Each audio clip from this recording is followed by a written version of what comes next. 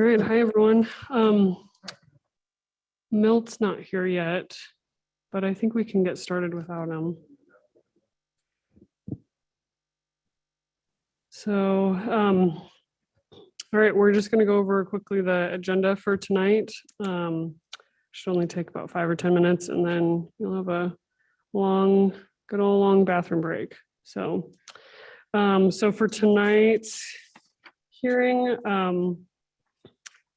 we will be hearing quite a few. There will only be, I think, 2 maybe for consent. So number 1 is Wichita subdivision, a prelim plat for 16 buildable lots. We do have some neighbor opposition. They were written comments. We're not sure if they'll attend tonight, but we do need to hear it due to the opposition. Number 2 is a waiver to subdivision ordinance for access points on a double fronted lot on Circleway Drive. We are recommending denial. It should just be us and the applicant tonight for that one. Number 3, the CUP on Park Center has been withdrawn. We do need to note that at the very beginning of the hearing.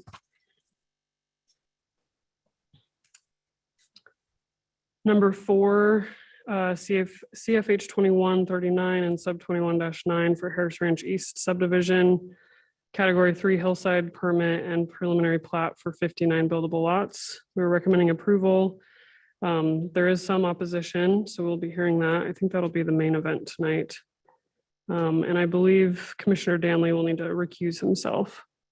So Chris, just like we talked about, you'll stay on Zoom, but keep your camera off so we can still count you for quorum and such. And we'll have folks from Public Works here tonight too, if there's any more technical questions. Number 5, PUD 21-5, CVA 21-13, and sub 21-19 Whitewater Townhomes. It's a PUD variance and preliminary plat for 9 buildable lots on Moore Street. We are recommending approval. There is some opposition, so we will have to hear that one.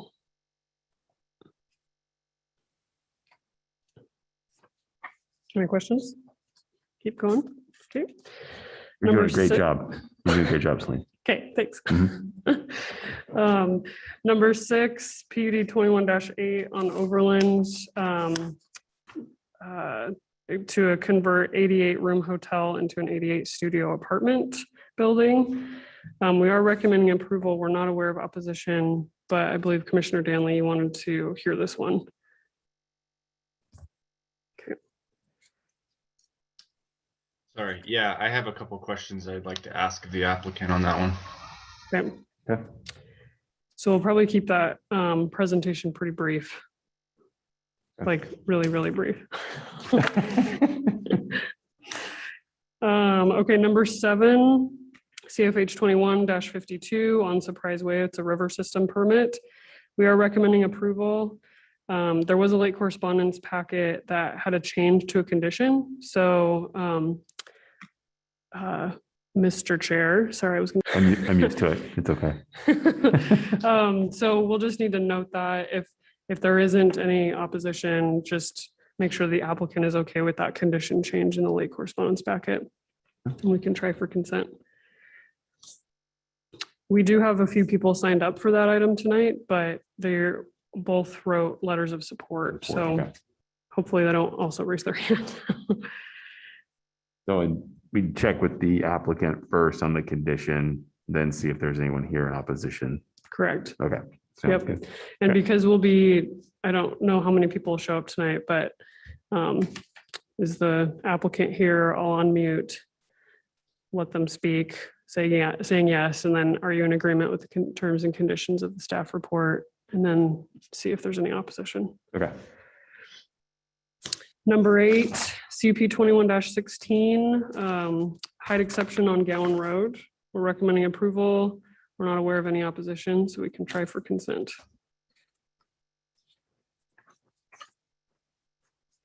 Number 9, PUD 21-9 and sub 21-16, Workland subdivision on Corey Lane. We are recommending approval. The applicant is opposed to our conditions for common lots.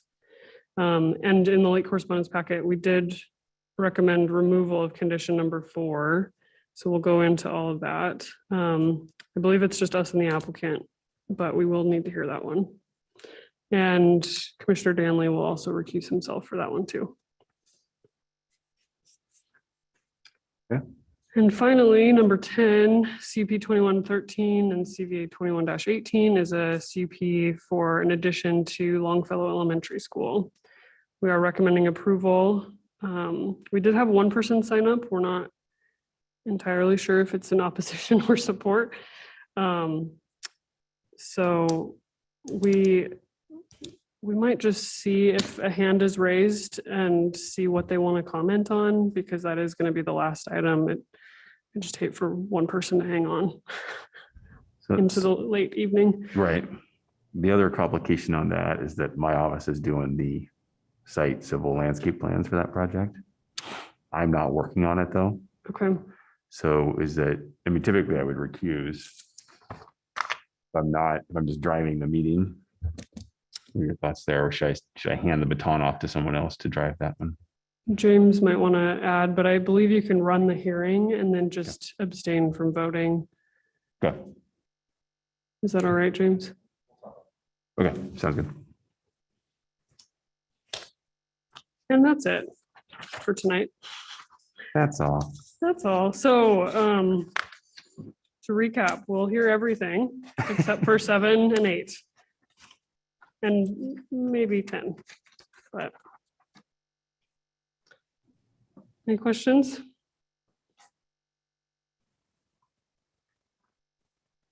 All right.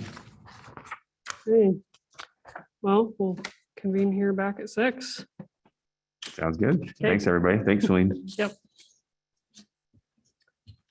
Well, thanks for showing up.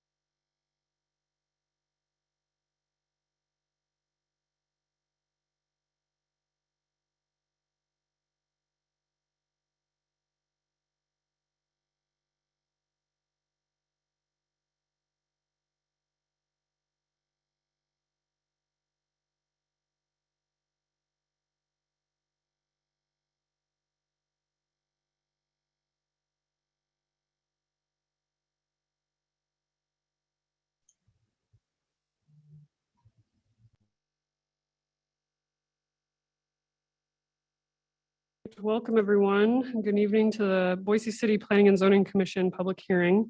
A few things to start out with for tonight's proceedings.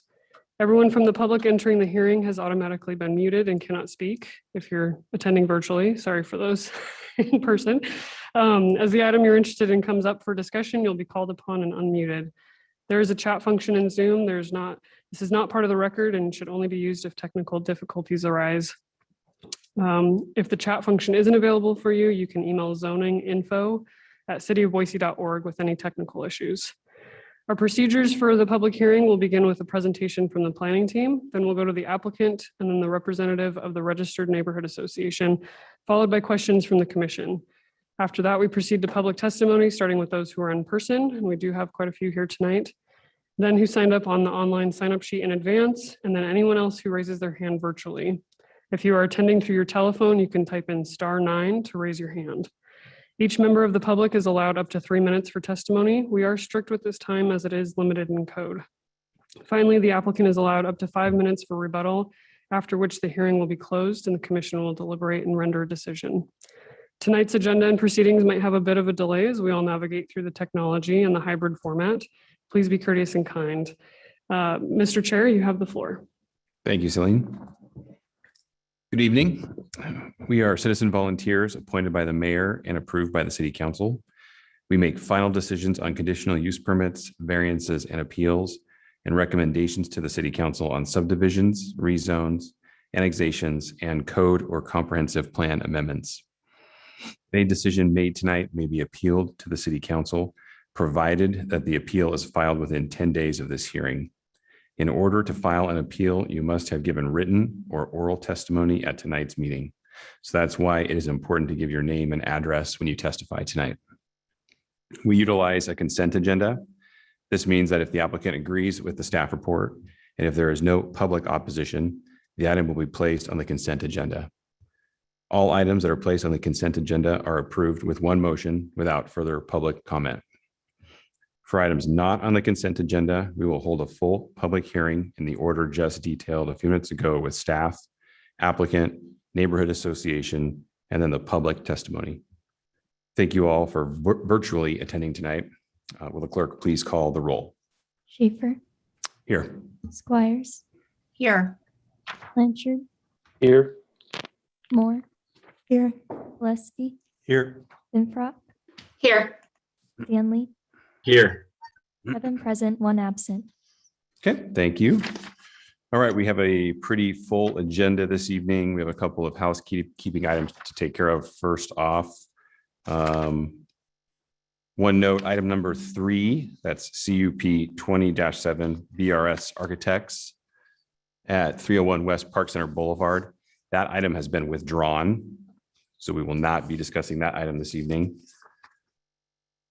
And then we do have a couple of items that are eligible for the consent agenda. We'll start with item number 7. That is CFH 21-52 River Design Group at 6300 South Surprise Way. That's a river system permit for an existing side channel of the Boise River. Is the applicant present this evening?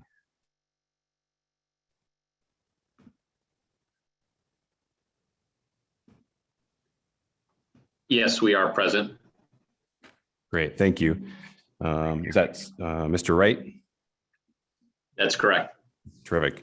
Mr. Wright, are you in agreement with the terms and conditions of the staff report? Yes, with the modified ones that were provided to you. Yes. Terrific. So you are in agreement with the change to condition number 3 that was in our late correspondence packet? That's correct. Okay, very good. And is there anyone here this evening that would like to testify in opposition to this project? See one hand up. Mr. Chair, we do have one hand up. Oh, Oh. now it's gone. I've lost, maybe that hand was, okay, we had the hand up and now the hand is gone. So we'll take that as no comment. Okay, very good. Well, we're going to go ahead and place item number 7 on the consent agenda. And then moving on, we have one more item for possible consent. That's item number 8. That is CUP 21-16 AZEC at 1001 East Gowan Road. That's a CUP permit for height exception. Is the applicant present this evening, either virtually or in person?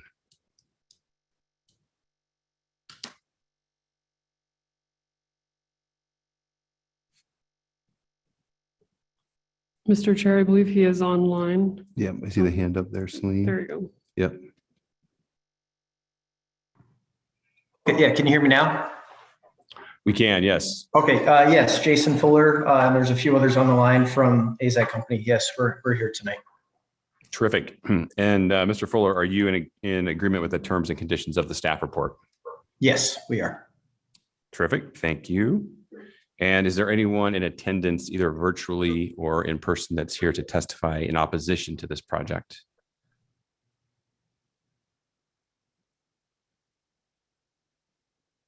Okay, I see no hands raised virtually and no one in person. So we will go ahead and place item number 8 on the consent agenda. With that, I think that wraps up all of our eligible projects for consent. Do I have a motion? Mr. Chairman, Commissioner Gillespie. I move that we approve items 7 and 8 with all the terms and conditions in the staff report. Second. Very good. I have a motion to approve the consent and a second. Is there any discussion? Okay, very good. Let's go ahead and call the vote, please. Schaefer, Aye. Squires, Aye. Blanchard. Aye. Moore. Aye. Gillespie Aye. and Frock. Aye. Stanley. Aye. All in favor, motion carries. Okay, thank you, everybody. And we will return to the top of our agenda and hear item number 1, SUB 21-7 Wichita subdivision at 9362 West Wichita Street. And I believe Delaney, we'll hear from staff first, and that's Delaney here online. Great, yes. I'll go ahead and share my screen.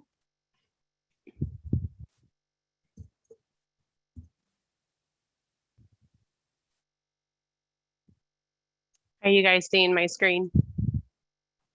Great. Good evening, Chairman, members of the commission. Before you is a request for a preliminary plot for the Wichita subdivision. The subject parcel is 5.49 acres located at 9362 West Wichita Street in an R1B zone district. It is located near the intersection of Overland Road and Maple Grove Road, which is also a community activity center. The subject property has an existing single-family dwelling, which takes access from the northeast corner via a private driveway. The existing single-family dwelling and several other outbuildings will be removed prior to the development of the proposed subdivision. The applicant requests a preliminary plot for 16 buildable lots and 2 common lots. The buildable lots range in size from approximately 9,000 square feet to 18,000 square feet. The development includes an existing pedestrian pathway along the western boundary, crossing over 5 Mile Creek.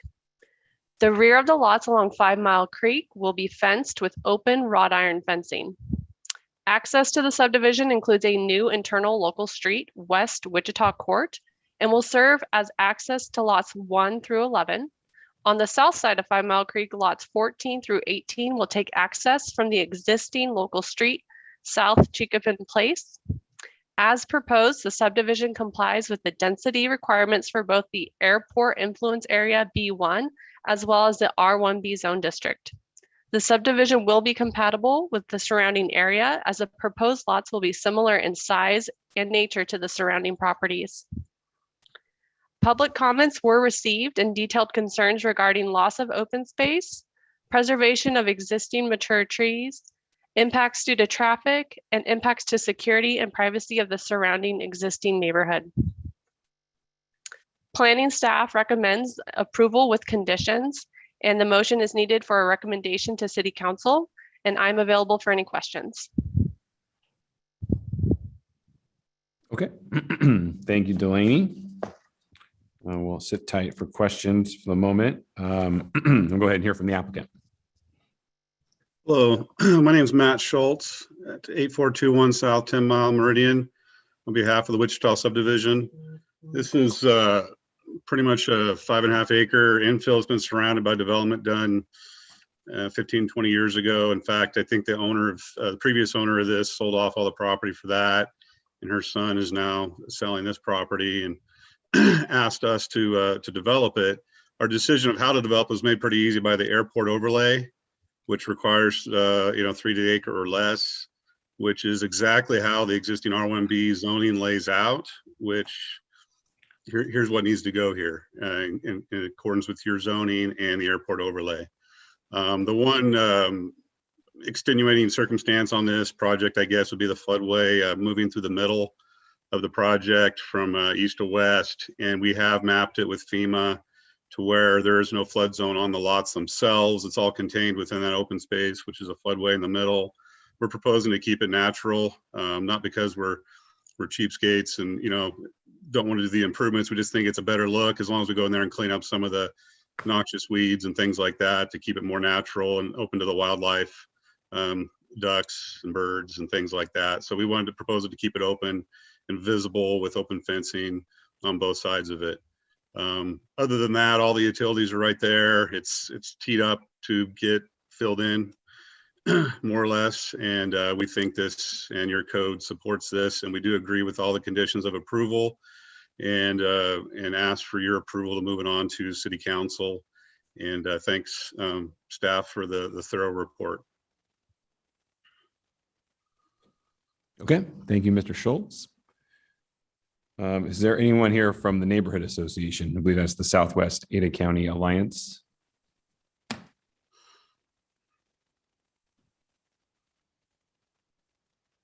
Let's see. Okay, doesn't look like we have anyone from the neighborhood. So with that, we'll just go ahead and take it to the commission for any questions for staff or the applicant. Mr. Chairman, Commissioner Gillespie. question for staff. Delaney, should we address you as Ms. Garlick or Ms. Farnham? Oh, it is Mrs. Garlick. Thank you. Mrs. Garlick. So does this subdivision comply with all the zone requirements? Yes. So it's my understanding that in that case, because our procedures do not give us any criteria, it's essentially automatic if it complies. Is that also the city's understanding? Yes, and I think because this lot is just over the 5 acres is why we're hearing it today. Thank you very much.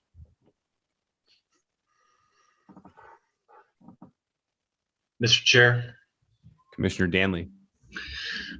Thank you. The question is to the applicant. So reading through some of the comments made from the general public, there seem to be a couple of common themes. I think you just addressed one of them, which is, the desire to sort of keep the drainage area as natural as possible. So I think we're good on that. The other one was the mature trees. And I know that there's a number of the mature trees on the northeastern quadrant, if you will, of the property. Is there any way that you can keep some of those? And if so, can you address that question somehow? Yeah, thank you, commissioners and Commissioner Danley. I looked at our survey here a couple days ago, and I was out there last week and didn't really look at the trees, but I looked at our survey and got reacquainted with what's going on out there. And there's quite a few along that middle east property line that we can for sure keep. That the sellers planted over the last 10 years. They're pretty mature pine trees. And then you get in the northeast corner, some really tall trees. I'm not sure what the species is, but it looks like we could keep them. The ones behind, I guess, northeast of the existing house. Everything in front of the house, south and west of the house is going to need to go. And one thing that complicates our efforts to maintain these things is the pressure irrigation lines go in the rear yards, and they tend to want to cut through roots. And so we do our best to keep, trees are good, big trees are good. And so we're going to keep the ones tucked back in the northeast corner and try to weave our irrigation line around those roots to not make it look good for a year and then it dies 2 years from now after the house is up, and it's really complicated to get the tree out. So we just do our best we can. We're going to maintain many of them on the east property line, but not all of them. Okay, thank you. Yeah.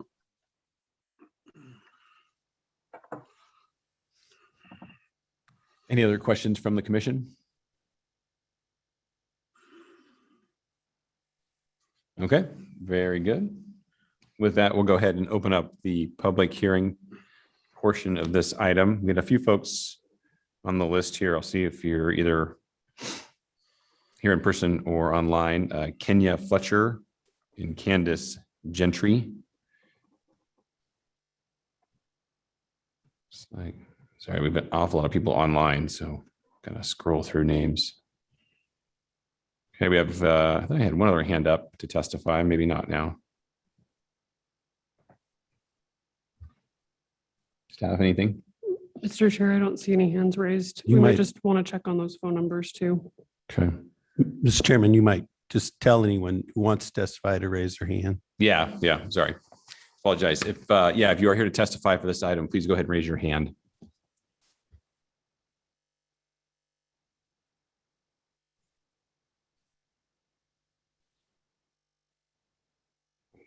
Okay, looks like we have no takers, so we will go ahead and close the public testimony part of this item.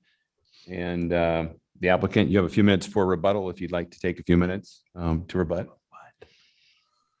No, I'm good. I appreciate the time and opportunity. I dropped the ball on noticing this thing. The last time I did a sub that conformed, I didn't have to notice it. So my fault for jamming up the hearing tonight. So I'll be quiet and hopefully we'll just approve this and move on. Thanks. Okay, sounds good. Thank you. All right, we'll go ahead and bring this item back to the commission to render a decision. Mr. Chairman? Commissioner Finbrock? Yes. I recommend approval of SUB 21-7 along with the recommended and standard conditions of approval. Second. Okay, I have a motion to recommend approval and a second. Any discussion? Yeah, Mr. Chairman. Commissioner Finbrock? So as Commissioner Gillespie pointed out, it's a pretty straightforward application. There are no variances, modification, or waivers. The applicant has taken efforts to preserve the natural elements along 5 Mile Creek, and ACHD approved the application. So for those reasons, I'm recommending approval. Okay, thank you, Commissioner Finbrock. Any other comments? All right, very good. Well, we have a motion to recommend approval of SUB 21-7. Will the clerk please call the vote? Schaefer, Aye. Squires, Aye. Blanchard, Aye. Moore, Aye. Gillespie, Aye. Linfrock, Aye. Danley. Aye. All in favor, motion carries. Thank you. Okay, thank you. Good luck with your project. Thanks. And we'll move on to item number 2, SOS 21-8, platform architecture design at 214 West Circleway Drive. This is a waiver to the subdivision ordinance for access points. And I believe we will hear from Crystal Rain with staff. Thank you, Mr. Chair. Members of the commission. This item before you is a waiver to the subdivision ordinance design standards that limits access on double frontage lots on 2 parcels totaling 0.315 acres located in the foothills at 214 West Circleway Drive in an R1B zone. A parcel consolidation was submitted for the 2 lots so that an accessory structure could be built on the north side of the subject area. The resulting lot would have frontage on 2 parallel or nearly parallel streets, fitting the definition of a double frontage lot. The development code states that double frontage lots are prohibited except where it's shown that unusual topography or other conditions make it impossible to meet this requirement. Due to the unusual shape, non-conforming size, and topography of the hillside, the planning team found the parcel consolidation and resulting new parcel to be preferable to the existing configuration. However, the development code states that lots with double frontage shall be limited by a plat note to 1 street access on 1 frontage. As such, the final approval of the parcel consolidation was contingent on these conditions. The applicant is now requesting a waiver to the subdivision design standards that requires access be taken from only 1 frontage when double frontage lots are allowed and proposes access on all 3 frontages. The applicant cites that the home and each parcel's plat predate the development code and that the access off horizon is existing as grounds for the waiver. While these facts are true, the nonconformance of a single double frontage lot has not been in existence. Each parcel has been maintained as 2 separate buildable lots. The addition of these non-conforming access points also conflicts with the hillside development standards and comprehensive plan, which calls for combinations of collective or common private driveways and parking areas to be used when possible to reduce the quantity of curb cuts in the foothills to minimize soil disturbance, grading, and impervious surfaces. The planning team finds no exceptional circumstances or hardship to justify the waiver request for taking access from 3 frontages and finds that the granting of the waiver has the potential to be material detrimental to the public health, safety, or welfare, and that multiple access points, particularly near intersections, creates an increased number of vehicular conflict points. As the subject parcels are in the hillside, the topography of the area has the potential to increase those risks, as rolling hills and curving roads can impede a driver's line of sight. There are no sidewalks on either roadway, further increasing the risk to bicyclists and pedestrians. In conclusion, the planning team recommends denial of the request to waive the subdivision design standards. The commission makes a final decision. Thank you, and I'll be happy to answer any questions. Thank you, Ms. Rain. We'll go ahead and hear from the applicant now. Either Catherine Sewell or Denise Sweep.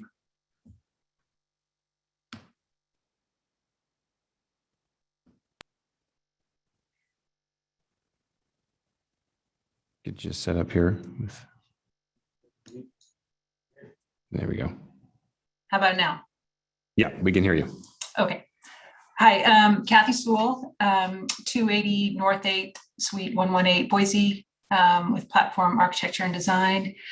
And if I could share my screen, I'd like to go through a few comments that staff made. One, we appreciate staff's assistance with this project, from not only notifying us of the record of survey required, but also kind of working through with us the other issues with the property. But just to quickly go through, sorry, okay. Just quickly walk through the existing property and sort of our reasons for requesting the waiver and to really effectively maintain the three existing access points to the property. As Crystal mentioned, the property consists of 2 parcels, each within a different subdivision. The main house, the house was built in the early 50s, and through the course of 50 years, certain development has occurred within the property. Reasonable development, we think, in terms of just trying to work within the existing topography, which is quite steep. There's approximately 24-foot drop in elevation as you move from east to west. And so over time, right here, there's, as Crystal mentioned, there are existing 3 access points. The proposed project wants to retain 2 of the 3, remove 1, and then construct a new one down lower in this area. But in terms of how the existing property is used and been developed over the past years, this currently right now is an attached carport that is only 11 feet wide and 19 feet deep. So it doesn't meet current off-site parking requirements for 2 cars. In addition to that, it's also built quite close to the property line. Let me zoom in here. This is the property line right here. So the existing house is only about 6 feet from the property line, and this is the streetway here. So the house itself is 3 levels. The carport provides access to what is the 2nd level. This lower detached carport, which was likely constructed to accommodate parking of 2 vehicles, is down at the lower end of the site, approximately 9 feet below the main level of the house. So the main level of the house, the only direct access to this floor for vehicle and entry is from an existing gravel drive off of Horizon. And the elevation change between this attached carport and the main entry is about 5'6". So there's each of these access points serves some kind of function to the site. And over time, previous property owners have sort of come to try and figure out how to properly secure vehicles and provide access not only for themselves, but probably also for guests, because the streets are quite narrow through here.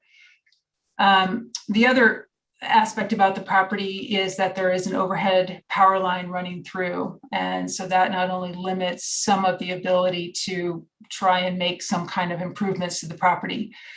The current owners who purchased the property, I think probably less than a year ago, would like to construct a two-car garage with a shop to properly secure and store their vehicles. And so the proposed plan would involve maintaining the existing carport here for storage, removing the detached carport down low, and constructing the new garage off of Circle Way, providing an adequate driveway width, dimension, adequate distance per ACHD from the intersection. This is a stop sign here. And then also maintain the gravel drive, improve the gravel drive that provides direct access to the house. Right now, the way this gravel drive is, I'll go back here real quick, it comes in at an angle, and there is no room to enter the site, turn around, and head back out. And so people who come to the property have to come in and back out onto Horizon. So our proposed plan would be to maintain that and then create a turnaround space in here so that anyone coming, a visitor, someone in a service vehicle, the homeowner, enter the site and properly exit in more of a perpendicular fashion onto Horizon. And so we understand that the record of survey created a double fronted lot. It's actually a triple fronted lot. It's been that way since it has been developed. And so in doing so, though, we do understand that the nature of and the unique condition to this property, not only just the topography and trying to access the various levels and maintain, I guess, the use of the site, but we also understand that the other unique characteristic about this site is that the existing development around it. This is part of the Sunny Hill subdivision, and this Circle Way Drive, which is a loop drive and serves 6 properties, including ours. So currently there are 2 access points onto the property. That's just our property here. And so our thought is that we're not changing this condition, we're maintaining this condition. We have limited vehicular access through here. Once you get past this point, it's just one-way traffic. And we've talked to the owners, walked them through the proposed project, and they're in support and do not believe that maintaining this access and removing this one will create any kind of additional hazard to the site. And one thing that we do want to point out is that with the proposed use, we're not adding any increase in terms of, or intensity in terms of use. We're just providing better parking, more secured parking actually on the site for the property owners. So, and then in regard to maintaining the access of Horizon, we understand, this, which is this parcel is kind of located at the end of the Horizon subdivision. And I think what we wanted to point out here was this is the proposed driveway from Circle Way Drive, and this is the existing driveway off of Horizon, which we want to improve. What we wanted to point out here is that there are very few access points immediate to the site. There's nothing across the street, and then there aren't access points along here. So, and we believe that, and same with Sunny Hill, this is all military reserve, that this development here is probably not going to get any larger. We're not going to see any greater vehicular traffic through here. And to some degree, we see that potentially with Horizon, and that there's cul-de-sacs, and there's 64 lots through here, to where development might not be increased so much, to where as an existing access point, improving it, making it more safe and secure for people entering the site and leaving the site will not have any kind of negative impact on this surrounding development. So with that said, I can certainly answer some questions. I know that the property owners would like to have some time to speak to you all as well.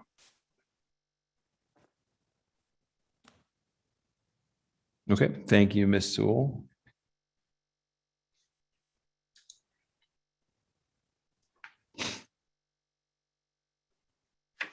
And do we have your other applicant online as well? Or no? I think she had said, Ms. Sweep, did you want to speak? You have a couple more minutes on time, I think. Can you hear me? Can Yeah, you- we can. I think you said you wanted to pass to her. Yeah. Can you hear me? Yes, we can. Okay. You can start with your name and I'm gonna address, introduce please. Donald Sweepy, my husband. Thank you for your time. I think this will just take about a minute. Kathy covered many of the aspects. I would like to focus just a little bit more on safety, on public safety aspects.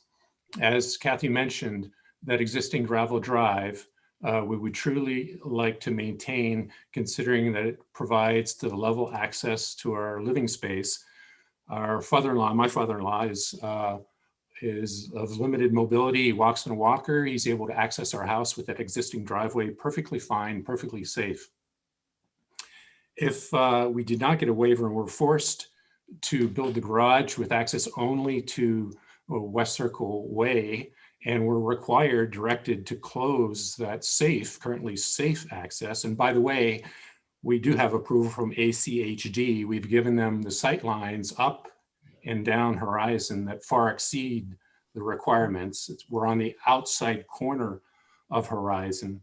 So pulling on Horizon we have far more visibility to cars coming up and down than our neighbors do. From a vehicular standpoint, it is safe. From accessing our property to our living space, it is safe. If we were required to discontinue that, more than likely people would enter on the south side of West Circle Way, the steep access. That is a 1 in 6 slope, twice the steepness that a ramp would normally be for a handicapped person. Also, as Kathy pointed out, I believe that our boundary on that side is already with issues. I don't see there's any way we could improve that area to make it more safe.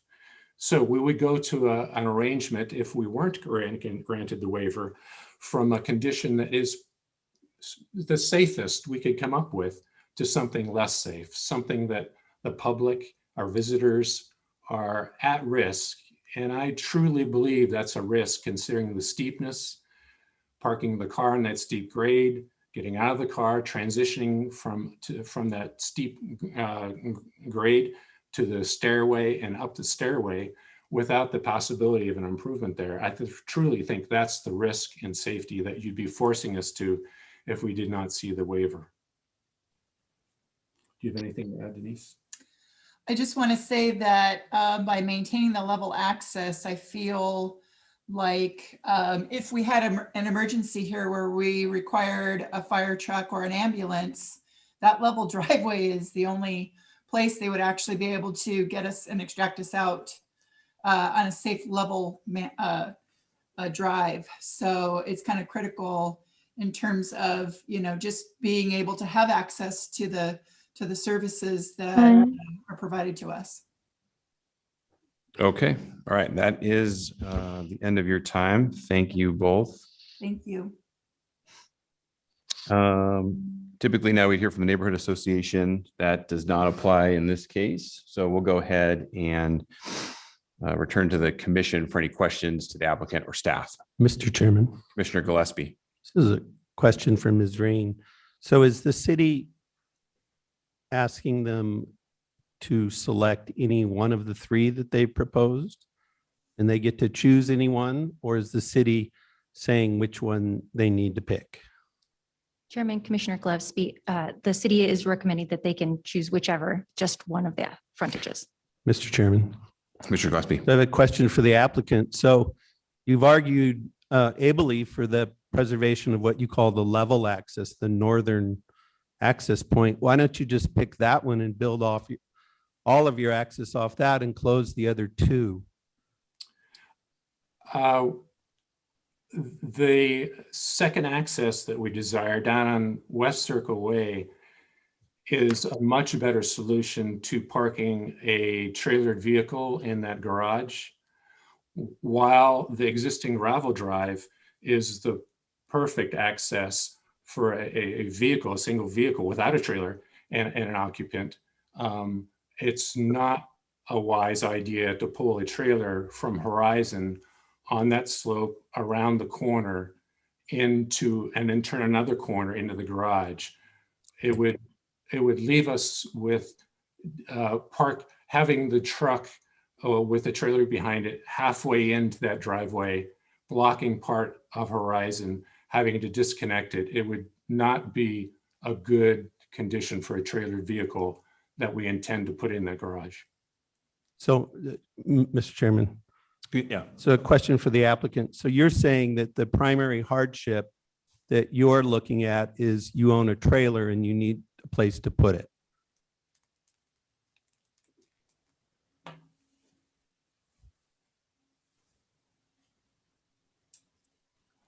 That also,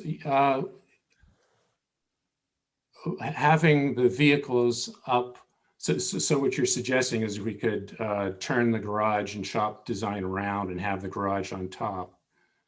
The hardship there would be the expense of the structure. Now we're parking vehicles on the second level, on an upper level of that garage, which we'd prefer not to do. The more straightforward approach would be to have a slab constructed garage down in West Circle Way.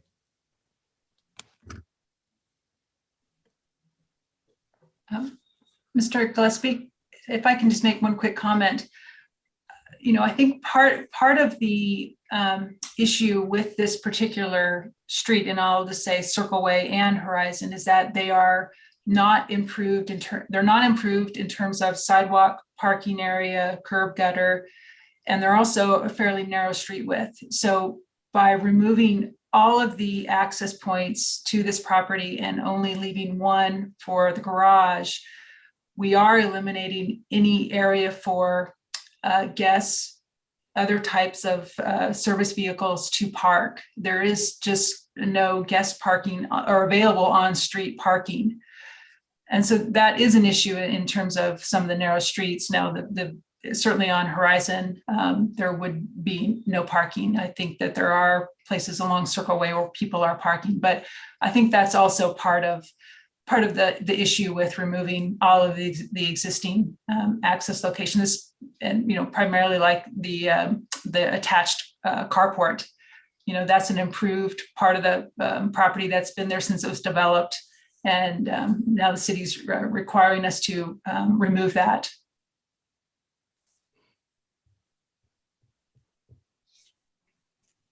That's all. Okay. Any other questions for the applicant or staff? Mr. Chair.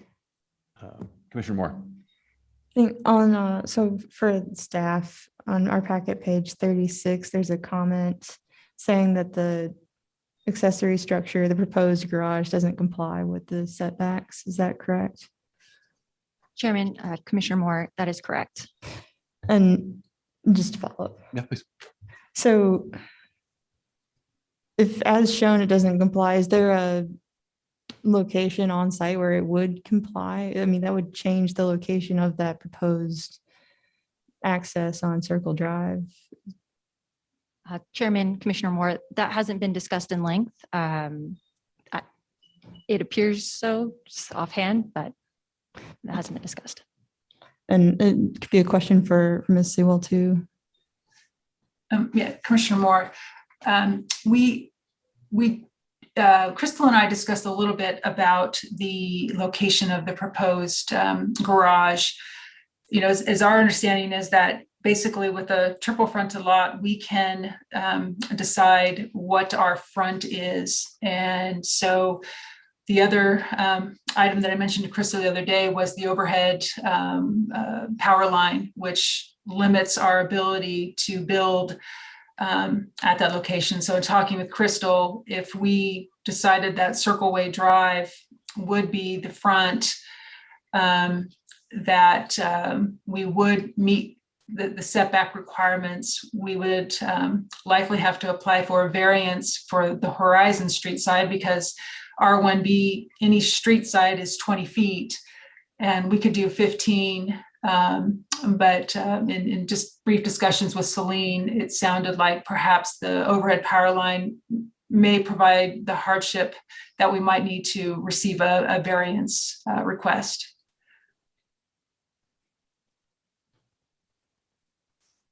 Thank you. Hope that answers your question. Yes, thank you.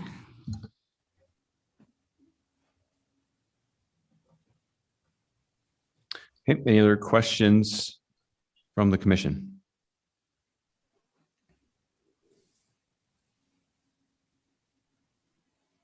Okay, we're all good there. All right, we'll go ahead then and open up the public hearing portion of this item. If there's anyone here to testify on this item, if you're online virtually, please raise your hand, or if you're here in person, please come up to the podium.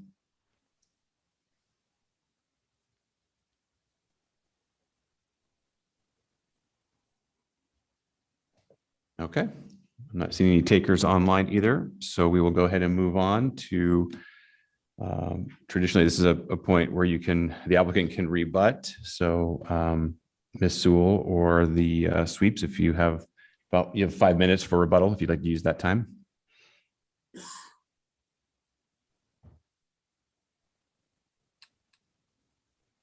We have no rebuttal. Okay. They have no rebuttal. So with that, we'll go ahead and return this item back to the commission for a decision.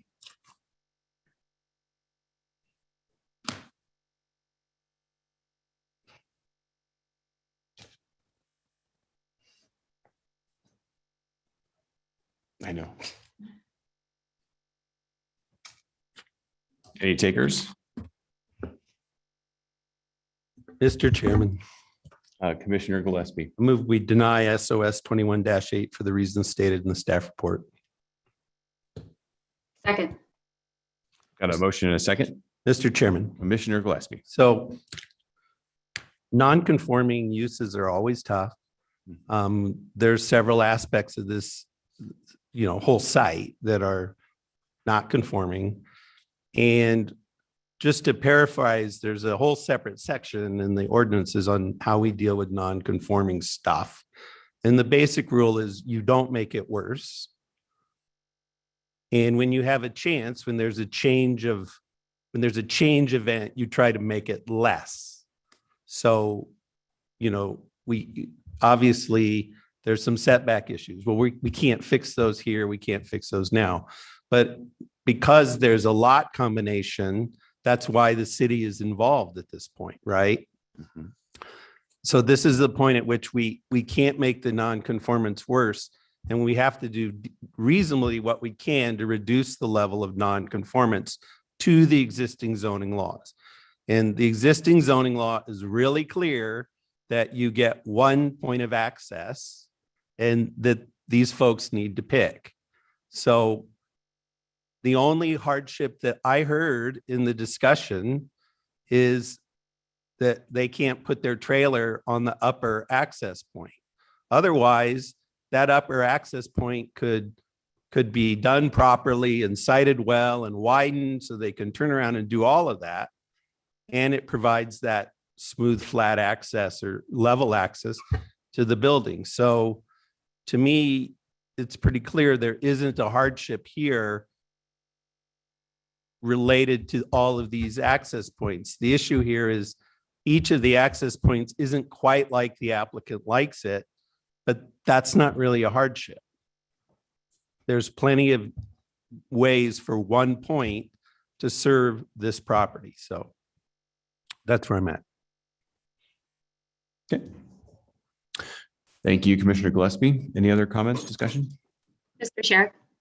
Commissioner Finfrock.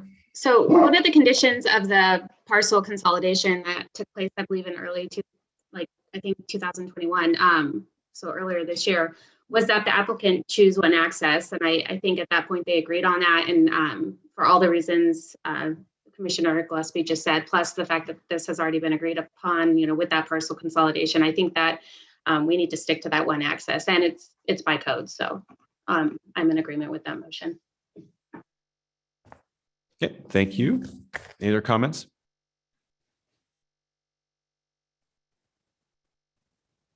Okay.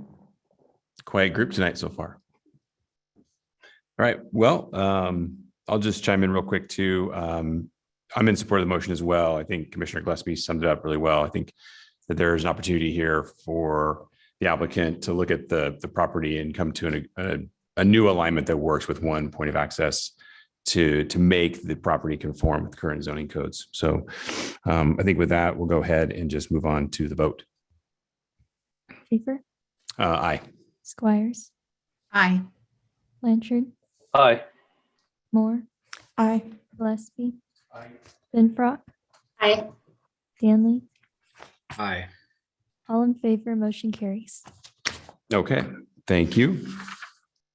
All right, I'm going to deviate from our agenda here just for a moment. I have to apologize to one of our applicants. It looks like maybe item number 10 in our agenda may be eligible for the consent agenda.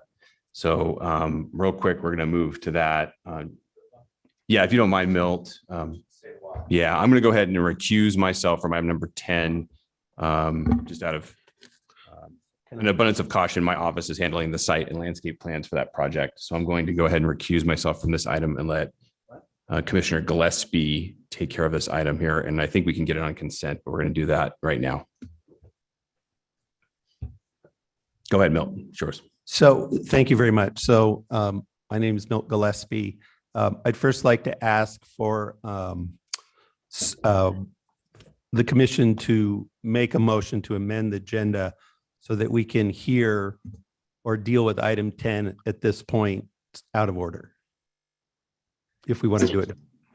Mr. Chair, Commissioner Finfrock.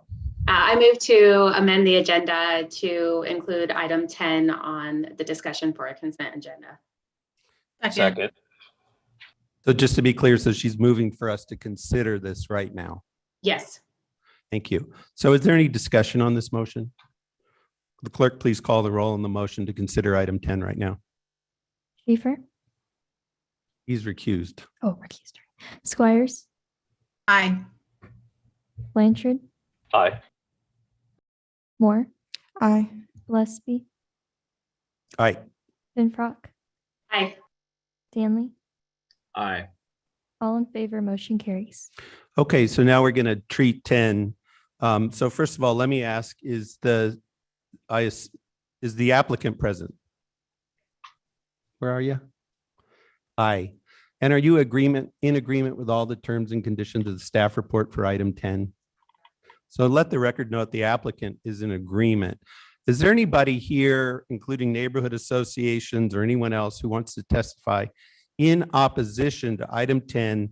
This is CUP 21-13 and CVA 21-18 LKV Architects at 1511 North 9th Street.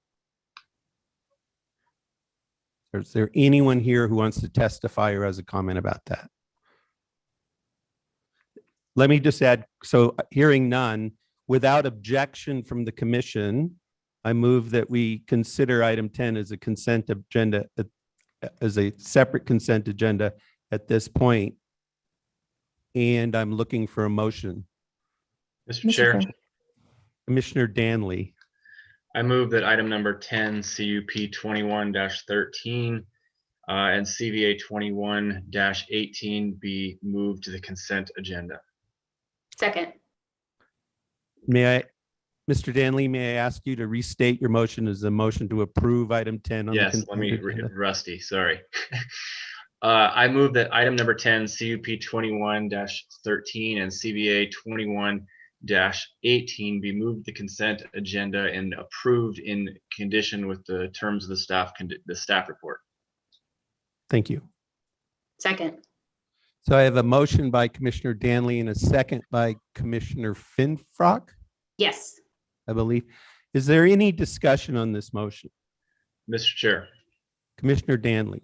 I'll keep this quick or brief, but I'd be remiss if we didn't, I think, applaud the applicants, in this case, the school district, as well as the architect, to do what's being done, which is to rebuild on site, get rid of portables, go to a really nice building. I think that's the way that we should be doing it as much as possible. So really just words of encouragement. Ditto from me. Is there any other discussion on item 10? Hearing none, would the clerk please call the roll excluding Mr. Schaefer? Squires, Aye. Blanchard, Aye. Moore, Aye. Gillespie, Aye. Finfrock, Aye. Stanley. Aye. All in favor, motion carries. I hand it back to you, Robert. Thank you, Commissioner Gillespie. Thank you all. I appreciate your patience. Sorry for the oversight and the change in plans here this evening. Okay, so we'll get back into the order of our agenda, and that puts us at item number 4. And Mr. Chair. Sorry. Mr. Chair. Oh, Commissioner Danley. This is the point where I'm just simply going to recuse myself from this item for tonight's agenda. Very good. Let the record show that Commissioner Danley has recused himself from this item. Commissioner Gillespie. Oh, yeah. Commissioner Danley, if you could give us a little bit of background as to why you're recusing yourself from this item. Sure. As in my private sector job, I was in contract with Linear Homes or management, and basically worked on an overall assessment of Harris Ranch and had lots of engagement with the neighborhood association as well as the homeowners associations, and feel as though me being part of the application would probably be some sort of a bias, and therefore feel better and safer to be out of the equation. Very good. Thank you, Commissioner Danley.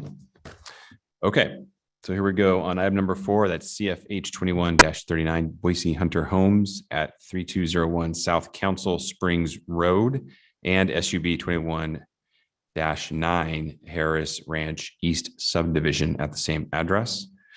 This is a Category 3 hillside permit and a preliminary plat for 1 common lot and 59 buildable lots. And we will first hear from Mr. Kevin Holmes with staff. Mr. Chairman, Commissioner Gillespie. just a point of information.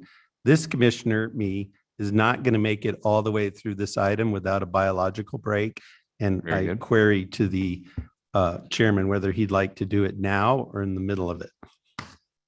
I tell you what, that's a very good thought, Commissioner Gillespie. Why don't we go ahead and just do that right now? Good idea. Or that all the items at once. So we'll take a 5-minute break and come on back at about 6:58.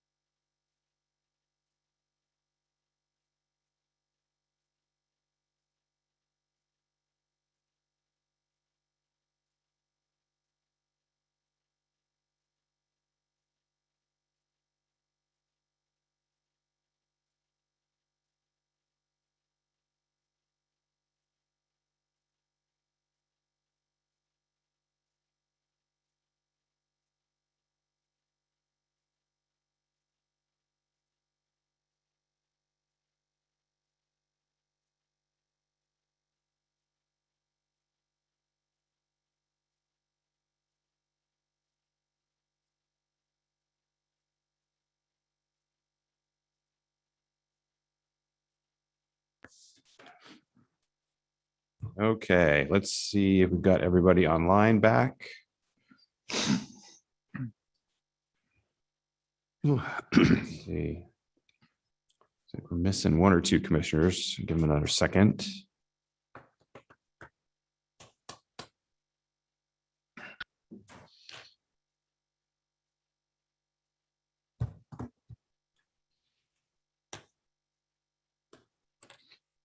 All right, and there's Mr. Blanchard. Okay, we'll go ahead and get rolling. Welcome back, everybody.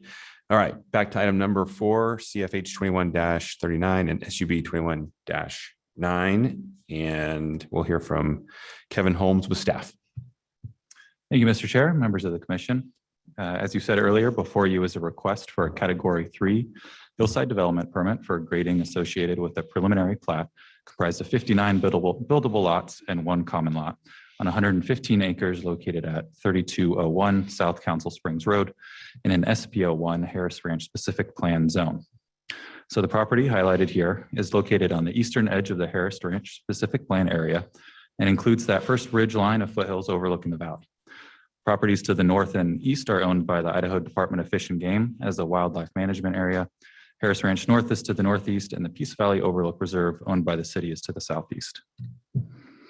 So it's probably worth starting off with a very brief summary of the history of foothills development in the Harris Ranch area. As you all know, the Harris Ranch specific plan, SPO1, was adopted back in 2007 and included this land use map you see here on the left. You can see here there's 2 areas in brown which show homes up in the foothills, the Harris Ranch North subdivision and this property. With this original 2007 plan, up to 350 residential lots were envisioned for these 2 areas. In 2015, a Foothills Planned Unit Development application was submitted with the Harris Ranch North subdivision, and this included the calculations establishing the exact number of entitled lots, which could be built in the foothills. So based on this application, 301 lots were entitled between Harris Ranch North and Harris Ranch East.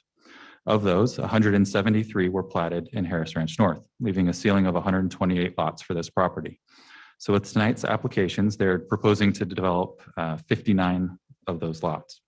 It's important to note here that the 2015 Foothills PUD, which established the overall 301 lot ceiling, so in that original approval, the remaining lightly tan colored area you see throughout the foothills was preserved as open space in which no future residential development could occur. The design of the subdivision itself has been dictated by the only access point available at the end of Council Springs Road and the topography of the property itself. The applicant is proposing a local road which follows the backside of the ridgeline, allowing for the majority of the lots to have a backyard facing the valley. This layout is also a product of many conversations with the fire department, and they have confirmed that this design will function for their emergency access requirements. The grading associated with the subdivision has been reviewed and preliminarily approved by our public works engineers. The applicant is planning to grade the individual pad sites all at the same time to better integrate the drainage and condense the timeframes related to grading work itself. This will result in pads which are terraced up the hillside, generally following the contours of the ridgeline. For the most part, the ridgeline itself is being minimally altered as the road and pad sites are set back a ways.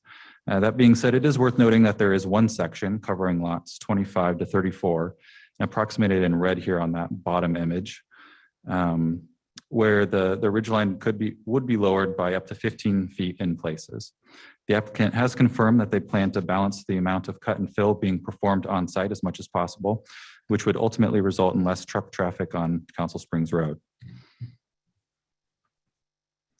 As part of these applications, a new trail connection is being proposed, shown here on the right, which would connect the existing Homestead Trail at the end of Council Springs Road to the city-owned Peace Valley Overlook Reserve to the south. The Parks Department and our Ridge to River folks are working with the applicant right now on designing a sustainable route, which would become part of the Ridge to River system. The applicant would construct the trail itself once a route has been finalized. Parking for these trails would be located at the base of the subdivision along Council Springs, where roughly 26 spaces, shown there in green, fit along both sides of the road. No parking would be allowed along the areas highlighted in red, including past the entrance to the subdivision, to allow for sufficient turnaround space for trail users. It's also worth noting that the existing on-street parking further south down Council Springs will remain, with a sidewalk along the east side of the road connecting to the trailheads. ACHD and the Parks Department have both approved of this design. The planning team did receive a fair amount of public comments submitted on these applications. A good portion of these came from the residents of the triplet subdivision highlighted here in yellow. As I'm sure we'll hear more detailed descriptions later this evening, I'll just briefly mention the general items that were brought up. So these include impacts of the construction on Council Springs Road and the hillside above, increased fire risks, school capacity considerations, longer-term traffic impacts, privacy concerns, and disruption to the wildlife. Additionally, correspondence from these 4 neighbors highlighted here in yellow was received. While not in opposition to the project itself, they do have significant concerns over the impacts of headlights and traffic along Council Springs Road, as their backyards would be facing the downhill traffic. So it is my understanding that there have been multiple conversations between these residents and the applicant. So I'll let them both speak to where exactly those conversations stand and what solutions have been discussed. In conclusion, as detailed in the project report and highlighted in this presentation, the planning team finds the applicant's proposal to be consistent with the standards of approval, including the Development Code, Blueprint Boise, the Harris Ranch specific plan, and all requirements of reviewing agencies and departments. As such, the planning team recommends approval of the applications with conditions. For the hillside permit, the commission is the decision-making body, and for the subdivision, it is the recommending body to City Council. And also add that we do have Melissa and Jason Taylor available from Public Works for any technical questions that you may have. Thanks. Okay, thank you, Mr. Holmes. We'll go ahead and hear from the applicant, Mr. Fowler, Mr. Tucker, and Mr. Clark, who are live and in person.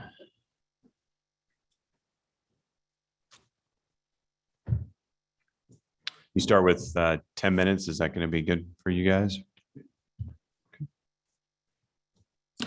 Doug Fowler, 801 Main Street, Suite 501, Boise, Idaho. Good evening, Chairperson Schaefer and the Planning and Zoning Commission. We'd like to thank staff for their time and effort once again. Over 15 years ago, we established a mission statement at Harris Ranch in a timely manner to profitably sell the assets of Harris Ranch in a professional and business-like atmosphere demonstrative of the owner's commitment to the environment, the community, and their heritage. We think we've gotten off to a good start the last 15 years, but we still have a ways to go. We found that one of the most difficult concepts to grasp, ourselves included from time to time, is that this is an ordinance. There used to be 22 chapters in the city zoning ordinance. We are chapter 23. We are more commonly referred to as SB01, since it was the city's first specific district ordinance.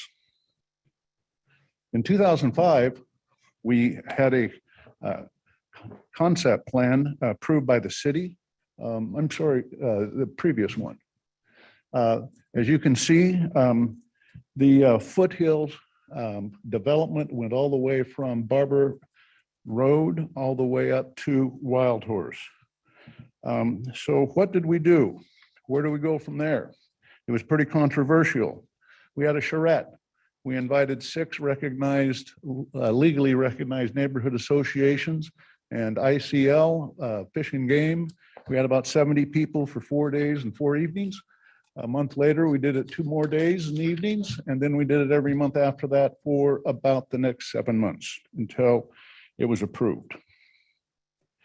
The result of that was SPO1, the next slide, which brought all the development up in that went all the way up to Wild Horse, brought it down and clustered it as was desired by everybody.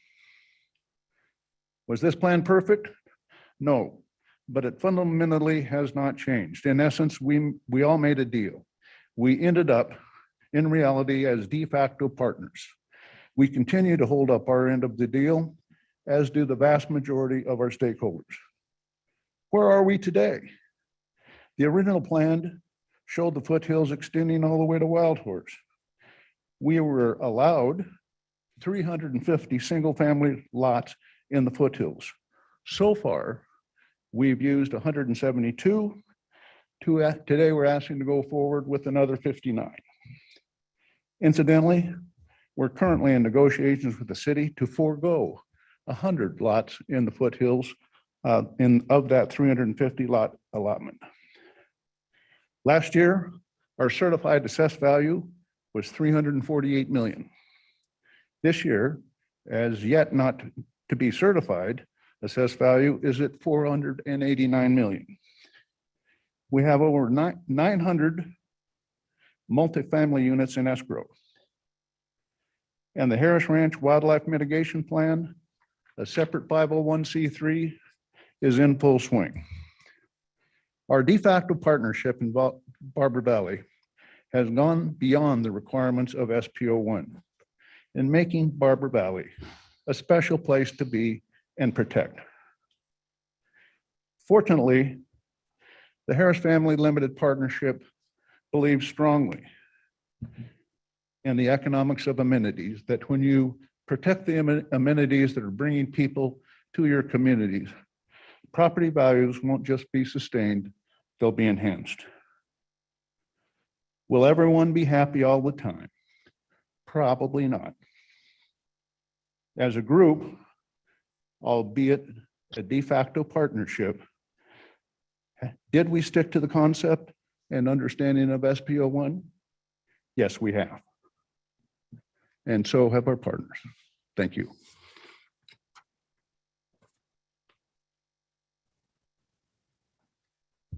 Mr. Chair, Heath Clark, 251 East Front Street in Boise. And I think we may be a little tight on time to finish in 10. So if we could ask for a little bit of leeway there, that would be great. Yeah, sure. I think that's fine, Mr. Clark. Maybe we'll give you, how about 10 right now? Does Yeah, that work? I think that should be fine. Yeah, that's fine. And can you hear me okay through the mask? Yeah, that's fine. Absolutely. So Doug is giving you a little bit of background in terms of the larger picture and where we've come from. I'd like to give a little bit more about what applications we're actually looking at tonight and talk about some of those standards and how we got there. So as I think most of you know, and has been stated a couple times already, this is part of the Harris Ranch specific plan. I think it's important to understand what a specific plan is, and this may not be, for the Planning and Zoning Commission's benefit. This could be for everyone's benefit. So a specific plan is an area of the city that's undergone rigorous review. It's undergone discussion and it's undergone public hearing to arrive at essentially what is its own zoning ordinance and its own overall entitlement. So if you've ever reviewed the Harris Ranch specific plan, that's why we brought some of this stuff up here as kind of a visual. It's extensive. Not only are we talking about an entire chapter of the city code, but we're also talking about these two documents, which are volumes 1 and 2 of the specific plan. What you can see on the screen are some snapshots from those documents, and you can see that they include things like use charts that show what kind of uses can be allowed in each block prototype. There are drawings that show you what each of those block prototypes actually have to look like. There are road sections, as you can see, that have been reviewed by ACHD and approved. And importantly, it also includes the allowed densities that are permitted in each area of Harris Ranch.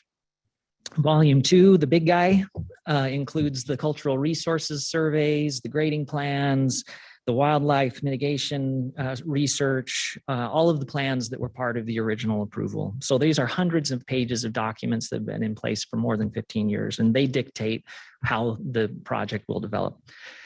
So that begs the question of what will be decided tonight. So again, we have, this is the second of the 2 foothills areas that have been up for development. The area on the left is what folks know as Harris North, or I like to call it the Duck, because you can kind of see how it looks like it's got a bill hanging out there to the left. The area for discussion tonight is Foothills East on the right. Under SPO1, this is part of the Foothills development area, and so I've pointed you to the piece of SPO1 that shows the amount of units that are permitted there. And as has been mentioned, we're well under the density and unit counts permitted under SPO1. So as staff has indicated in the staff report, the proposal is in conformity with SPO1 and the existing entitlement. So 2 applications are required to get this across the finish line. The first is the Category 3 hillside permit. Staff has reviewed that issue in detail in the staff report. This is largely a technical and engineering matter. The standard is to determine whether the project is located on land that is capable of the volume and type of development proposed. And in order to prove that, we work with the Public Works Department. We provide soil studies, we provide geotechnical reports. They look at all of that and then they determine, and they really become the primary resource to help determine whether those studies are acceptable and whether we meet the required burden. We are in agreement with the Public Works letter and the conditions that they've identified. And we also look forward to continuing to work with them, as the next step will be the individual grading of lots within Harris East. Second question, and I think this goes to Commissioner Gillespie's comment earlier on, is whether this is in conformity with or what the standards are for the preliminary plat. And again, that's whether it's in conformity with SPO1. Otherwise, we're looking at dimensional standards. This is not like a typical conditional use permit where the world is your oyster in terms of what you're considering.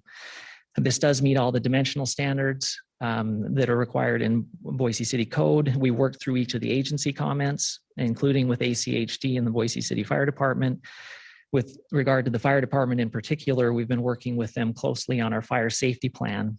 And per the wildland urban interface requirements, that plan includes things like construction materials requirements, restrictions on landscaping in order to provide for defensible space.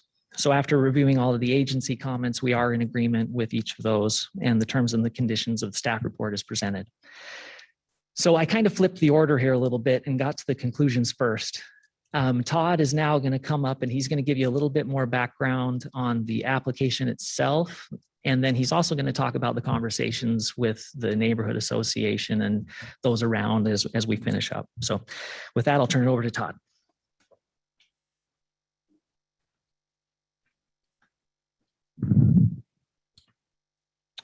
Thanks, Heath. Next slide, please, Kevin.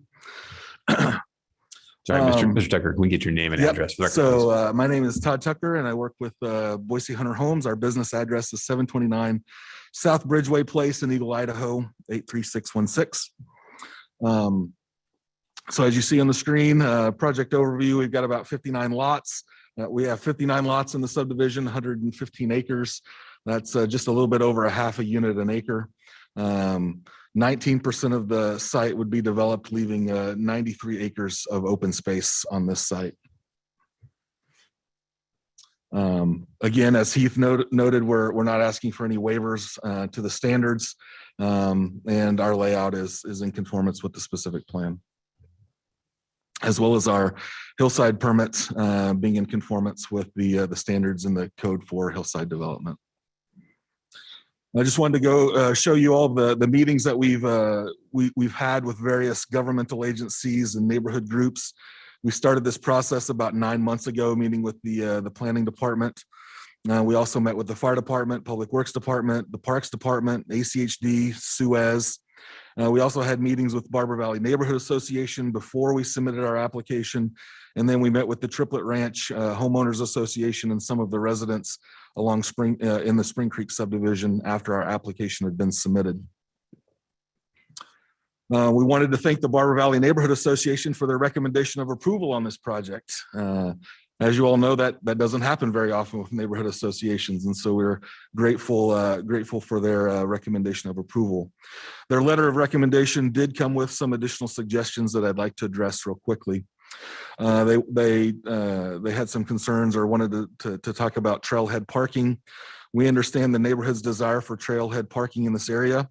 We simply don't have the room to accommodate a full parking lot, but we do have a solution to add more parking to the area. We designed the extension of Council Springs Road to be wide enough to accommodate parking on both sides of the road. We estimate we can accommodate approximately 26 parking stalls on this section of roadway, as Heath noted earlier.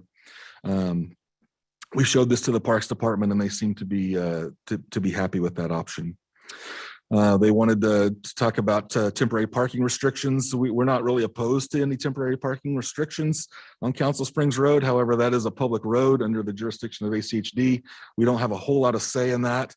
And quite frankly, neither does the city. But if ACHD allows it, we're not opposed to that. Warm Springs Road and Council Springs intersection. ACHD analyzed this as part of their review of the subdivision and concluded there was nothing warranted as part of this application for that intersection. Now, they had some concerns about excavation and safety. We have a safety plan in place to ensure that our grading operation causes no harm to any of the homes below. We will not have any heavy machinery that operates actively unless we have a project manager on site. We will be excavating the site along the edge from the inside out. Instead of pushing the dirt into the site, we'll be operating on the inside of the site and clawing the dirt back towards us. That will mitigate any issues of any material falling down the hill. We also will install at least one row of woven wire fence, a fence barrier at the top of the slope to ensure that if there is any material that does come loose, that it doesn't have a chance of building any momentum down the hill. Stormwater runoff, we've extensively engineered the site to accommodate water runoff. We must gain approval from Boise City and ACHD for handling our stormwater, and we'll comply with all of those standards from both agencies. As far as the Peace Valley Overlook Trail, we have committed to extending the Peace Valley Overlook Reserve Trail through the subdivision and connect to the Homestead Trail to the north. We have laid out where we believe that the trail would work. It works on paper. However, in 2 days, we are walking the site, walking that proposed location with the Parks Department and Ridge to Rivers to make sure that it physically works on the land as well.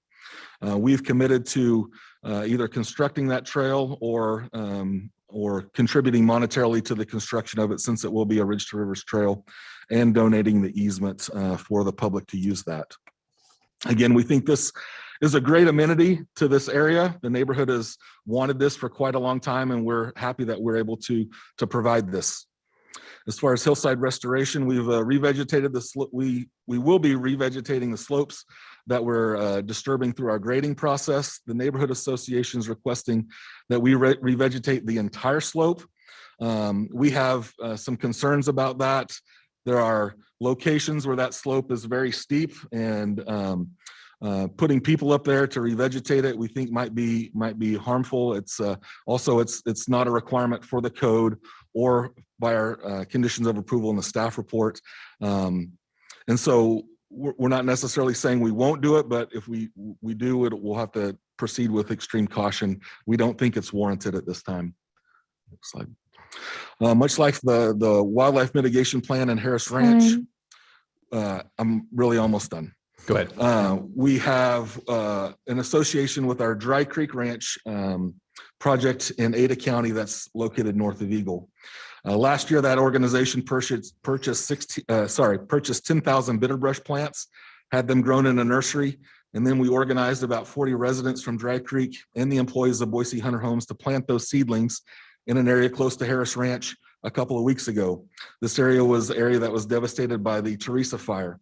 We just wanted to show that we have a commitment to the environment and to wildlife, and also our ability to organize our residents and to help them be participants in the community.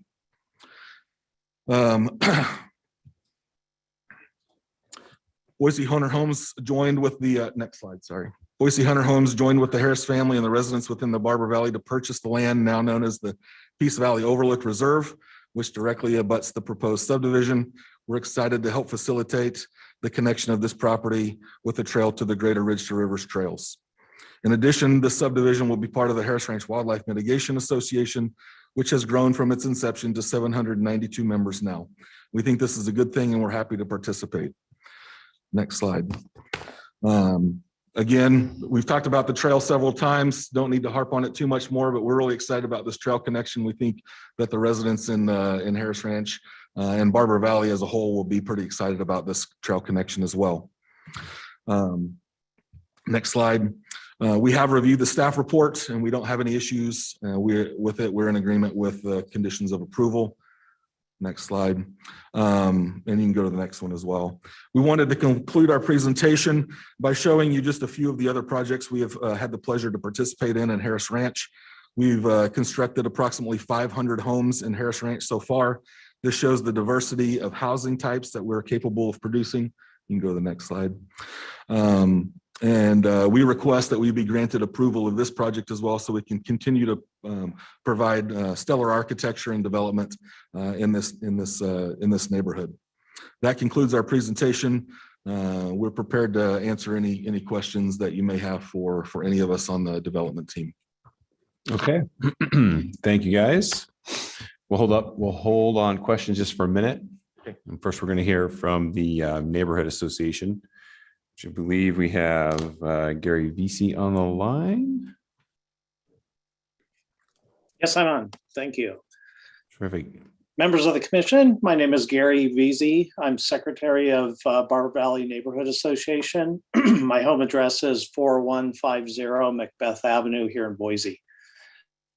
Thanks for the opportunity to speak tonight.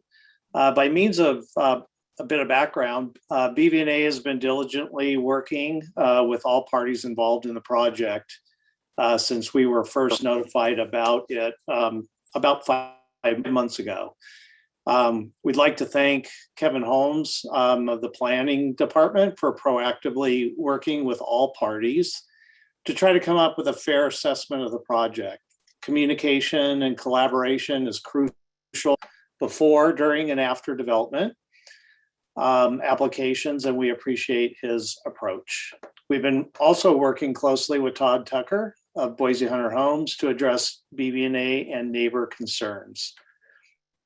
We've participated in the neighborhood pre-app meeting, the Foothills work session, and exchanged numerous emails with concerned neighbors, including the Triplet Ranch HOA, concerned Spring Creek citizens backing up to the street extension, and other parties and staff.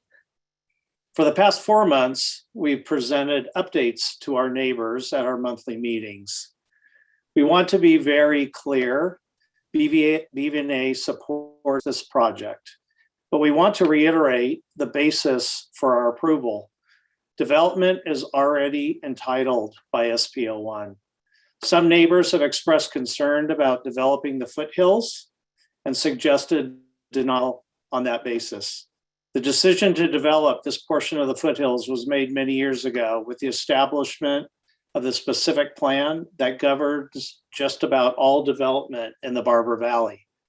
We have, however, focused on development details that were addressed in our written testimony and some additional information presented this evening. BV&A has evaluated the proposal based on documents of record and substantiated information provided to us directly. While there are ongoing concerns by some parties and some unresolved issues, we did not rely on hearsay to establish our position. We have obviously not been privy to all discussions and done our best to weigh the position of all neighbors that we represent and have heard from, as well as our points of view as a board. We always strive to be collaborative, fair, and practical. I'd like to ask you to refer to BV&A's written testimony in your packet, if you could, as I'd like to step through those points similar to what Todd did, make several clarifications, as well as present several additional items that we feel should be evaluated. The essence of item number 1 in our letter, trailhead parking amenities, in response to the neighbors' requests to eliminate the 26 trailhead parking spaces, BV&A supports the Boise Hunter Homes proposed on-street spaces. But we do prefer an alternative parking area, if possible, by the trailhead.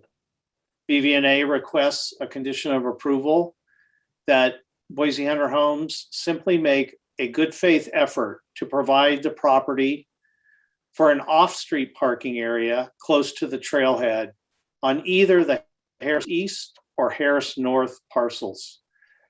If an off-street parking area cannot be developed, BV&A supports the applicant's proposal for the street parking. It's important to note that we are not asking Boise Hunter Homes to construct the trailhead amenity.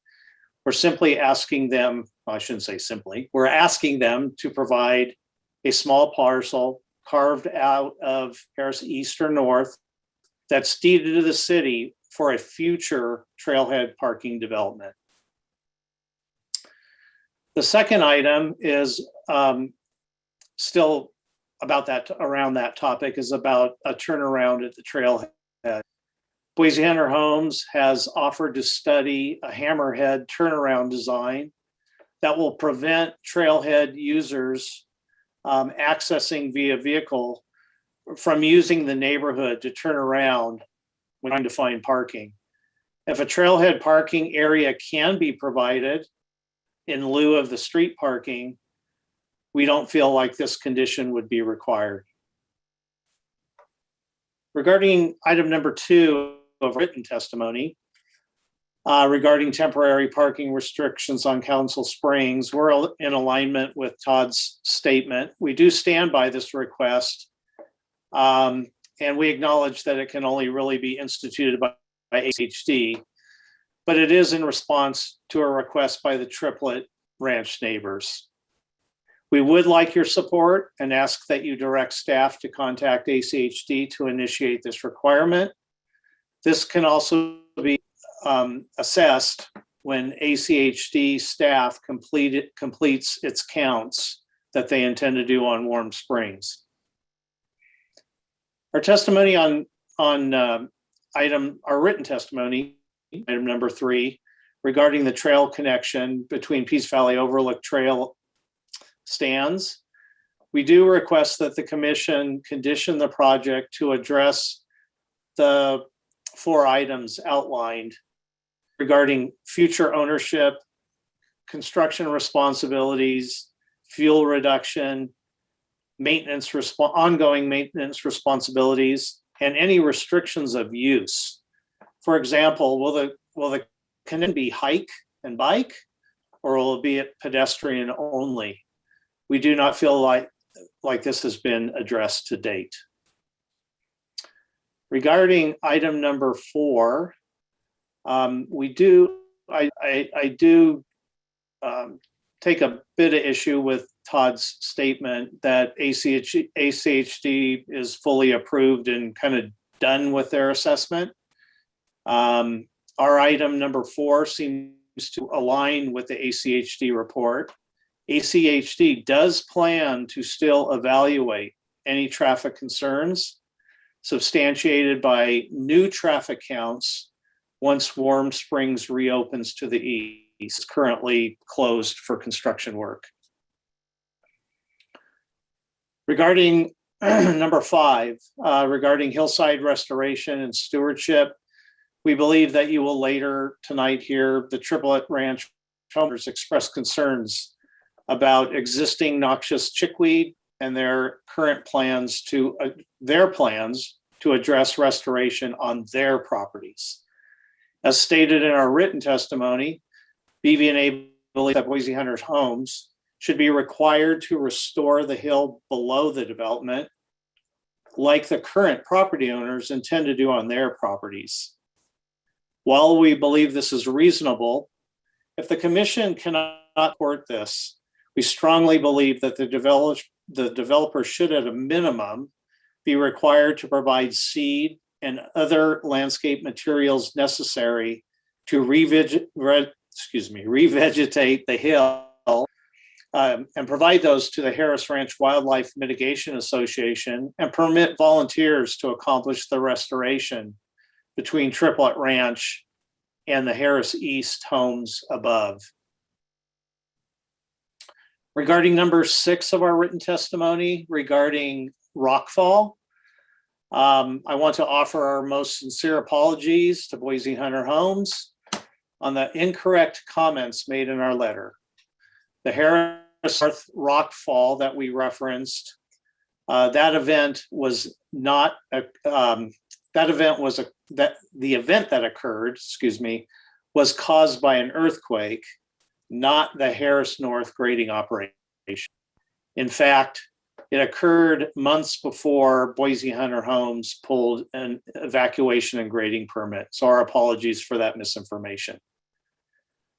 But in that same regard, we were pleased to hear in a recent meeting with Todd that Boise Hunter Homes is offering to provide 1 or 2 temporary welded wire fencing barriers on the hillside below the ridge line as a line of defense above the residents during grading.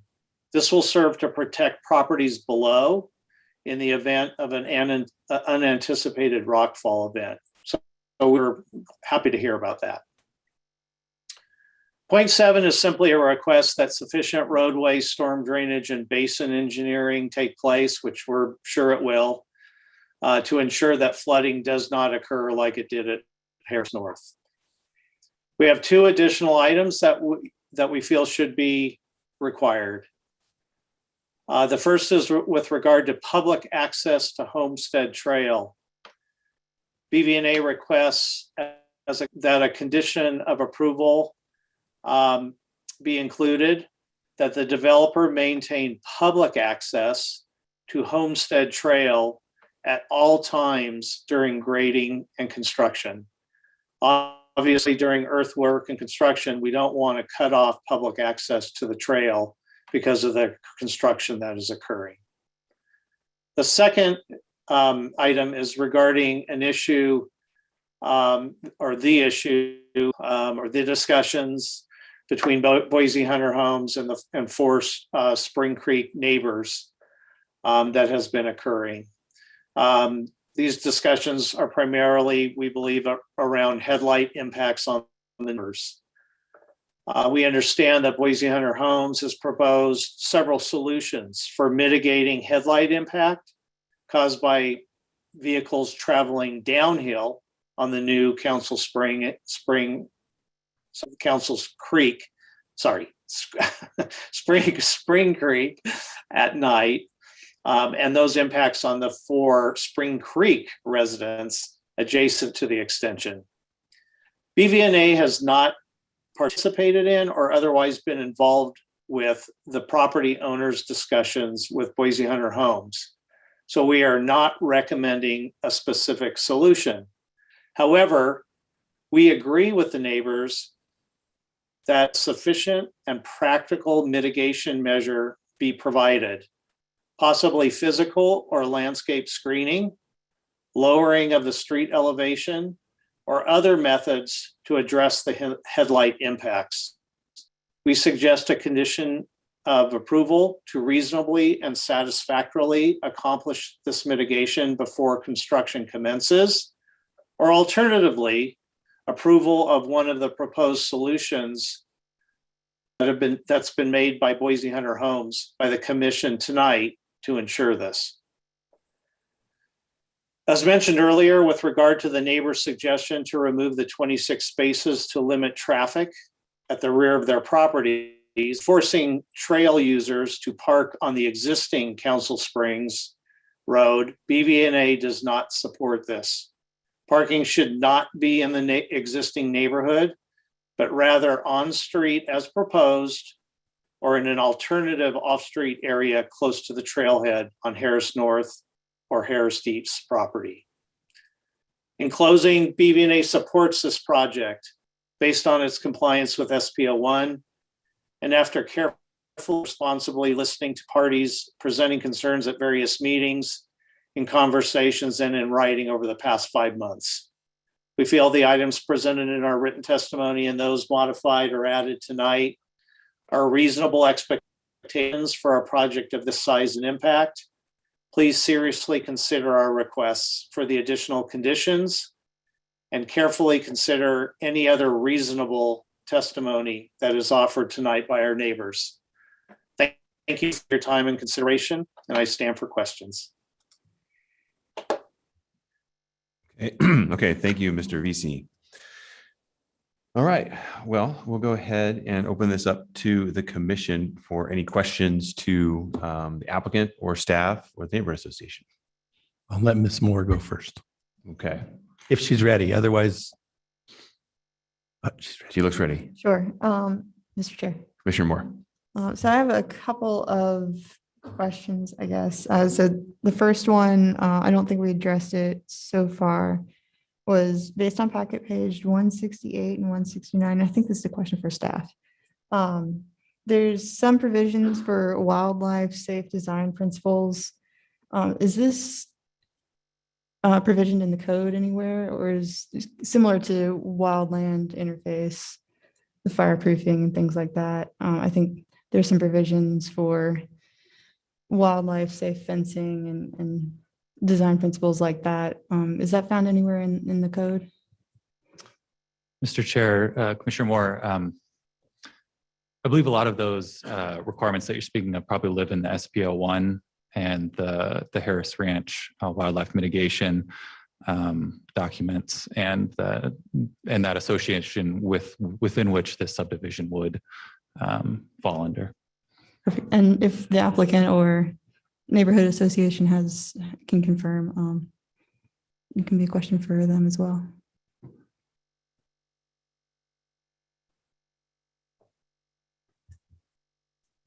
Mr. Chair, Commissioner Moore, Heath Clark, again for the record. So wildlife design or wildlife friendly design is included in SPO 1. And so that will be part of the requirements that are included within the CCNRs in addition. And so that would include wildlife friendly fences, I think is maybe what you're looking at. Another change that we made in the 2019 amendments was to modify our list of approved landscaping materials. And so we took out some that had been in there before that it turned out were not the best. So I think Japanese yew was one of the examples. So that's no longer in there. So we're very mindful of that and have been since this was all approved in 2007. Perfect. Well, thank you. And I'll let Commissioner Gillespie go while I formulate the next question.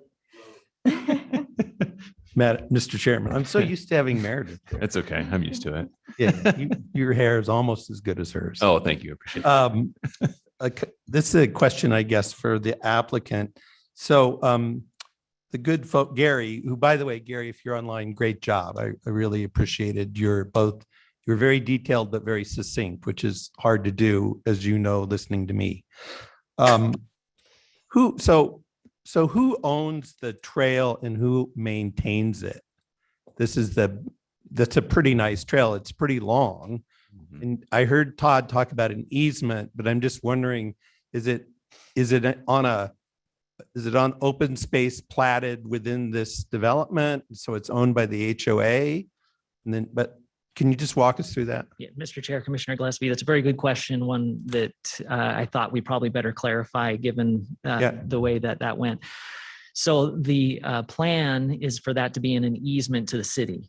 So it would be a Ridge to Rivers trail. Ridge to Rivers would control it. They would be able to identify who uses it, maintenance plan, all that sort of thing. So that's why Todd was discussing that they were going to go have a walk to make sure that the actual location works. That's going to be with the city folks to make sure that that's correct. Mr. Chairman. So Gary, that basically means that all of your questions, they're city questions, because the city, the Ridge to Rivers people are basically going to set the usage and do the maintenance and do the final layout. Does that make sense to you, Gary?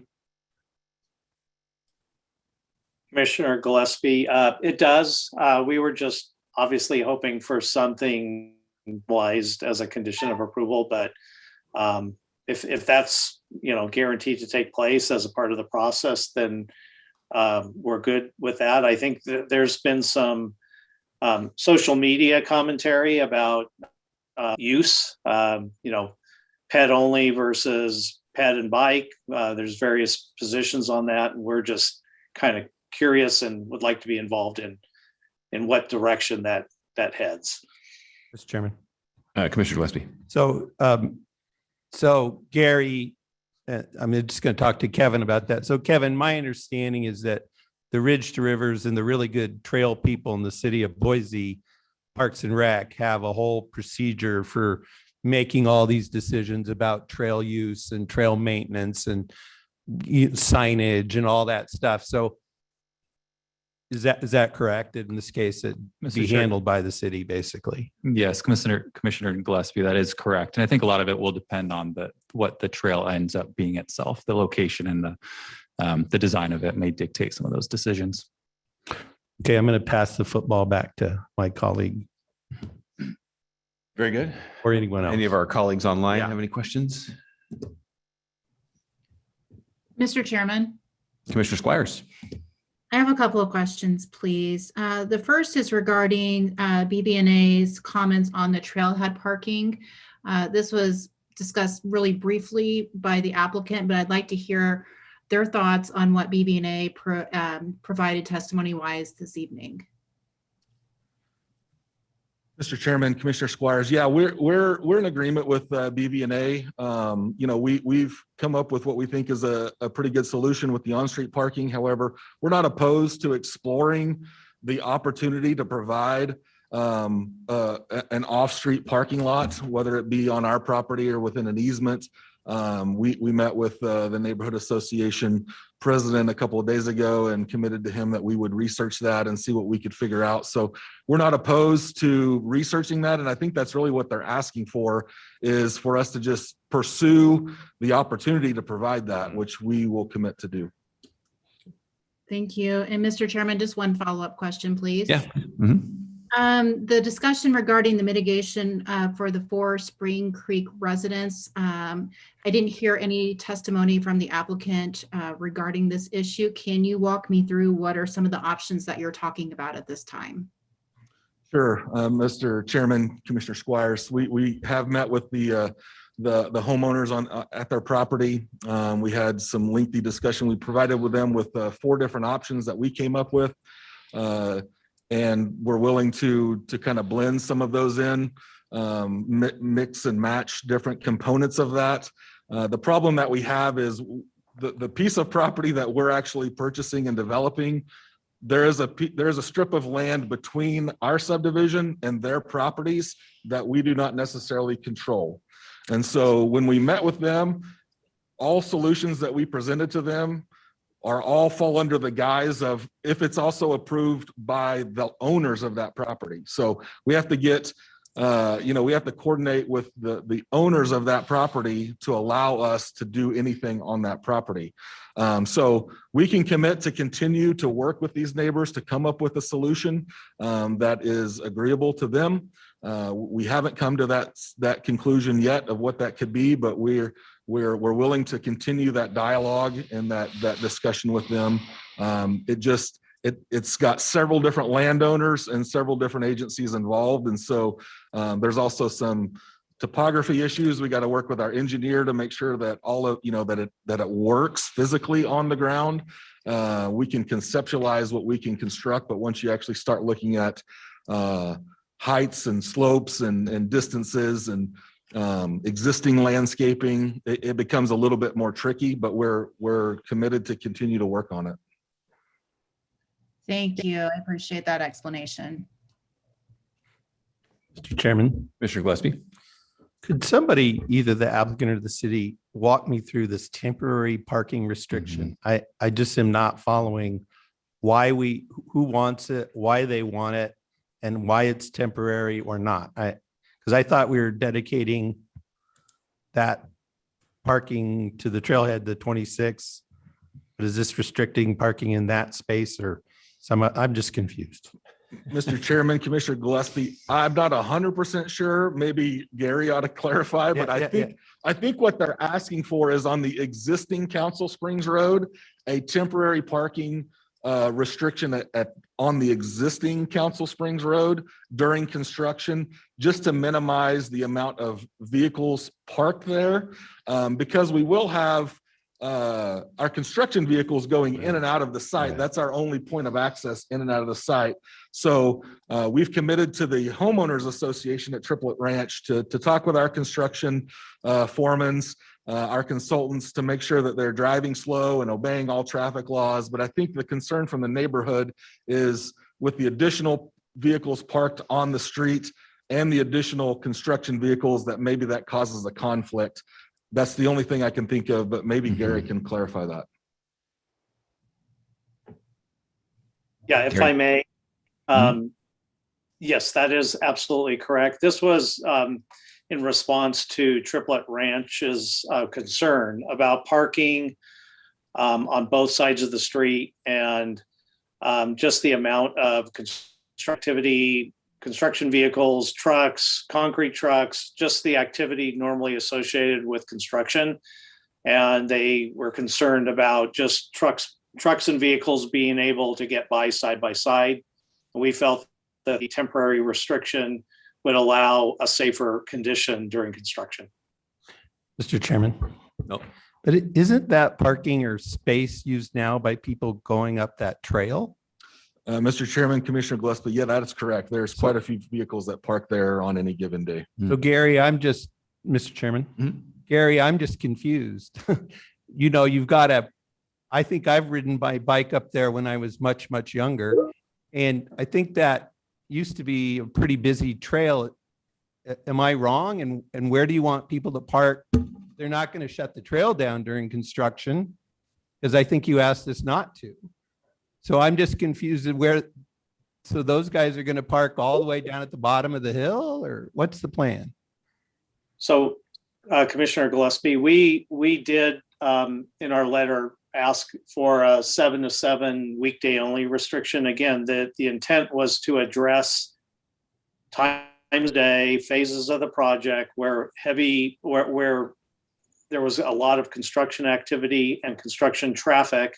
The neighbors and maybe it's best they may be addressing this too, I'm not sure, but in our early discussions with them, they were concerned about just being able to get parking on both sides of the street and two concrete trucks going by side. So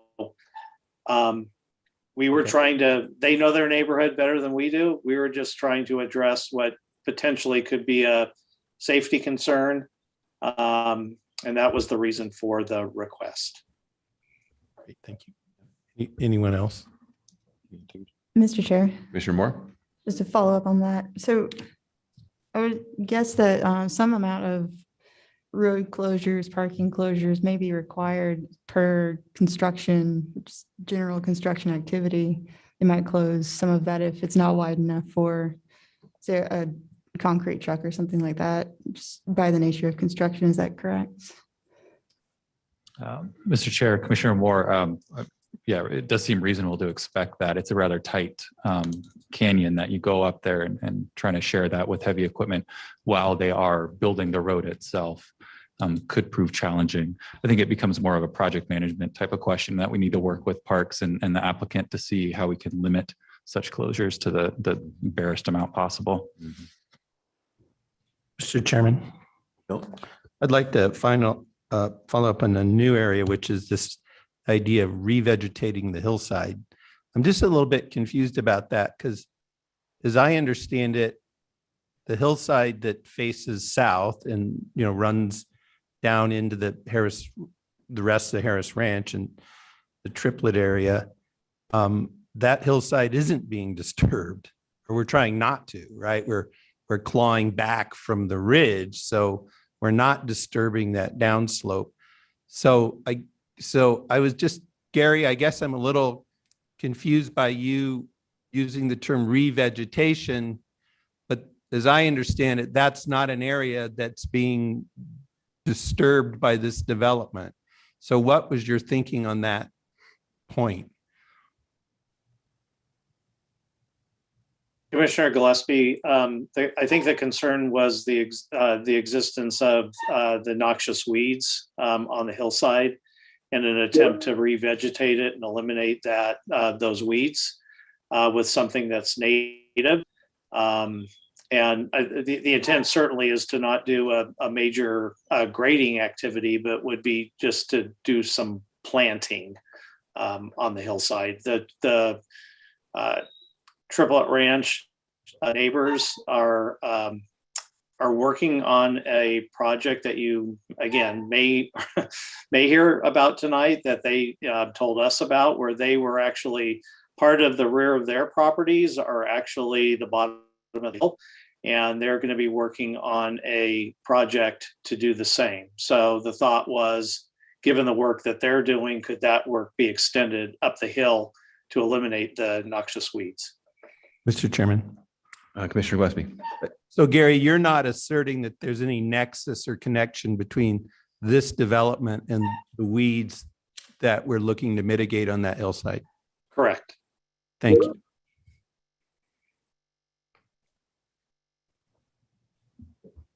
Mr. Chair. Commissioner Blanchard.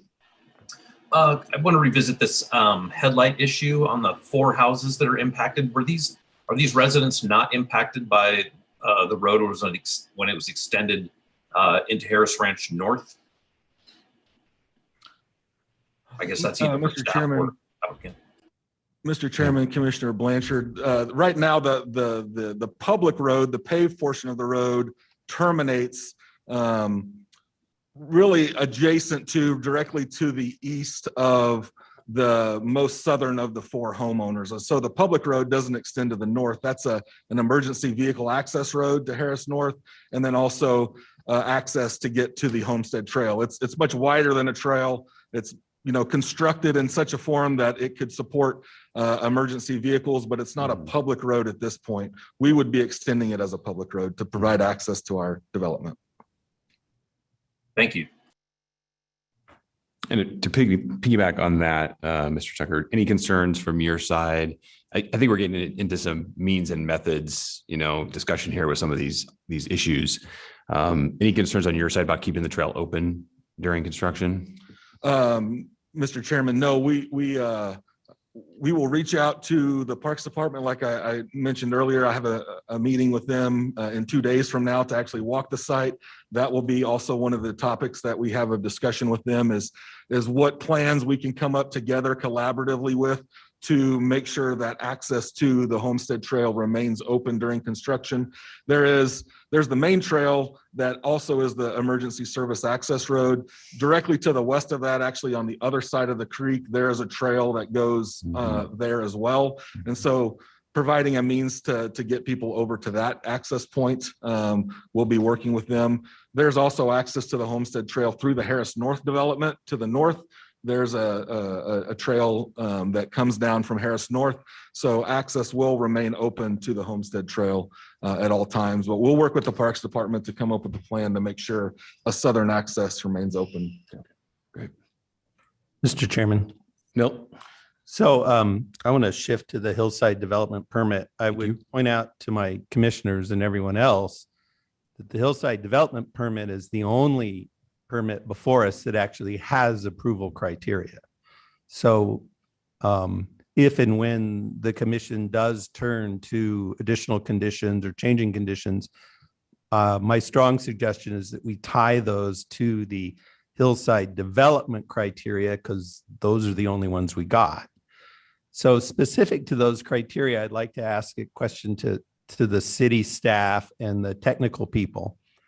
And the question's basically as follows. We have in our packet a letter of concern about the amount of cut and fill. And the letter states that although the plan is to keep everything on site, this is still, I think in their terms, an unusual or a, what was the word they used? An unmodern or a not contemporary view on cut and fill.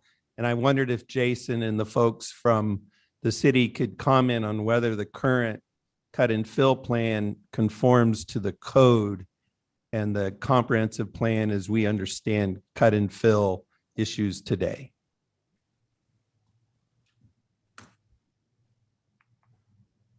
See, Melissa's here. You want to field that one, Melissa, or do you want? Jason's also online.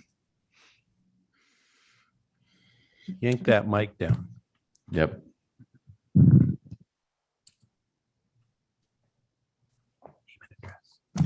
Commissioners, my name's Melissa Jonish. I'm We won't tell I'm with the anybody. Public Works Department and Public Works Engineering, and so I did the review for the letter and wrote that letter. There isn't necessarily a coded definition for the amount of fill that is allowed, and so I believe probably the word you're looking for was maybe like excess fill, I think is how it's stated in our code. And so there's some provisions for, you know, an excessive amount of cut or fill. And this is the same amount that was done for the Harris North development, although there is, you know, a different amount of homes. So the total cubic yards of material moved, like so full earth movement of cut and fill is comparable with the Harris amount for Harris North. So, which was approved for, you know, a different, was approved. So. Mr. Chairman, so I'm sorry, will you say your name again? Melissa Jonish. So Melissa, so is my understanding correct that the cut and the fill, at least at this theoretical level, are balanced? Currently, they are not balanced. There is haul off right now. And so it's only been stated to their intent to make it balance. Right now with the preliminary plans that we've been provided, it does not balance. I believe it's about, let's see, about like 33,000 cubic yards of cut to be removed from the site. And so that is quite a bit of truck trips. But you know, these are the preliminary plans. So there could be changes in the final plans that we approve, because at this stage, you know, they'll come back again to get their final plans reviewed by Public Works for like their grading and their drainage. So I'm not sure if that's the end goal, is to have it fully Mr. Chairman. balanced. So Melissa, is there any number in the code or standard where that 33,000 is put into a classification of either yes or no, or good or bad, or? Nope, So there there's is no specific number that is allowed or disallowed. Okay, thank you. Todd wants to talk about this. Do you have anything to add there, Mr. Tucker? Sure, Mr. Chairman, Yeah. Commissioner Gillespie, just wanted to clarify a few things. Melissa talked about comparing the grading at Harris North to Harris East. If she's talking about overall, then it's not a comparison. We're quite a bit less than Harris East. If she's saying proportionately, then maybe that is correct. There was roughly, we're about a third of the amount of dirt being moved on Harris East that we were at Harris North, but we're also about a third amount the lots. So it kind of works out. Also, the statement that we don't balance, we're at 33 or 35,000 yards over. That is correct. When you're talking about the amount of dirt that we're moving, this amount is so minuscule that in our minds, we consider that to be balanced. We will find somewhere on site to put that dirt. We have many places that we can put it. We will not be trucking any dirt off of this site, and we will not be bringing any dirt onto the site. So it does show that it's not quite balanced, and technically by the numbers it isn't, but it's so minuscule. We'll find somewhere on site to put the dirt. Our intent, we can commit today that we're not trucking any dirt off of that site. Okay, great. Thank you. I have a couple of questions for Melissa while we've got you up there, Melissa. Can you just walk me through, I can't remember if it was the applicant or it may have been staff, but the process, the next steps, because I think they've alluded to the fact that they're going to try and grade out all of these lots at the same time. So now traditionally you get this approval for Hillside, and then you run each lot through another Hillside application individually, right? Or maybe in small groups. Right. Have you spoken with them about that process and how we're going to make sure we're checking everything appropriately? Yeah, so the next steps would be if they do get their entitlements and get the, you know, preliminary plat approval, then they'll come back to Public Works for their actual final grading and drainage plan review. So they'll have plans that have additional information about the drainage, you know, full drainage calculations, a final geotech report. So there'll be additional soils and geotechnical work conducted before we would approve it. And so Public Works will do a review, and then they can actually come and get their grading permits and do the subdivision grading development. So at that time, they'll be grading out the lots as they're, you know, shown in their grading and drainage plans. And then after they have all of their approvals in from like the geotechnical engineers and their civil engineers and all of that, and the grading is completed, then they'll move on to individual lot development. And so actually on each individual lot, they'll have an additional soils report and a geotech done on every lot. And then those will come for either, we call them a Cat 1 or a Category 2 Hillside permit. And so they're setting themselves up to be able to do the Category 1, which means that they can just submit for building permits. And then if they leave any grading to be done, it'll be a Category 2, and that would be allow for more public input. Again, if they wanted to like change something about the lot, like do retaining walls or change the topography, that's approved in these preliminary plans. So that's sort of what their outlook will look like. Okay, great. Thank you. Yeah. And then secondly, I think we want to be really careful here about this discussion of re-veg versus what I think of as restoration, right? So they're required, and just tell me if I got this right. So they're required to re-veg any hillside that they disturb with their construction operations. So any dirt that's moved, any slopes that are regraded, they are required to re-veg that as part of the code and their permits. Yep. But we've been using that term in this discussion about what I think of as restoration, the areas that aren't being disturbed. Is that a fair statement? And do you have any thoughts about that restoration effort? Because I have some hesitation about that myself. Yeah, so I think they would be considered separate. So we'll get a revegetation plan that we'll actually send to the city's revegetation specialist to comment on the seed mixes. And, you know, she's got a lot of specialty in that. So knowing that that's native seed to go where it's disturbed. So our condition says anything that's disturbed will need to be revegetated or stabilized.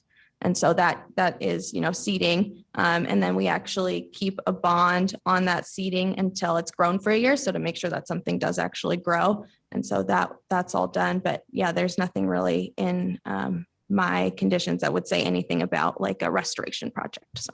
Okay, terrific. So that's a little bit more, not necessarily outside your scope, but not part of the purview here. Okay. Yes. Terrific. Okay.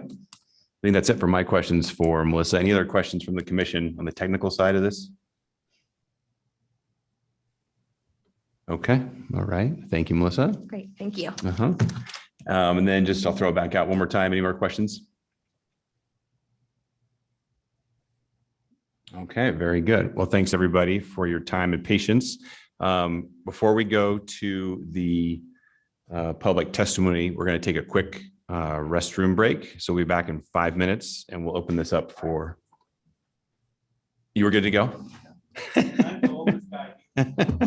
if you want, hey. We'll take another break. Okay. About 5 minutes, folks.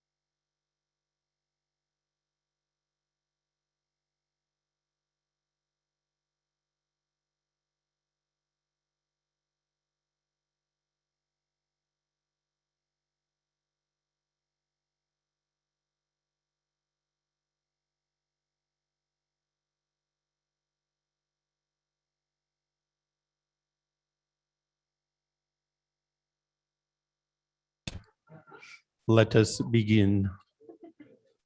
Some of us need our beauty rest.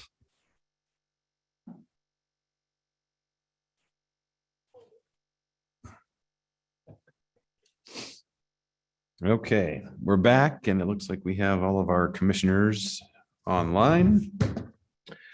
Okay, so we've been through staff report, applicant report, neighborhood association questions. So we are now at the public testimony portion of this item. So we'll go ahead and get that going. We have a few folks that signed up ahead of time. We'll run through that list first. If you're online and you want to testify for this item, go ahead and please raise your hand. And then if you're in person here, I think we'll probably do, staff, do you have a preference if we do in person first or? Mr. Chair, you can do whatever you'd like. Okay, very good. Thank you. We'll go ahead through the list I've got here typed up. We'll go there and then we'll do online, then we'll do in person. Okay. 3 minutes is your time when you're giving testimony, and please start with your name and address for the record. So let's see. I've got Lori Hurlbut. I see John Hurlbut, I'm guessing. And Lori there. Lori, you want to get us started? Celine will give you, staff will give you the mic here.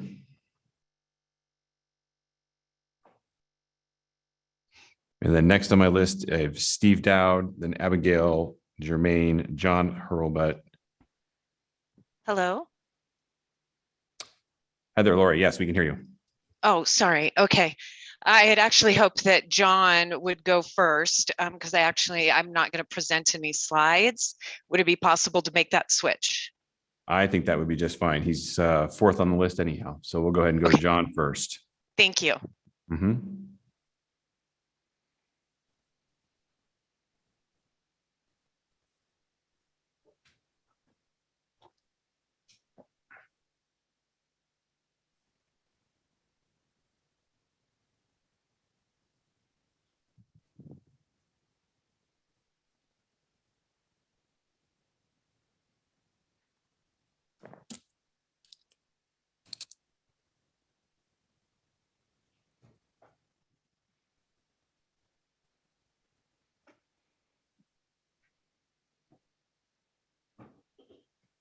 John, looks like you're muted. I don't know if you're on the same line as Lori. No, I'm not. There we go. Okay.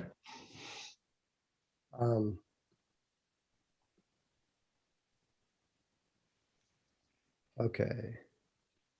So can you tell me, are you seeing an overhead picture of the neighborhood? I think we're seeing the next slide.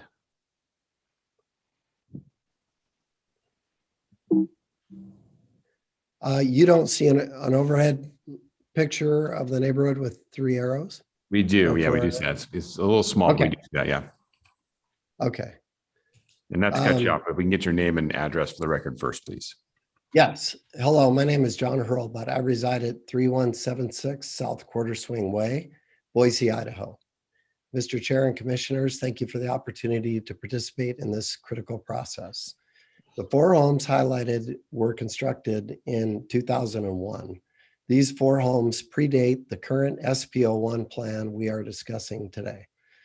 We have enjoyed seeing elk, deer, horned owls, raptors, and various birds with the peaceful sounds of nature and unimpeded views of stars for 20 years this month.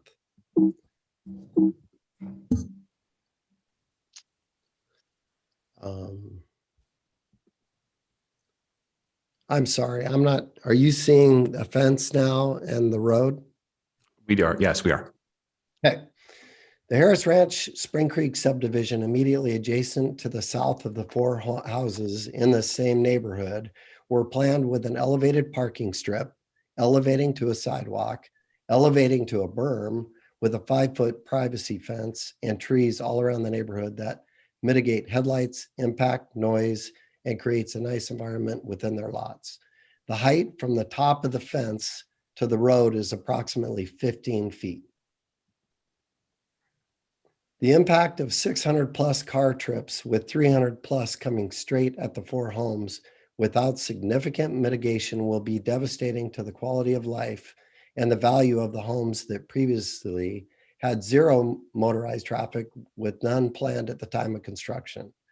As opposed to most mitigation efforts, this one is unique in that it involves headlights driving directly toward the back of the 4 homes. For us, our primary living space, not parallel to property lines like along Council Springs. The contour of the road makes it worse as it swings wide toward the homes to work around guide wires that support the power pole on the left side of the picture. We would like to see the guide wires and the pole relocated to allow for the road to be moved further from the homes. I'm imagining that was for the emergency road, but seems to be the plan for the proposed road. One of the 4 proposals from Boise Hunter Homes included removing the 20-year-old trees that you see along the back. These are current perching spots for horned owls and raptors and various other wildlife. You can clearly see where the proposed road swings toward the homes, where there's plenty of room east of the road to shift that direction. Please see our request, if choosing to approve the application, to make the following a condition of approval. Every indication from Boise Hunter Homes, Travis Hunter, Justin Melander, Todd, is that they want to be good neighbors. We have had 2 in-person meetings with Boise Hunter Homes with very strong indication of working together and possibilities of a positive outcome. We are operating under the pretense that these positive meetings will result in a successful solution. We are reasonable people making a reasonable request to preserve not only our investment, but more importantly, our quality of life. We have never opposed the development itself. We should expect a solid, well-researched plan to implement a roadway that works with existing homes that predate the current project. Thank you. Thank you, Mr. Hurlbert. We'll go ahead and shift right on over to Lori now. Hurlbut, I apologize. Can you hear me? She on? Hello? Yeah, we can hear you now. Okay, great. I don't have any slides to share, so I'm just going to speak if that's okay. That's fine. If you could just start with your name and address for the record, please. Sure. My name is Lori Hurlbut. I live at 3176 South Quarter Swing Way in Spring Creek. I'm a homeowner of one of the 4 properties negatively affected by the proposed access road to Harris East. My husband and I bought our lot in 2000, built and moved into our home in 2001. This purchase predates SPO 1. Had we known that a paved road would be behind our home with car trips estimated at 600 plus a day, we would definitely have chosen a different lot. That being said, it is what it is now. We are not opposed to new development and Harris East. I am specifically asking for written conditions to be included that will mitigate the negative effects of the road before you do any further approval. Our current quality of life should not be sacrificed.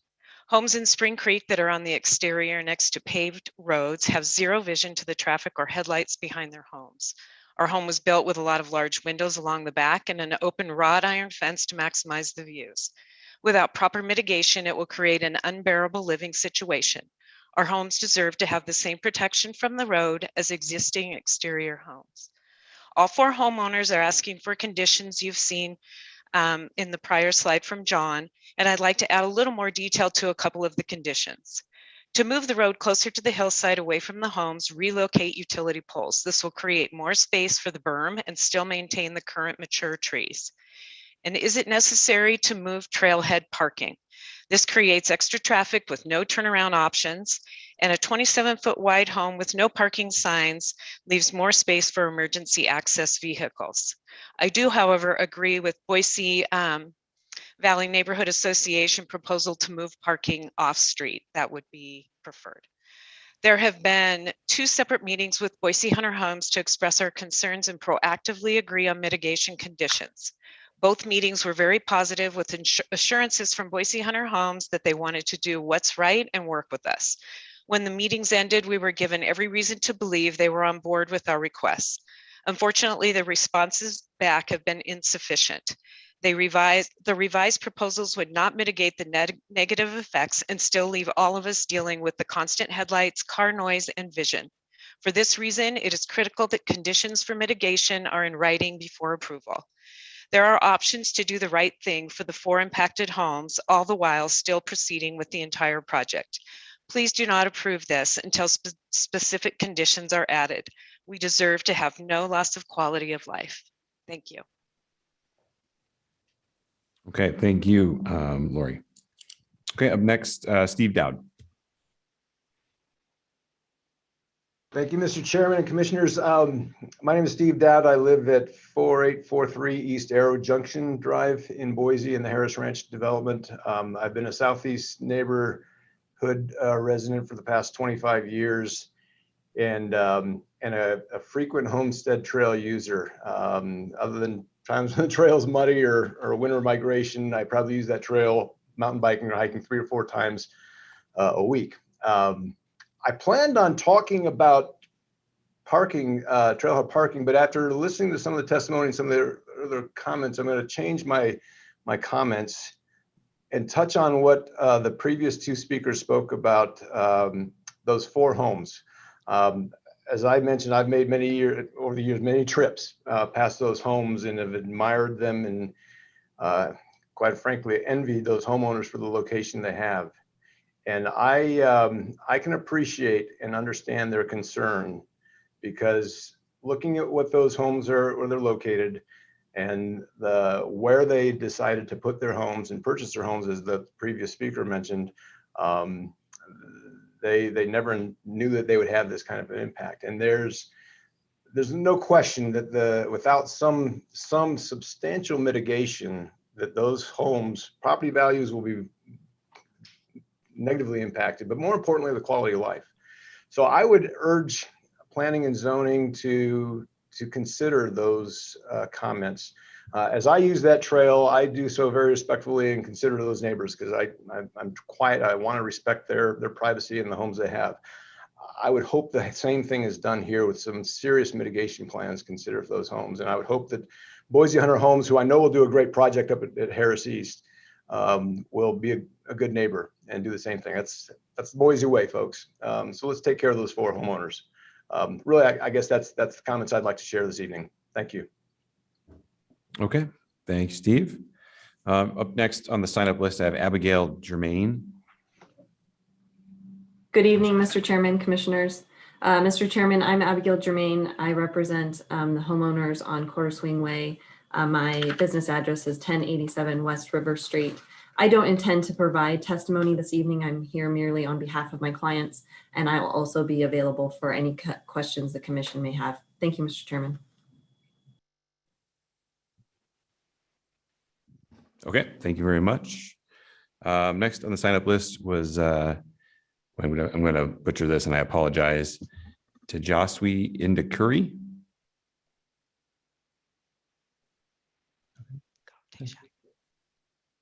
Online, maybe? Yep, online. Great. Yes. Can you, ladies and gentlemen, hear me? We can, yes. Okay. Can I get permission to share my screen because I want to present some slides? You may. Yep. I think I do have it. You can start with your name and address, please. Yeah. All right. Let me get started. Hello, everybody. This is Teja Indakuri from 3150 South Quarter Swing Way in Spring Creek. I hope everybody can hear and see me well. I'd like to thank the Commission for giving me an opportunity to speak. I just wanted to take a moment to say that we are very welcoming of all people into our Boise community, including new homes and homeowners who will join us soon up on the mountain. All we are saying to the Commission is that this proposal has some serious impact to our multiple homes, and all we are asking is that we have a mitigation for our concerns. I implore the Commission not to reduce our quality of life while we go and create more beauty and value for others. We can have both. This is the Boise way. We can have new developments and we can also cause no impact to existing homes. So what are our concerns really? So this is the proposed Terrace East development. You can see our 4 homes that back to the dirt road there. That's going to become a fully fledged road pretty soon. When cars go south on that road, they are going to shoot light directly at our homes. And it's important to note that our homes were built a long time before this proposed road and development. And our homes face the hills and the stream by which the road is. So we really have no option, and we can't move the homes or the window directions right now. And if you think these are pretty pictures, I just wanted to show some real data. This is a view of a car coming down Council Spring Road from our living room. This is a view from our dining room. This is a view from the adjacent yard. And all I want to say is that this is a lot of impact to us from one car. Now imagine if there are 59 cars per hour, which is what is slated to happen during PM peak hours. This will be a serious impact to our quality of life during dawn, dusk, twilight, and long winter nights. A similar story is also visible when you look into our homes, even if you don't look outside. And I'll keep this very quick here. When no cars pass by our homes are dark, as they should be. But as cars go south, they stream light into our homes, and the lights sweep across as the cars move. As you can see here, the entire living room is lit up. It's kind of like disco lights for every car that passes by.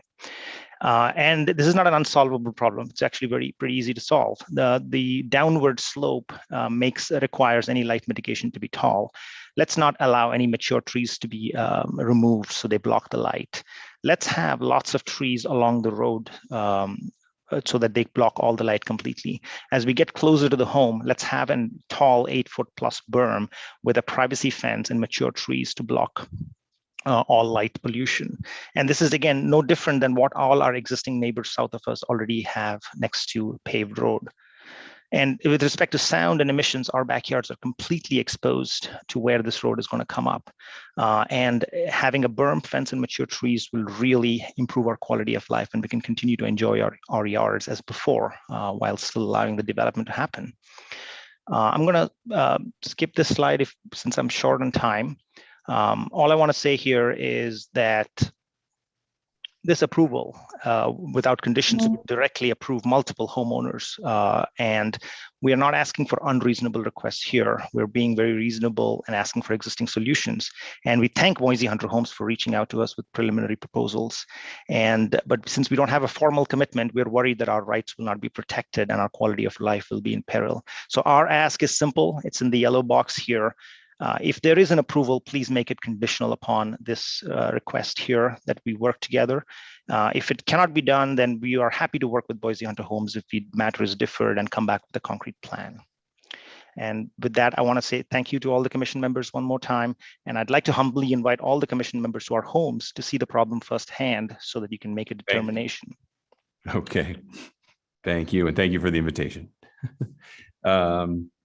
Last two that have signed up ahead of time were Christine M.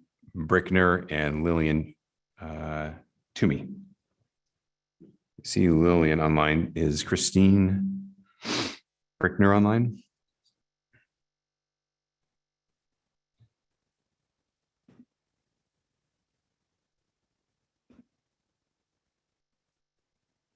Okay, well, why don't we go ahead and move to, I was going to move to Lillian Toomey. Thank you. My name is Lillian Toomey, and I'm in Triplet Ranch at 5728 East Millet Drive. I wanted to thank BHH for meeting with our neighborhood, as my husband and I had requested in the letter that we submitted to your packet on 4/19. And we were able to address many of the topics that we raised in our letter, so we really appreciate that. We, however, continue to have a couple of outstanding concerns that I'll delineate here. As mentioned previously, Triplet Ranch plans to execute the hillside restoration project on our half of the hillside sometime this fall. And our proposition is that Boise Hunter Homes near that same project on the top half of the hill that pertains to the other properties there. And pursuant to Mr. Tucker's comments about dangers related to having staff on the hillside to do this type of restoration project, I don't want to propose anything that's unsafe.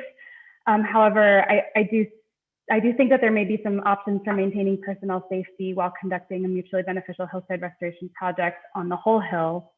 And I would ask if it's not BHH's responsibility to assume risks of building in the foothills, including those risks that come with providing necessary safety measures for existing residents like this hillside restoration will do. What we want to do is to remove dead or dying plants, fertilize and irrigate to promote the growth of native fire-resistant plants, and then thin and prune remaining plants as needed. And when we met with them, we requested this project happen, and I'm grateful that BHH is still considering that.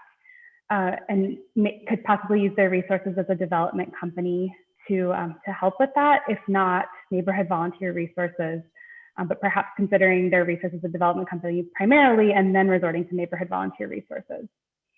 The reasons for this project are to control erosion and promote soil conservation on the hill, to mitigate wildfire risks, which my husband will talk about shortly, to make the area inviting to wildlife, to create a sense of collaboration and a mutual goal in the neighborhood. As a sort of tertiary or fourth down the list benefit, this might provide privacy. If there were the opportunity for shrubberies or trees at the top of the hill, it would benefit Harris East residents and ourselves. I also wanted to talk a little bit about the line of sight studies and diagrams that I've seen. We didn't feel that there was a ton of detail in the line of sight studies, and wonder that this is not a topic we brought up at BHH's meeting, so I know this may be new to them, but we were wondering if there was a possibility to do some new studies to help neighbors and other Boiseans understand how this project will impact them. We're not 100% sure how views of the Boise foothills will be impacted from places such as the Greenbelt, Shakespeare Festival, Homestead Trail, Harris North, et cetera.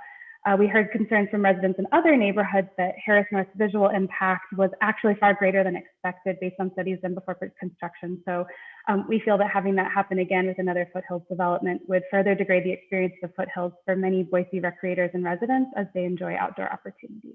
Thank you. Thank you. Okay, we've got a few folks with their hands up. That's the list that signed up in advance. We have a few folks with their hands up online. We'll go ahead and run through those now. Up first, Jim Bayless, then Brandy Wilson, and then Nikhil Naharanjan.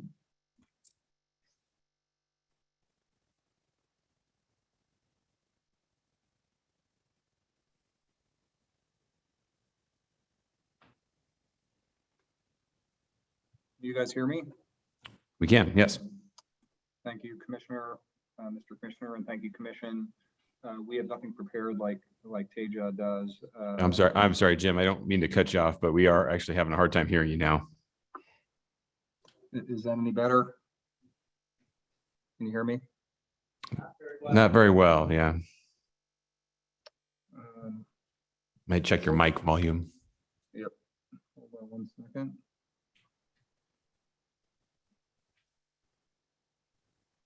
Can you go to somebody else and I'll come back? Yeah, that's a great idea. Sounds Thanks. great. Thank you. We'll go to, I think Brandy Wilson was next in line. Hi there. Everybody hear me okay? We can, yeah. Name and Great. address, please. You betcha. Brandy Wilson. I'm at 6668 Glacier Drive. And this evening, I'd like to testify actually in favor of the proposed hillside amendment and development. Just a little bit of context. I've lived in the Barber Valley for about 16 years and was involved in SPO1 and SPO2 primarily as one of you guys. So I was a planning and zoning commissioner for 8 years through the development of SPO1 and SPO2. And Doug Fowler spoke earlier to the extensive design charrettes, the public involvement. Several environmental groups were involved, Fish and Game was involved. There was a lot of work that really went into planning these developments.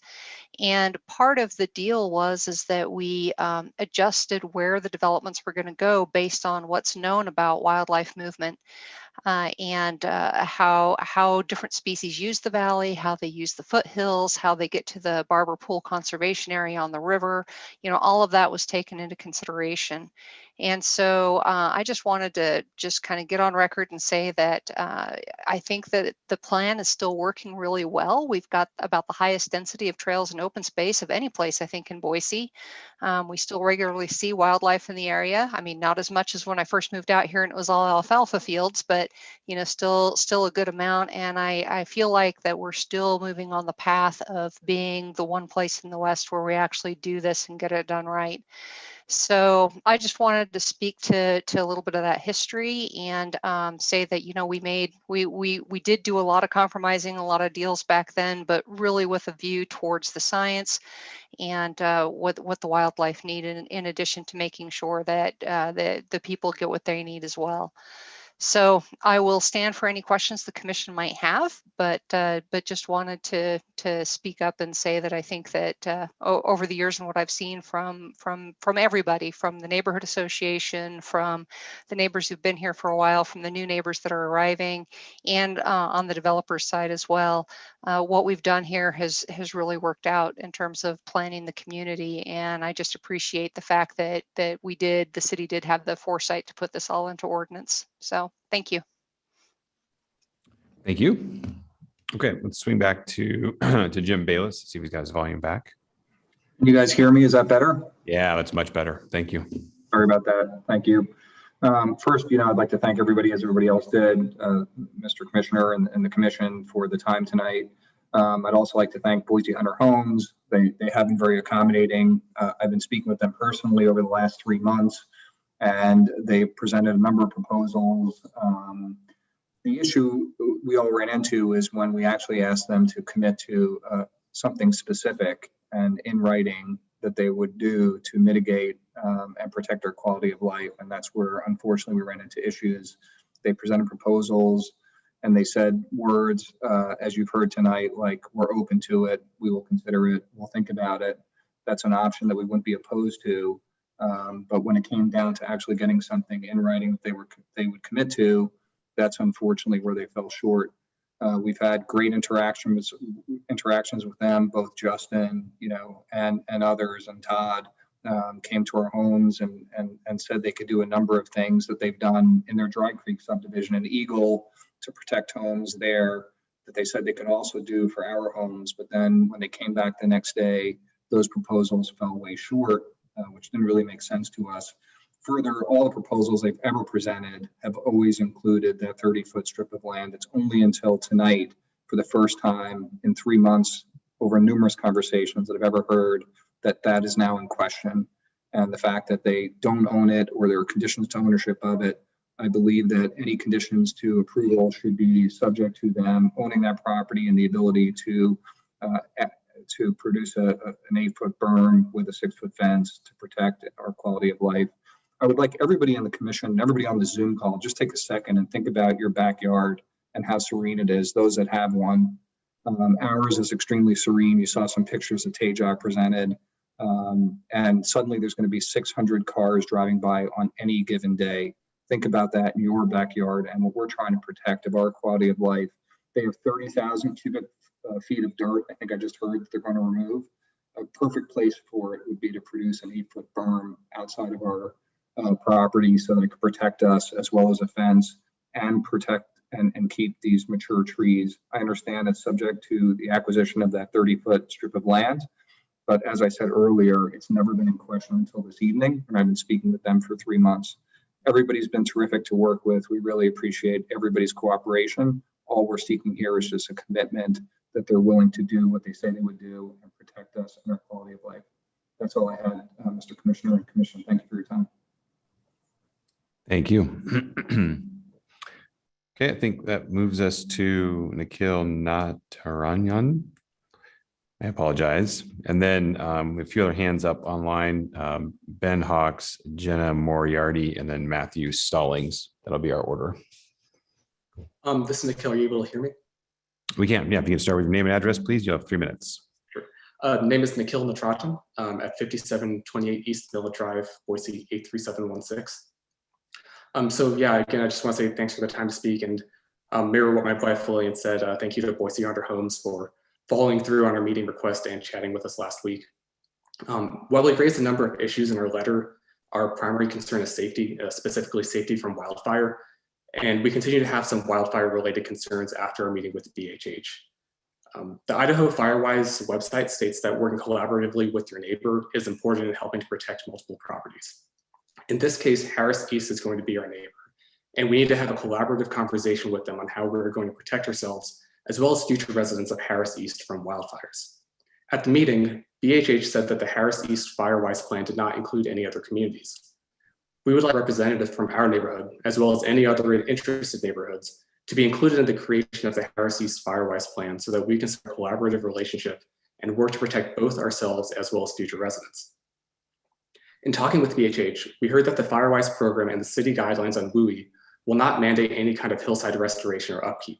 However, in researching the recommendations on the Idaho Firewise website, we found that it is necessary to create and maintain a defensible space around human dwellings. The website mentions that while a minimum of 100 feet of defensible space is necessary on flat ground, on sloped ground, the minimum is actually 200 feet. The Firewise website talks about 3 zones of defensible space. Zone 3 extends from 30 feet to the boundary of the defensible zone. In this case, it would extend upward from Triplet Ranch and downward from Harris East.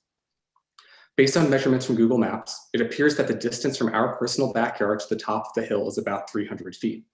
Therefore, BHH would need to contribute to the creation and maintenance of a defensible space that is partially their portion of the hillside.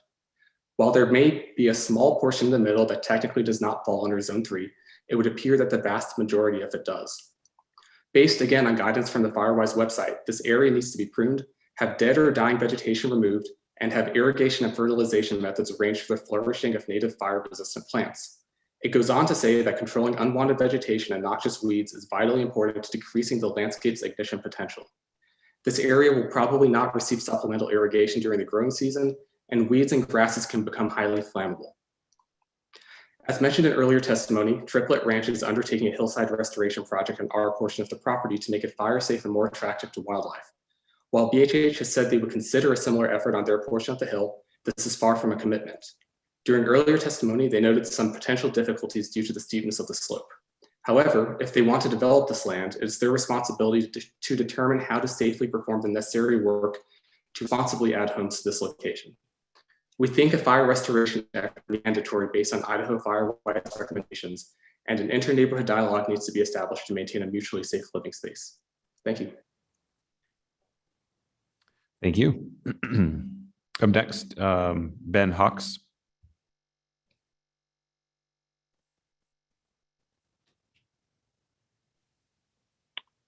Yes, hello.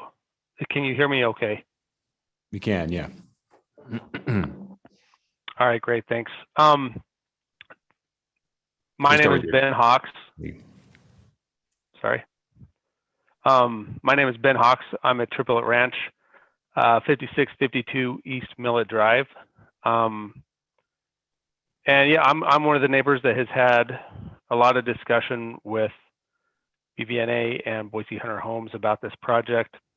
And I mostly wanted to use this time as kind of a supplemental to my written testimony, maybe clear up a few things or answer some questions from earlier. First thing I suppose I will address is the parking restriction conversation that we had. My primary concern was flow of traffic and the congestion that we're going to experience. It's currently bad as it is.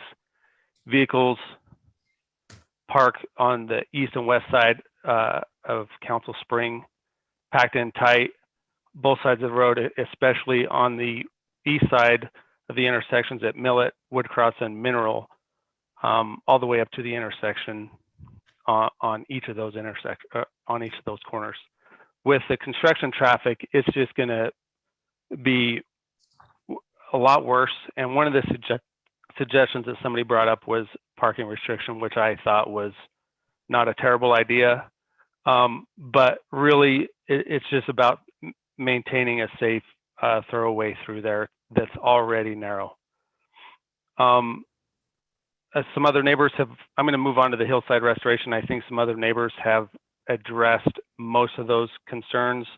My primary concern there, as with our backyards that we're restoring, same above, there's large swaths of invasive species and cheatgrass and dried up tumbleweeds and all kinds of stuff up there that could benefit from restoration, as some of the other folks have mentioned.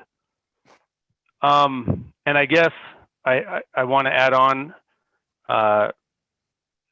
the 4 neighbors that are across the street from us that are being impacted. That will be a travesty if those guys aren't taken care of. I really hope that can be addressed. I know exactly, I can picture exactly what they're talking about, and that will be a terrible situation. So I encourage you to address that concern as well. That's all I have. Thank you. Okay, thank you. Up next is Jenna Moriarty. Hi, good evening. This is Kevin Moriarty. Actually, I'll be speaking on behalf of Jenna. She was kind of holding my place, and luckily I was able to get home in time to speak. Can you hear me okay? We can, yeah. If we can just get your address while you're at it, please. Sure. It's 295 South Grebe Place, Boise, 83716. Okay. Thank you for letting me speak. I am a homeowner in Harris North subdivision, which was completely constructed by Boise Hunter Homes. I am concerned with the potential adverse impacts of developing the Harris East subdivision. My family and I live in the Harris North subdivision, and we are very disappointed on how Boise Hunter Homes has managed the adjacent wildland open spaces within the subdivision. Everywhere there has been ground disturbance from grading and constructions, noxious weeds have invaded. White top or hoary cress, a known prolific noxious weed, has created monocultures on the graded hillsides and now is invading the native vegetation. The same native vegetation important to local wildlife and the associated Boise River Wildlife Management Area, which is just up the hill from the proposed Harris East subdivision. Noxious and invasive plants are a threat to Idaho's economy, causing an estimated $300 million annually in direct damages, such as the cost to fight fires on rangelands and forests due to proliferation of invasive plants. Currently, Boise Hunter Homes has made no effort to manage noxious weeds within the Harris North subdivision. Per Idaho State Law 22.2407, it shall be the duty and responsibility of all landowners to control noxious weeds on their land and property. The cost of controlling noxious weeds shall be the obligation of the landowner. As a new subdivision, we homeowners have no voting rights within the Harris North HOA until power is transferred from the developer, Boise Hunter Homes, and therefore have no say to how our wildland open spaces are managed. I am deeply concerned a similar outcome will occur if Harris East grading and construction permits are approved without revisions. I therefore recommend an Ada County approved noxious weed management plan to be required as part of the grading and construction permitting process. And I do have photos that I can submit if you would like. Thank you for your time, Jenna and Kevin. Okay, thank you. And then up next is Matthew Stallings. Can you hear me okay? We can, yes. My name is Matthew Stallings. I live at 5604 Millet Drive in Triplet Ranch. I just want to thank you for the opportunity to have a voice and an opinion. I would like to exercise that right to oppose the development and just make a statement with a follow-up question. It seems like after attending a lot of the meetings, the HOA meetings and the Boise Hunter Homes meetings over the past several weeks and months, that it almost comes down to a lot of concerns or damage control. And it leaves me wondering, when I hear commitment to the environment and a lot of these mitigating concerns that, lead to what can we do to mitigate or limit the damage that this is causing, it leaves me to wonder, like, who is benefiting, and who is at detriment from this development. And it's hard for me to imagine who's benefiting other than the developers and the 59 families that are going to be living in those homes when you take into consideration the population down below, the wildlife that could be arguably more concentrated now as a result of other development in the foothills that's pushed it in this direction. And so that kind of leads me to, I guess, a question or for the the commission and staff is when we talk about SPO1, and I heard the term earlier, entitled development. When we talk about SPO1 and we look at the timeline since 2005, 2007 approval, and almost 15 years passed since then, I would think that circumstances have changed that would be taken into consideration for approval of a development of this magnitude. And I didn't know if that's something that is ever revisited. I know a lot of the public around through passersby using the trail, it seems a surprise to a lot of people that there's going to be development up there. So I wonder if it's any advantage to hear what the newer population now, since SPO1 has been approved, would say, because it almost seems like the needs of the few are beginning to outweigh the needs of the many down below by 59 home development at this point in time, since years have passed since SPO1. So again, I just want to thank you for the time to have a voice in opposition, and just those are some of my concerns. And with the destruction of the foothills and obstructing the views, light pollution, increased traffic, and things like that, I guess just if that could be taken into consideration, and if there could be any adjustment of, is it a possibility to revisit what the general population or public that's affected by this the most would have to say at this point in time for that development up there, and if the benefits still outweigh the costs of those constituents overall. Thank you. Thank you. Okay, that looks like that was everybody online. Is there anybody here in person this evening that would like to testify on this item? Please come on up here to the dais, the podium.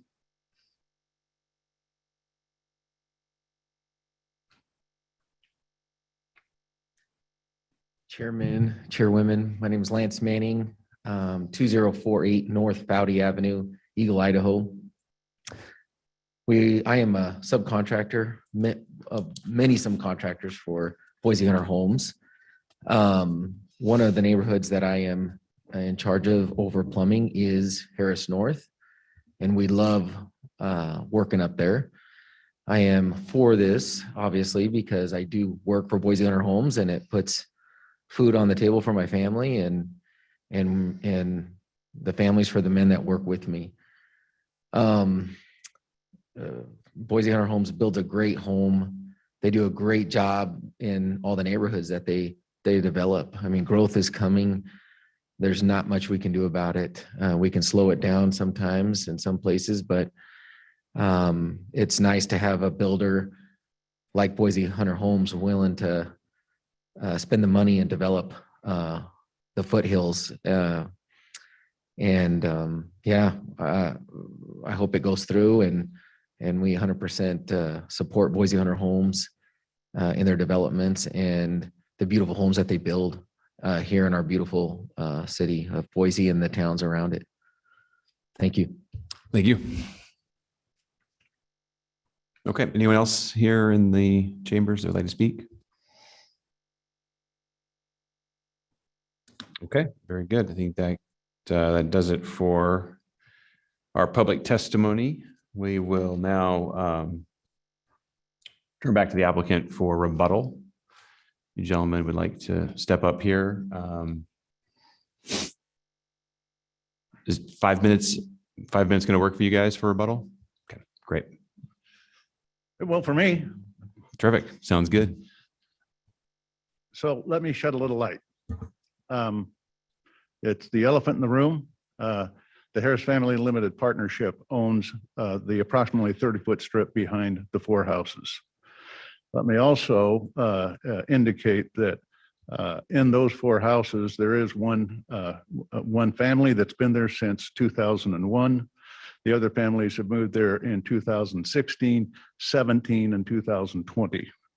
Behind those homes are some 25-foot pine trees that were planted back there when it was developed. So when people are giving conflicting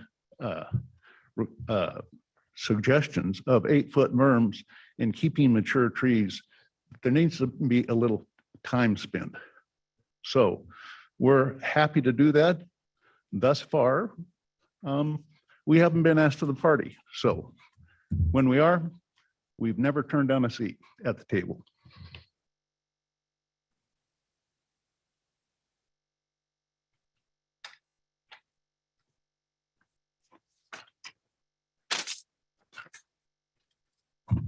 Mr. Chairman, again, Todd Tucker, Boise Hunter Homes.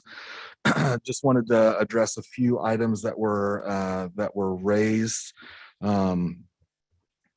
Again, another, just commitment to work on the issue with the 4 homeowners. One thing we wanted to suggest also is that I know Commissioner Gillespie brought up before that the only approval item that you have before you tonight is the Category 3 hillside application, but you are able to make recommendations on conditions on the subdivision as well that will go on to City Council. So if it comes down to a question of something being deferred tonight or conditions being put on that application so that we can move forward to the City Council, that would just want to put that out there that would be our preference. As far as the hillside restoration goes, we are committed to looking into that as long as it's safe and we can do it adequately. I think we would be willing to collaborate with the homeowners in Triplet Ranch. Again, they are not a Firewise community. I think some of the discussion about Firewise communities versus the WUI standards are a little bit different. So we are following the standards required by WUI. If we decide to go forward with as being a Firewise community, then we will comply with those standards. Harris North is a Firewise community, so we know how to do it. Our Dry Creek Ranch is a Firewise community. There's only about 26 in the entire state of Idaho. We have 2 of them, so we are familiar with the Firewise standards, and we have 2 developments that we currently manage and develop that are Firewise communities. Some issues were brought up with line of sight. I don't know that we really want to get into those issues. We've done the best that we can. We've moved the street to the north 40 to 50 feet. We've made the lots extremely deep, much deeper than the lots at Harris North to try to mitigate that. There are no conditions of approval. There are no ordinances in city code that address line of sight, but we are doing the best that we can as a developer to try to mitigate those issues the best that we can. As far as the resident in Harris North and the noxious weeds concerns, one statement he said is that they don't have a say. They do, because they're part of the Harris Ranch Wildlife Mitigation Association. So that is an avenue to pursue. That is an option for them. I think that's all I've got. Heath, did you have anything else? I think that's it for our rebuttal. Again, we'd just like to respectfully request your recommendation for approval on the preliminary plat and your approval on our Category 3 hillside application. As you know from the staff report, all agencies have recommended approval of this. ACHD actually issued a staff approval of this. We are in agreement with the conditions of approval that we have from all agencies that have submitted conditions, as well as the staff report. So we just again like to request your recommendation of approval for the subdivision and your approval of the Category 3 hillside this evening. Okay, thank you guys. All right, well, that'll conclude our testimony and rebuttal on this item. Sorry, let me get back to where we're at there. All right, so we'll bring this back before the commission to render a decision. A quick note to my fellow commissioners. I think it might be best if we maybe take up both these items on separate motions. So I'm thinking we maybe proceed through subdivision motion maybe first, and then take up the hillside. And then that way we can probably focus all of our, if there are additional conditions that we want to place on one of these applications, we can probably take that up with the hillside. That's my thought process right now. So with that, I will eagerly wait for a motion. Mr. Chairman, Commissioner could you Gillespie. say your preferred order again? I was thinking subdivision, and then hillside, and then any additional conditions into the hillside. That was just my thought process, but I'm open to other ideas.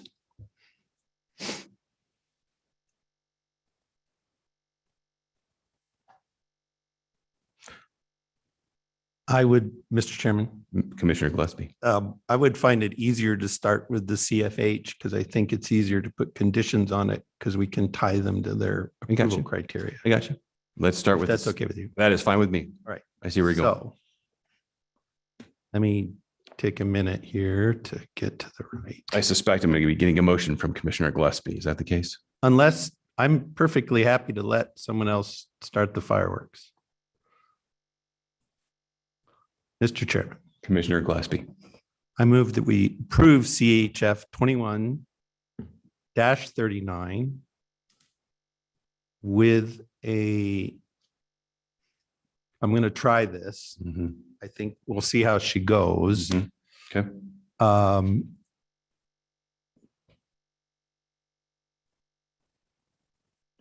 With the addition of a condition to the CFH requiring the applicant to provide a total of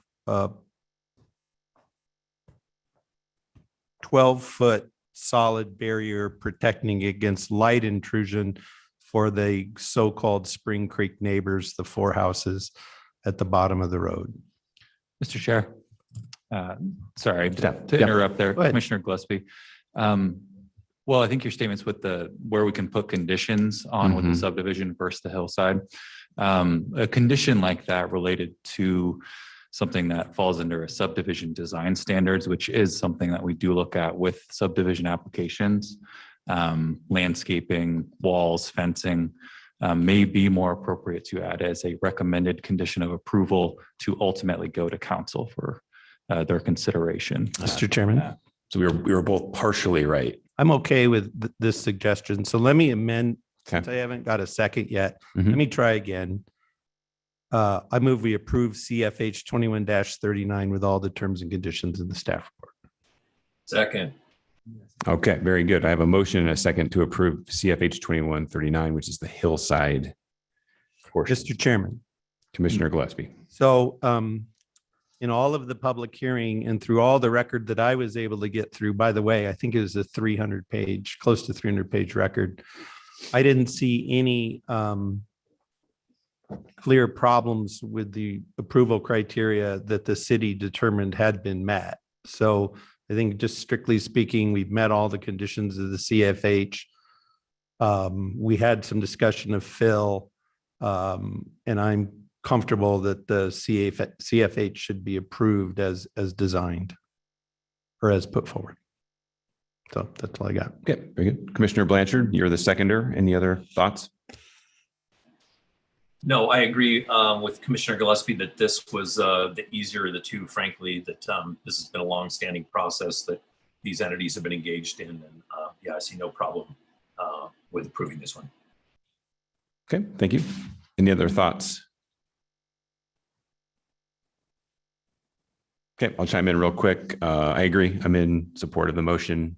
I agree. This is a technical, this is the technical component of this application, and I agree with Milt's sentiment that there was really no issues from a technical perspective with this application. Obviously, the number of houses that you're developing is much lower than what you're entitled. So I think that shows that you've done a nice job really developing to what the land will sustain in that situation. So I commend you guys on that. It's a nice work. I think with that, we'll go ahead and just call the vote on this item.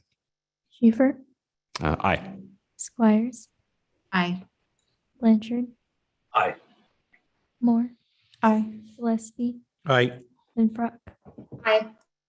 All in favor, motion carries. Okay, thank you. And now we'll pick up SUB 21-9. Mr. Gillespie, do I have a motion? I want to let these guys take a crack. Okay. I already tipped my hand, so Indeed you they did. know where my vote's going.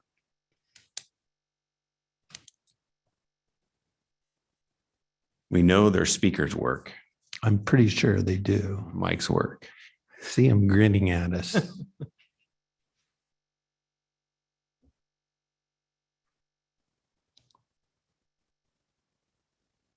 Well, perhaps Commissioner Moore might want to take a stab at something. Mr. Chair, Commissioner Moore.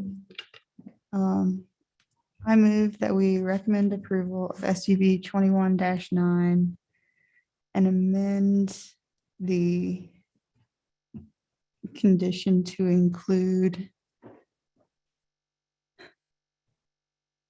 berming sufficient for light intrusion for specified 4 properties. I don't know if that's the best way to word that. I don't want to be too specific to allow them flexibility. Okay. So we have a motion, as I understand it, we have a motion to provide sufficient screening for the 4 properties on Spring Creek? Yes. Spring Creek Drive. The so-called Spring Creek neighbors. Spring Creek neighbors. Second. May I have a second? Very good. Let's start with Commissioner Moore for discussion.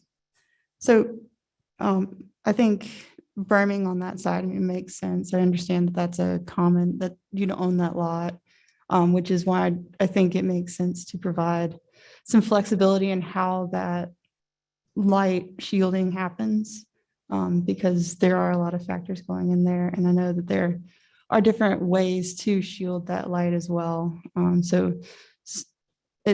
While I'm a little bit concerned that it may be a little bit vague in terms of, how do you shield light? How much light needs to be shielded? I think because of the common lot, because of the grading issues and things like that, a little bit of flexibility is kind of warranted in this location.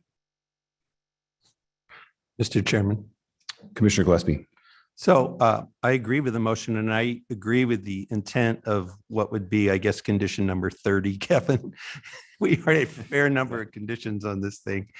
And I think there's a number, the difficulties. One, the land ownership, that's problematic. 2, there's a bunch of utility easements running through there.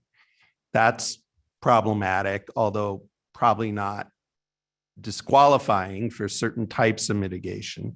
So it's very hard from the dais for us to design the specific mitigation. So all we can do is recommend the mitigation be there when you go to city council. And, my thinking is something like relative to the baseline grade of the road, like that becomes 0, the grade of the road 0. We need like a 4-6 foot berm. And then on top of that, like a 6 foot solid fence would be, maybe and I'm not an engineer, so I don't want to put that in the motion. But if you were asking me, and it would follow that red line that that very thoughtful fellow who lived there provided, whose name I cannot remember. I apologize for that. It could have been Mr. Indicurry. Something like that, I think, goes a long way to helping those 4 homeowners, because I think they have a legitimate issue. And obviously, you smart guys all know the closer that mitigating barrier is to the source, the less tall it needs to be, right? It's like any sound or light barrier. So the closer we can get it to the road, the smaller it can be, and therefore I hope the easier it can be. But I'm having a lot of trouble tonight I'm looking really closely at that map, and I can't do it from here right now. So all I can do is agree with her general proposition for condition 30. So that's where I'm at. I would like to, Mr. Chairman, with your leave, just say a few more things. Mr. Stallings asked a really interesting public policy question. He opposed it, and he said, well, who's benefiting from this? That's always a great question. And his hypothesis or his suggestion was that the homeowners of this development, 59 of them, plus the developer, were benefiting, and all the other folks were not. Well, I don't agree with that at all. I think if we think about Harris Ranch broadly, all of those parks down by the river, all of those trails, all of those amenities by the river, all of the trails running all through the foothills, all of the mixed use high density development, the way that the whole development is structured around business hubs and parks and schools and that whole design ethos, all of that is what's benefiting from this development, because this development was one of the chips that got bargained, right? So the whole shooting match out there was bargained of a piece at one time. So all of the benefits that Mr. Stallings enjoys living out there are part of this development. That was what I think the, the gentleman's name was. That's the point he's trying to make. And I do think he's right. That's the point Brandy was trying to make. So that's point number one. Point number two, Firewise versus WUI. That's an important distinction.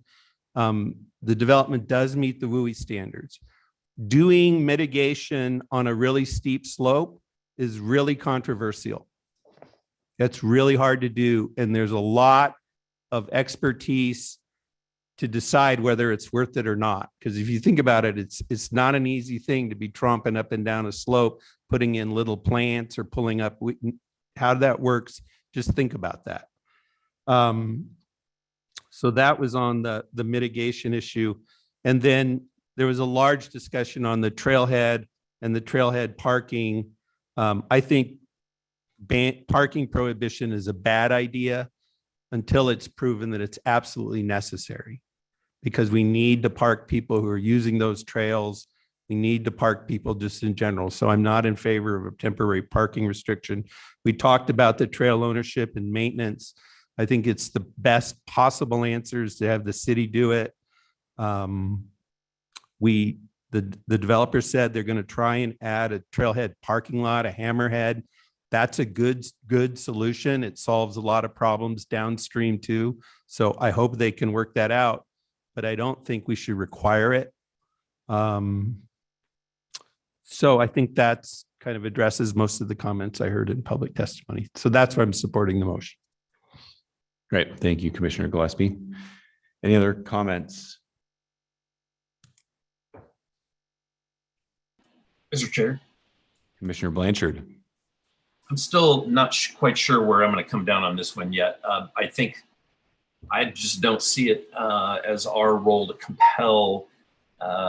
We've got really complicated land ownership on that 30-foot strip. I mean, likely, as Commissioner Gillespie noted, there's easements in there for utilities. There's probably a 10 to 20-foot setback or easement that's ACHD, and then that leaves you 10 feet or something. So I'm really kind of torn on us trying to compel a solution from the dais when we really just don't understand it. But I think it probably is important to just get it before the council and at least let the development team try to figure that out before they get to council.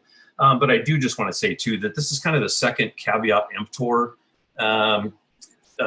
thing we've had tonight, where let the buyer beware. And it's kind of distressing to learn that that 3 of these 4 homeowners have moved there in the last 3 to 4 years, and then they want us to mitigate the fact that they bought a house where they knew there was going to be a big development. That's again, this is the second time this has happened tonight, and this is not the appropriate forum for us to be mitigating people out of their home buying decisions. So I just wanted to get that out there for what it's worth.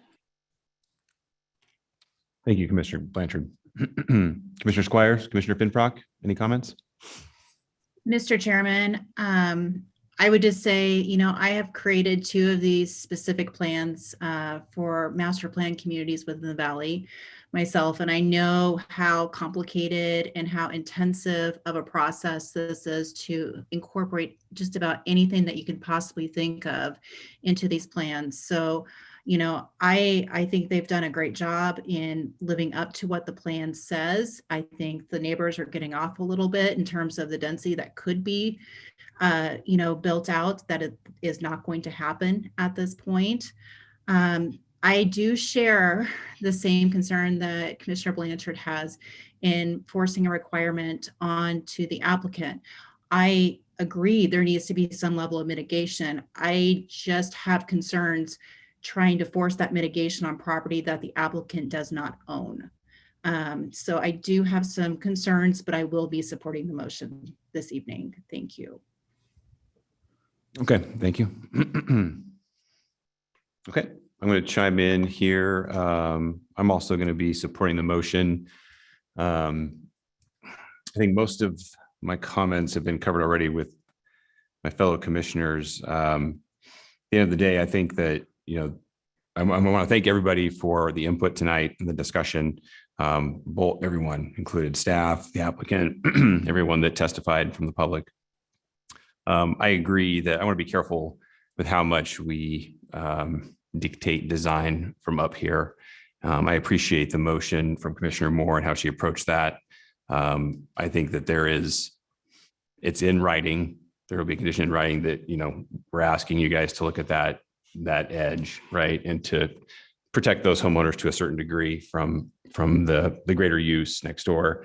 I also do agree with Commissioners Squire and Blanchard that, there's two sides to that property line, right? You guys are going to do what you can on your side. That's great. I think that's the right thing to do to a certain degree. But then on the other side of that property line are those property owners, and they have an opportunity on their side of the line to improve the buffer on their side as well. So I just want to get that out there to sort of support Commissioner Squires and Blanchard in their thought process. Totally agree. So I also do appreciate your guys' comments, the applicant's comments about being careful with that edge. When you have mature trees, you can't go and then build, a 12-foot berm under those trees. That's going to kill those trees like that. So let's be thoughtful about how we deal with that edge and do it the right way and preserve those trees and then protect those homeowners to some degree where you can. Okay. Mr. Chairman, I'd just like to make one last sort of procedural comment. Sure. Mike. So I'm talking now to all of the people who testified who are not from BV, who weren't Gary, basically. So Laurie, Steve, Abigail, John, Tajazwi, Christine, Lillian, Jim, Mr. Moriarty, Mr. Stallings. There's one guy didn't get his name down, Brandy. I'd just like to encourage all of you guys to get involved with BVNA as much as you can and get in the formal process with BVNA. It's a great neighborhood association. It's a really insightful group of people. They always, well, I don't always agree with them. They always provide really helpful testimony. And it's a really important part of both where you live and the city. So to all you folks who gave great testimony tonight, please call Gary and make sure you go to the next BVNA meeting. So thank you very much to all of you.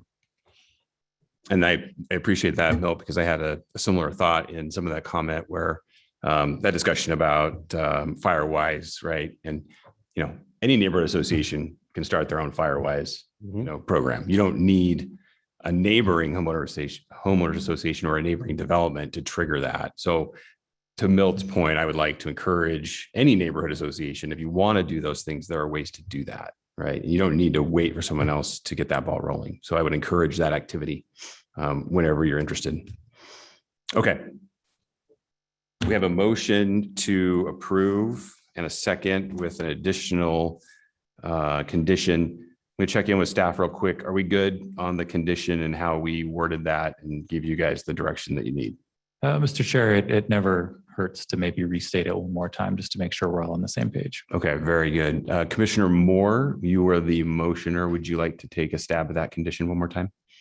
Absolutely. Thank you. So, Mr. Chair, I think maybe the best way to state it would be with the condition to provide shielding to the extent possible between the road and the 4 properties on Spring Creek Drive. Very good. Got that. And For purposes of light mitigation. Understood. Thank you. Very good.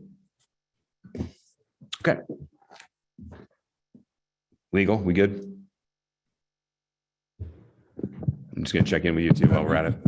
Yes, Mr. Chair, if the commission is finished speaking to council by way of its recommendation tonight, then we're good. Okay, thank you. Telemetry, go. Go. All right.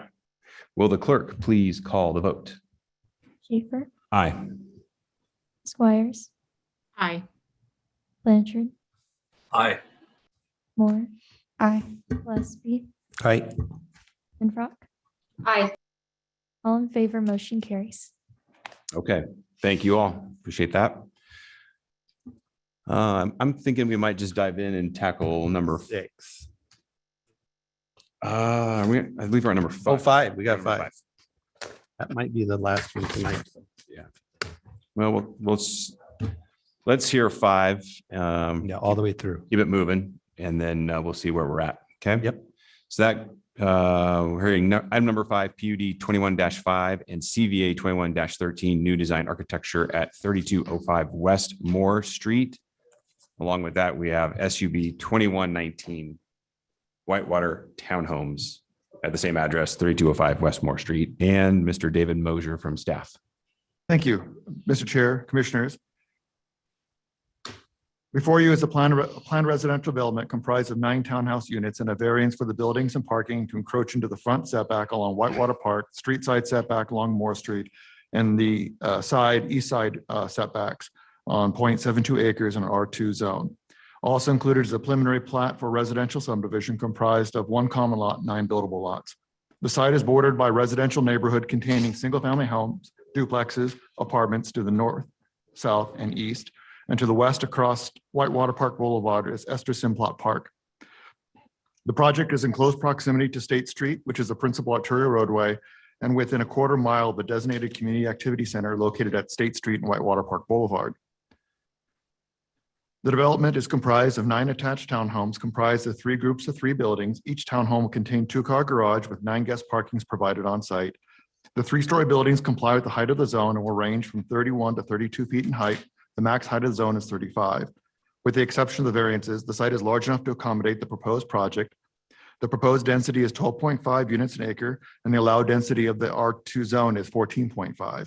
Vehicle access to the site will be provided from a 30-foot wide section of Moore Street, which is currently unimproved. This section of right-of-way will be improved with an access drive and a 5-foot attached sidewalk on the southwest side. In addition, a 5-foot sidewalk will extend through the property along the interior service drive. This sidewalk will provide a pedestrian connection from Whitewater Park Boulevard to Moore Street and the neighborhood.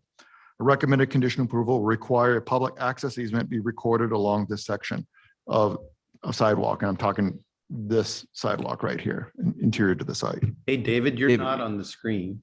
Oh.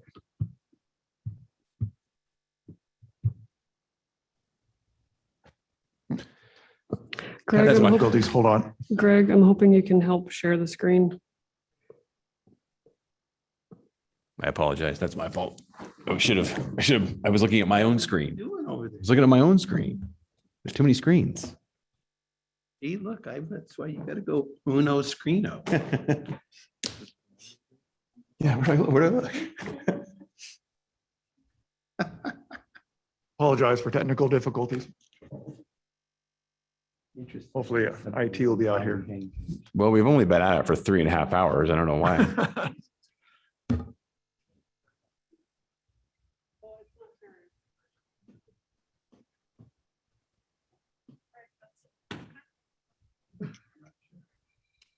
Is there something I need to do? CFH has a general adverse impact. Maybe we should take that 5-minute break and give staff. Okay, we're going to do that. We're going to step away for 5 minutes, guys. Let staff kind of get their tech worked out here. I'll just start over. Yeah, we'll start over.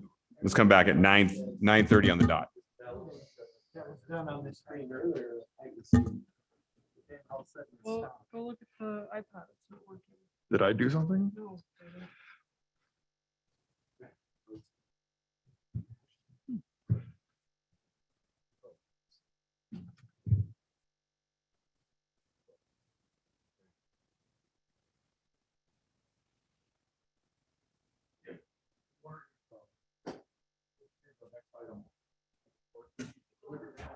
Why did it stop? I agree. Look, working? I agree. It's in a CFH, That's but where a else great in the idea. subdivision? It never says. We've been sharing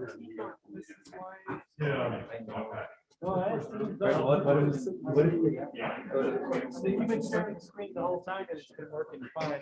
I'm trying to figure out why it all of a sudden stopped. Yeah, I mean, they're not. They're gonna try. And the council gives them a hard time. I think the council.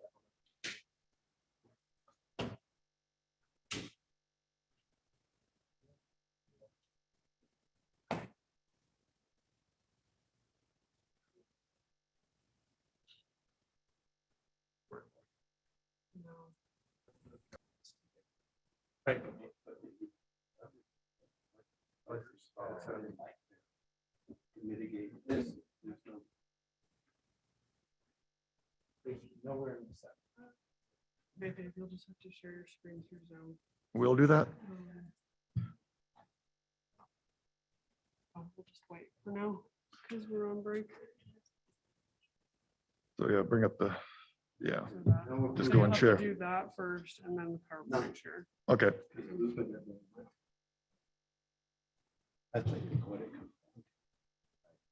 I bet. I'm with you. Look, I'm with you. It's like, yeah, it's, you know.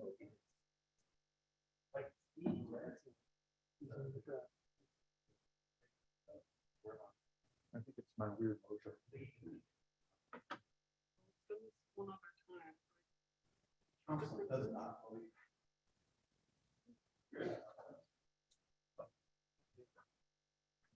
So when you go to share, Like that, and then. select the PowerPoint Yeah. and go full screen with the PowerPoint by hitting that guy right there. Oh, it's a touchscreen. Yep. There you go. Sorry, this is week 2 for me, so I'm still learning the system. Right. Well, no, it's a learning experience for all.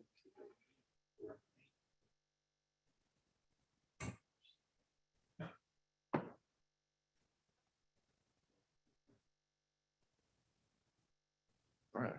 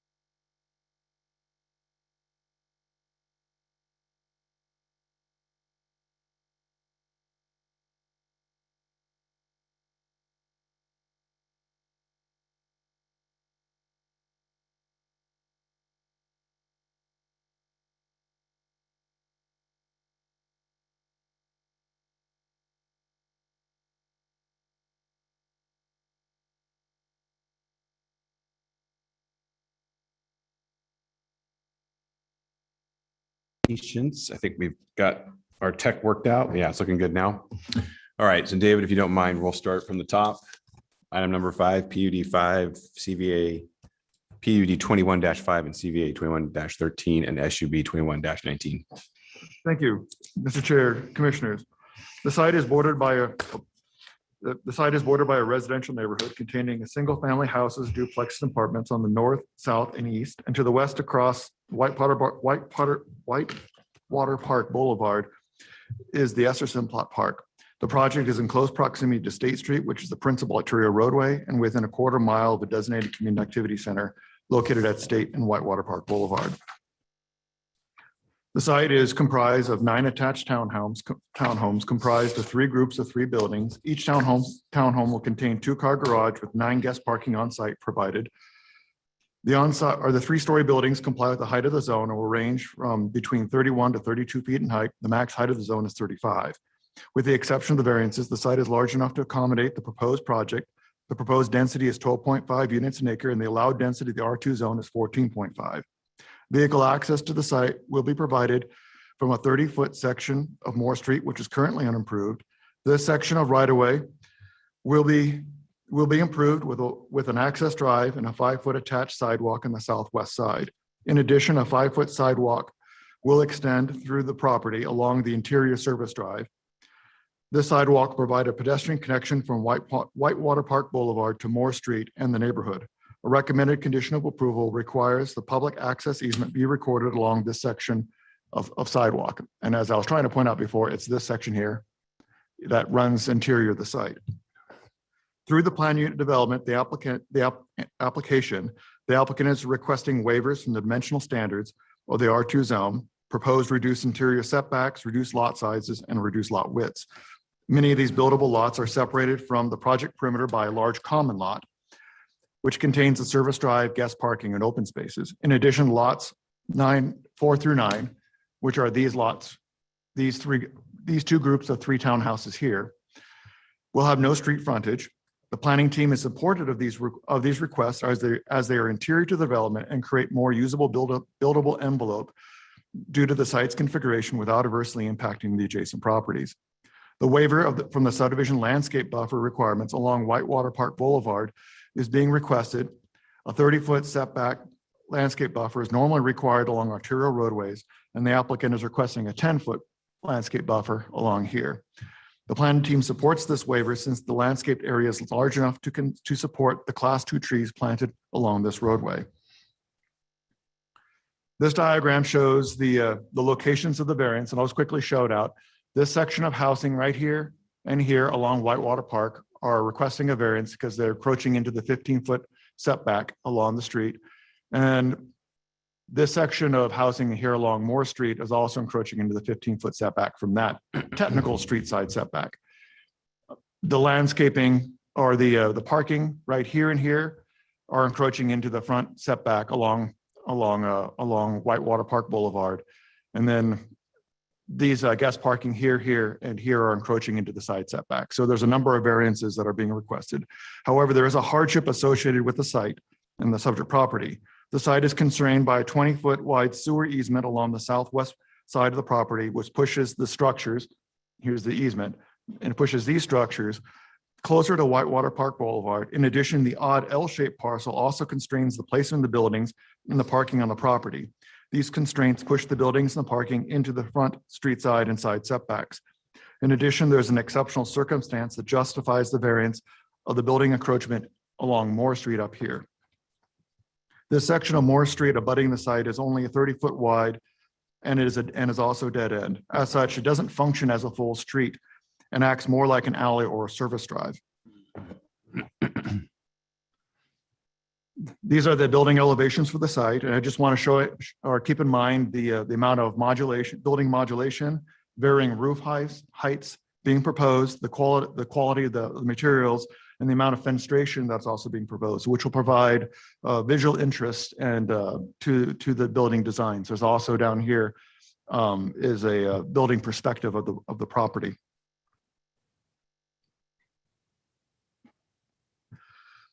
Now, several neighbors have expressed concerns with the property density, building height, and traffic. I would note that this location is ideal for higher density residential development since it is located along an arterial roadway, Whitewater Park, and adjacent to a large public park, Essa Simplot Park across the street, and is within a quarter-mile of a community activity center up on State Street and Whitewater Park Boulevard. Also, there is capacity on these roadways to support the project. I would note that the proposed improvements of Moore Street, of unimproved Moore Street, will impact some of the neighbors there. One of the neighbors has attained a license agreement from ACHD and has built their side yard and backyard area into that unimproved easement with that license agreement. And by improving this, they will have to move their improvements out of that roadway as it gets improved. But they did enter into a license agreement with ACHD to do that, knowing full well that at some point in time, should Highway District improve the street, that their improvements would have to be moved at that point. So in conclusion, the planning team recommends approval of the PUD, the variance, and the subdivision since they comply with all the required findings as per code. Thank you. Great. Thank you, David. Okay, next we'll hear from the applicant.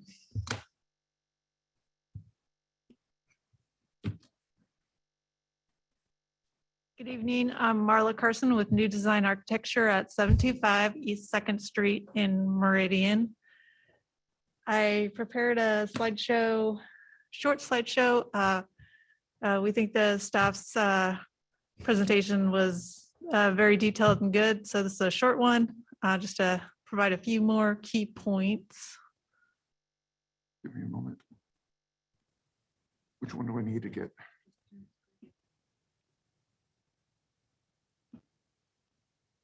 Oh, there we go.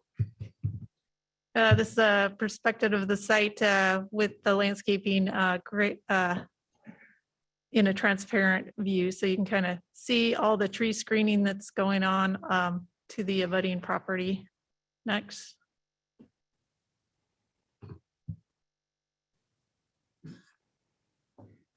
There again is the site location and its proximity to the park, and a site plan showing the 3 buildings and the 9 townhomes. Next. A perspective of the 6 buildings that are closest to Moore Street. Next, please. And then the 3 that are on Whitewater. And you can see how the buildings step back in height and in horizontally. Next, please. And then here's the materials that we are proposing: stucco, a hardy board siding, an Akoya wood, which is a product that is treated to last much longer than traditional wood, and then a brick accent. Next, please. Some of the neighbors' concerns were the height. We do meet the code requirements for height, but I did take a few photos very nearby the property. The modern looking one shows that our design style fits in with another home in the neighborhood. And then the one on the right shows a 2-story with a pitched roof, which is similar in height to our 3-story with a flat roof. Next, please. And then a couple more neighbors showing the height of the surrounding neighbors. Next, please. And then with this, I'd like to turn it over to Derek. He's our civil engineer, so we can talk a little bit about what made us propose a variance. Thanks, Marla. Derek Kerner, Rock Solid Civil, 270 North 27th Street, Boise. And yeah, thanks for having us. So I don't have a mouse or a pointer. Is it possible that I am where you're at? With just while I have a map with the pointer and talk through things.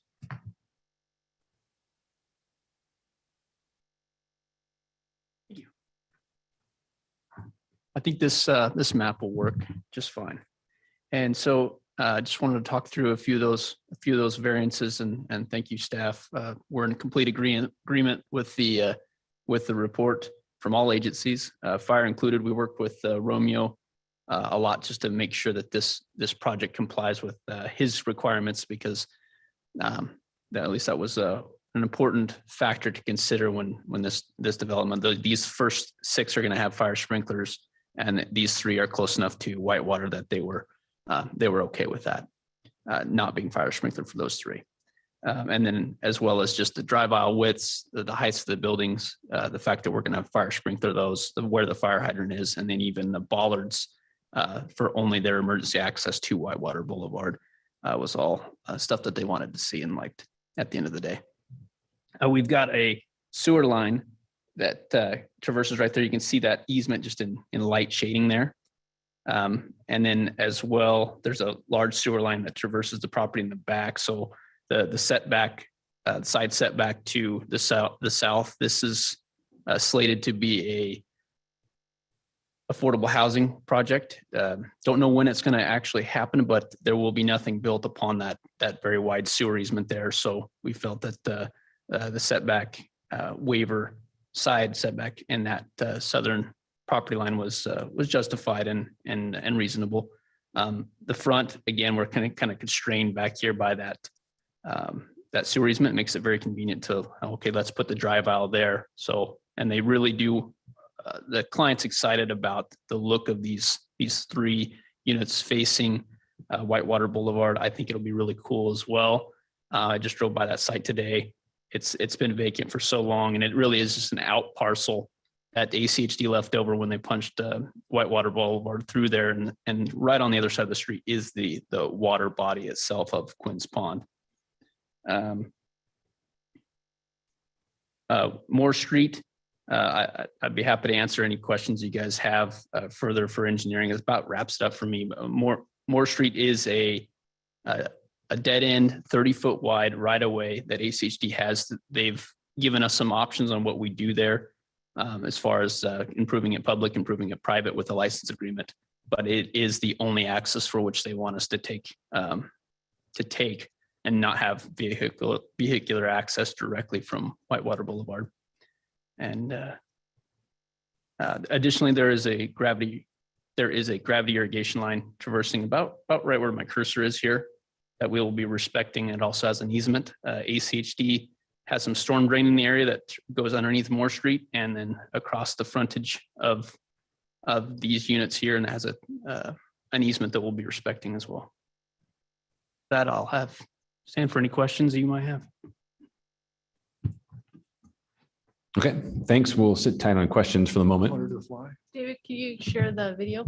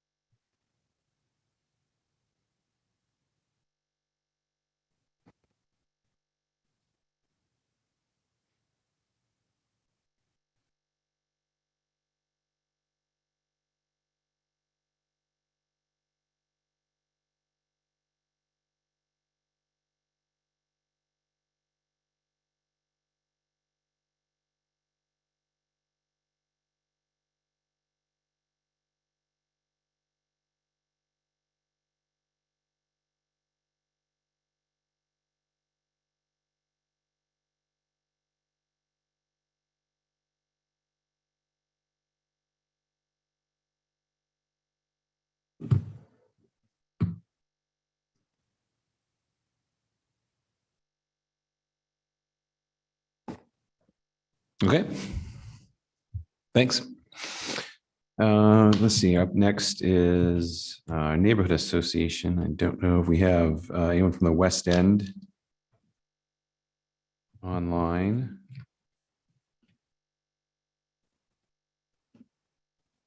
We have Jason Durand or anyone from the West End Neighborhood Association in attendance. Doesn't look like it. Okay, so we'll go ahead and open it up to questions from the commission. Mr. Chairman. Commissioner Danley. Two quick questions. First question, I think I have an answer, but I just want to verify. This can be for the applicant or staff, but I noticed that in our application, there are a couple of different renderings, and where the two buildings come to a point essentially facing Whitewater. One shows trees in front of the buildings, the sides of the buildings. One does not, and shows, you know, a couple of things that say CCDC art potentially. I want to verify, are there plans to put trees at those particular spots where those two buildings sort of come together as they are nearest their point on Whitewater?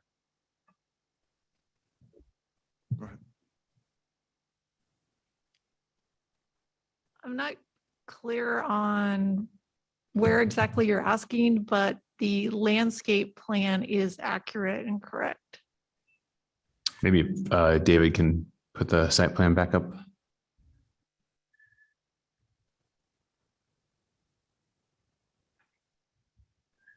If Commissioner Danley doesn't mind, I might piggyback on that question. The one thing that caught my eye, that you are showing several of those class 2 trees in the sewer easement and on top of the sewer line. And I would imagine that's gonna be rather problematic with the sewer folks. Are you talking about the ACHD pull off that? I'm going to defer to Commissioner Danley first. Right. So, Where Chris, where you want- your where your cursor is, those 3 or 4 trees, and then just below that there are 2 additional trees on the other side of the drive aisle. Yes, right there. So those 4 or 5 trees, are they planned to go in? Commissioner Danley, those will be removed. We did not get our ACHD denial of removing the concrete pull off until just recently. So we haven't had a chance to update our plans. We're gonna, we won't be able to put trees where we have the concrete pad that is been requested to remain. Okay, so the video that you just showed had several trees in those very locations. Are you telling me that's inaccurate? Just where the concrete pad is gonna have to remain based on the report that we just got in the past week. Okay, so just that one spot towards the very top then, is that right? Correct. Okay, that's fine. Other question is to the applicant, and that is, are you married to the meandering sidewalk, or would being straight work for you? I think we would be open to a straight sidewalk. Okay, thank you.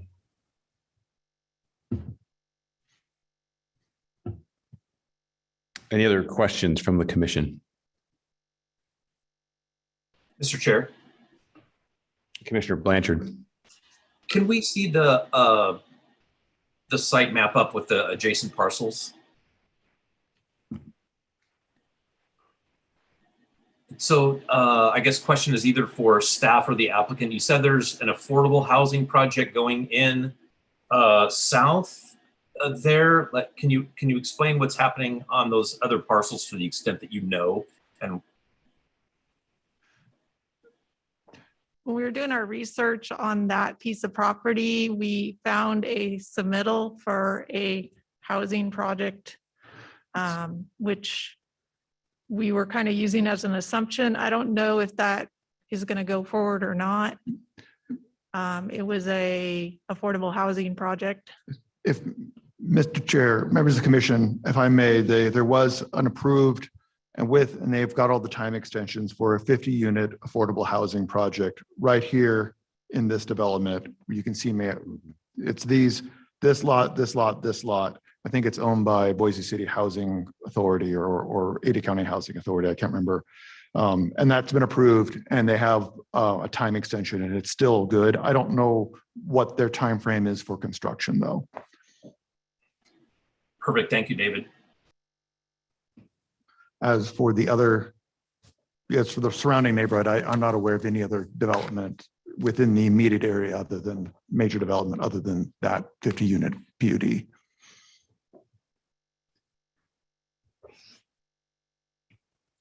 Mr. Chair, Commissioner Moore.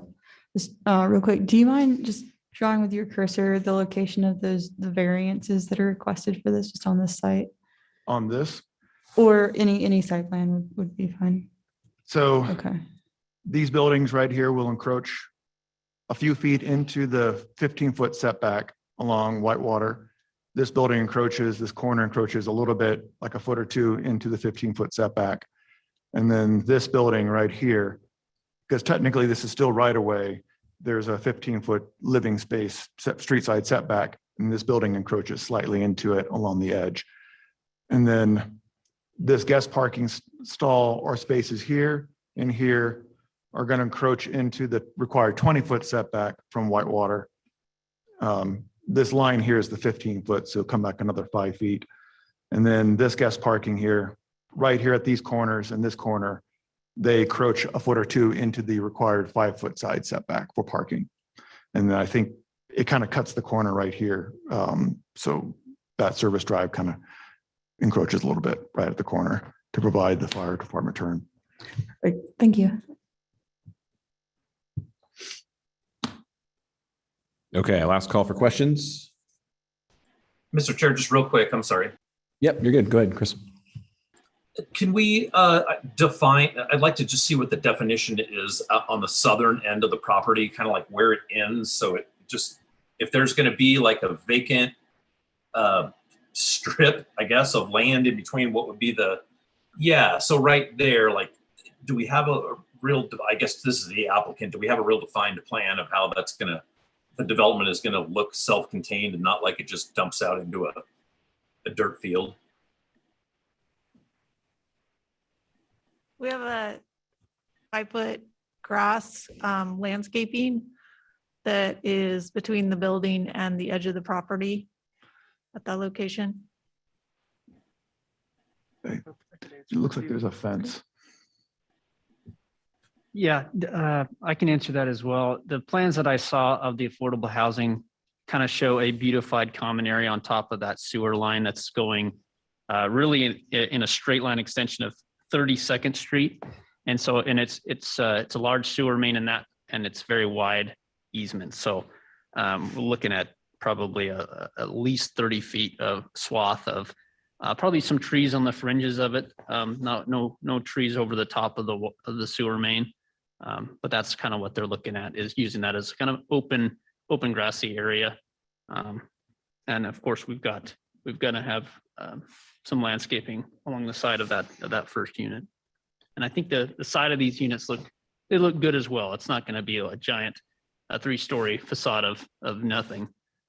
It's got good architectural elements to it with windows, etc. We've thought of that. Awesome. Thank you very much. Real quick, David, next steps, design review. Yes, Mr. Chair, members of the commission, the next step will be, oh no, there is no design review. This, the design is decided by the commission tonight. There's no de-overlay. Okay, great. Thank you. I stand corrected. Okay. Okay. All right, thanks. We'll go ahead and move to public testimony on this item. And so if you're here to testify on this item and you're online, please raise your hand. Okay. Got one hand up, Megan Monk. Megan, go right ahead. Oh, I guess you signed up as well. I apologize, Megan. Yeah, signed on the list here. So please go ahead, Megan. With your name and address to start, you'll have 3 minutes to testify.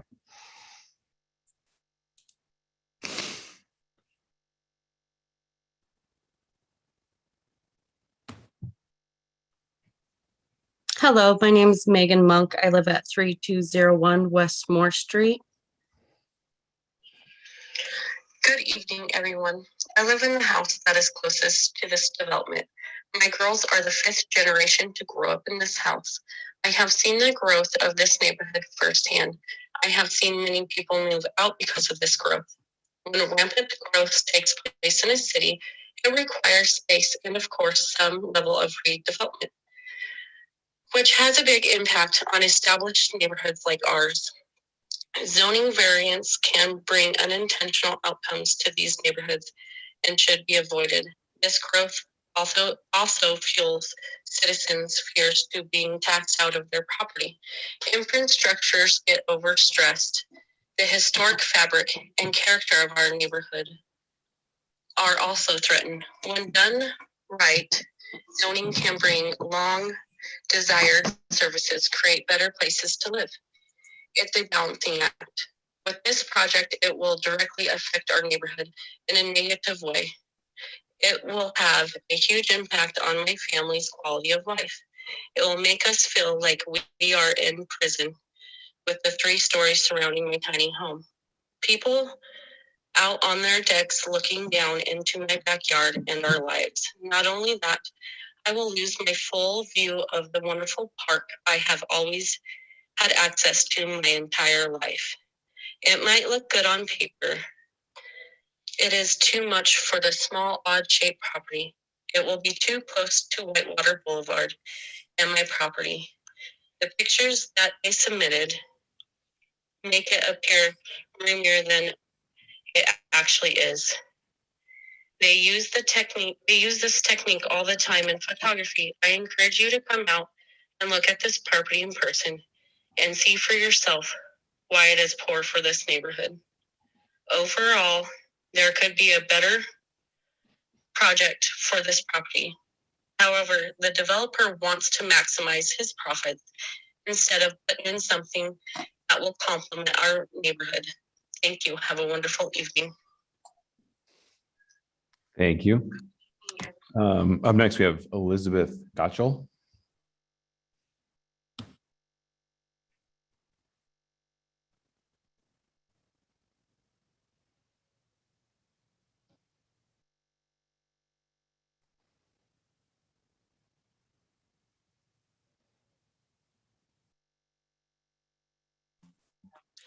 Greetings. Are you able to hear me? Yeah, we can hear you. Thank you very much. I appreciate the ability to testify in front of the commissioner, chair, and all the members. My name is Elizabeth Gottschall. Go ahead, Elizabeth. I apologize. Just your name and address, please, and go ahead. That's what I was getting ready. Thank you. My address is 3120 Moore in Boise, Idaho, 83702. I have lived at this address for over 30 plus years. We moved here due to the quaintness of the Boise Valley in this neighborhood. To just let you know, I'm approaching my 20-year anniversary at the Boise VA. And I live in a neighborhood that are small houses with very little things. And I know that you, as the leaders of this P&Z meeting, have to wrestle with how to keep the growth rolling without letting costs spiral out of control for individual households or straining the natural resources that draw people to our area. There's also been a recent survey done by BSU that says 78% of the community agrees that growth is proceeding too quickly. Believe me, I don't envy your position. We're not adverse to growth, not one bit, but we believe that maybe 6 units is better. My husband and I proposed Esther Simplot Park back in 2004. And if you will look back in the records, you will see that. It was done in front of P&Z and Boise City Council. And we worked extremely hard to get this done. That's our view. I don't think I want to see 3-story houses among single-story houses that block my view when I've already had double-story, basically mobile homes built in this neighborhood that were agreed for by P&Z that blocked my view of Bogus. I have worked here as a nurse for 20 years. I have a husband that is a disabled veteran. We're barely making enough to stay in this neighborhood despite my working for the government. Your pricing is out of our own neighborhood, and the gentrification that is continuing to go on is not allowing people who have been in Boise, who love this area, who moved here and are impassioned to live and thrive. When we moved here, there were cows, there were horses, and we understand that building needs to take place. But Thank you, Elizabeth. That's the end of your time. We have a thank you, phone I fully number. understand.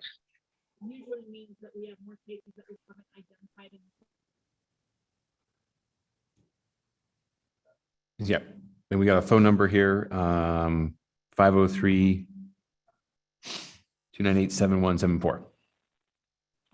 Thank you. My name is Shauna Creechley. I live at 877 North 32nd Street. My home is the north neighbor, which Moore Street would take part of our improved yard with some mature trees. So I have deep concerns about this project. Primarily that I agree with my neighbors that 9 homes seems too many. That's at least 18 cars with a 2-car garage for each, plus 9 visitor lots. Currently, our street has parking on both sides, which essentially makes it a 1-lane road. And the way more it would turn a few feet and then turn left. So we just have concerns. We have young kids in the neighborhood as well. I am also concerned about parking. If people have a couple teenagers, I don't know where they're going to park. We just don't have enough parking over here. I am also supportive of housing. I grew up in the Valley. I want people to be able to live here and work here. But 9 is just too many. So thank you for your time. Thank you. Okay, I see no more hands up. Oh, I am Jeff Baker. And Jeff, I apologize. You are on the list as signing up to testify, so I apologize. The floor is yours.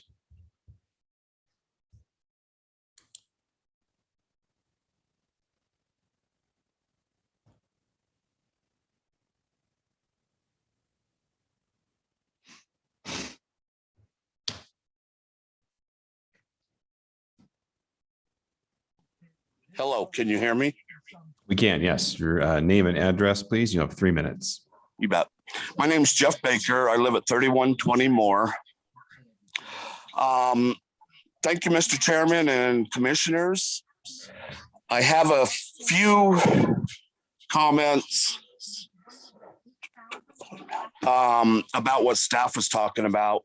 They said that there was a community center at State and Whitewater, and I know of no such thing. I've lived here for over 30 plus years.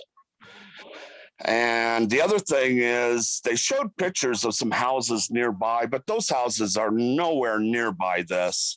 The 5 closest houses are all single story, small houses, all probably under about 900 to 1,000 square feet.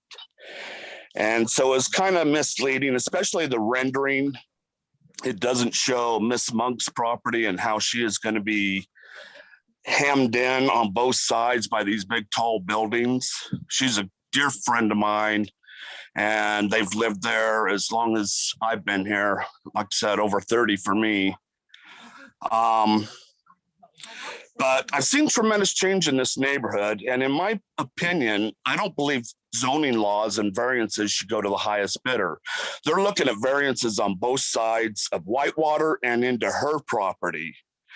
The variances, they should enhance the lives of the citizens that are paying the taxes for those zoning laws to be enforced. And the application, they state, these units are going to be twice as big per square foot of any house in this neighborhood. They're going to be 3 stories high where everything here is mostly single story. There are some 2 stories, but we're all pretty much under about 1,200 square feet. And the pictures in the packet they submitted actually show this. There are some, we did have a lot of single stories homes that have been torn down and some 2 stories put in. That's part of the change of this neighborhood. But the other thing is this project will have 2 to 3 car garages, where most houses here have on-site parking spot, maybe a carport, and a few homes like mine have a single car garage. This project does not fit into our neighborhood. The spectacular views they're requested to take advantage of per the application are due to the idea made by my wife and I that we proposed Esther Simplot Park during a city council meeting in early 2000. Together, we worked hard with the neighborhood, ACHD, and the city of Boise to come up with this plan over a several-year period. Not these out-of-state people that come in later, pay a premium, and take it from us. Let's have no doubt why they're all coming here. All of us together built a beautiful city that anyone would want to live in. But we should not sell our quality of life to the highest bidder. We just don't want rampant development that ruins our neighborhoods just for the rich to buy the spectacular views. Thank you, Mr. Baker. That's your time.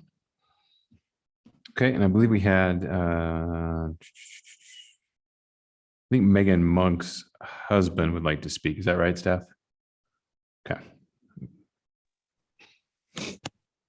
Yes, hello. My name is Michael Monk. I live at 3201 West Moore Street. I got about 5 points I'd like to touch on real quick. The access point off of Moore, your road, it's built on our property. I'm planning on building a fence where you guys have, it looks like a sidewalk or a street. I'm not sure. But anyways, on to the next one. Your space on the back corner from Whitewater to my fence, you don't even have 30 feet back there. From the sidewalk to the back of my shed. I just, not very much room there. Moving on. There's an irrigation ditch back here. We're the last ones on the line. My wife's been, as she said, lived here forever. Her grandma built this house with her own hands. She was from Germany. She immigrated here. But anyways, my main thing is, so we just acquired this place. I'm planning on expanding. I have 3 daughters. I am going to make this house bigger. I still stud frame. I'm a drywaller. I'm a taper. I'm an iron worker, and I do fabrication. So I will be expanding. And my thing is, I'm kind of worried about getting handicapped as far as if I go to build or make this house bigger, and I'm going to be required to go 2 stories high because it's going to look ridiculous being in front of a 3-story mountain looking when the sun sets. I just really feel like it's going to cripple us as far as our plans in making our house better. And it's kind of, I mean, even if we made it 1,200 square feet, it's going to look ridiculous in front of 3-story townhomes. I just feel like if you guys look on 27th and Stewart, they just built those ridiculous homes over there that are going to look like the ones behind me. And if you look, they already leached to the other side of Stewart. So I believe they want to build the 3 stories to bottleneck us out to buy the land so they could, again, flip it and expand their territory and make more 3-story houses. Because if you do that, you're kind of making our property useless to live unless we make 3-story houses. And that's all I have to say. Thank you. Thank you. Oh, that's my window. All right. No one else in person to testify. No other hands raised online. So we'll go ahead and close the public testimony and allow the applicant 5 minutes for rebuttal.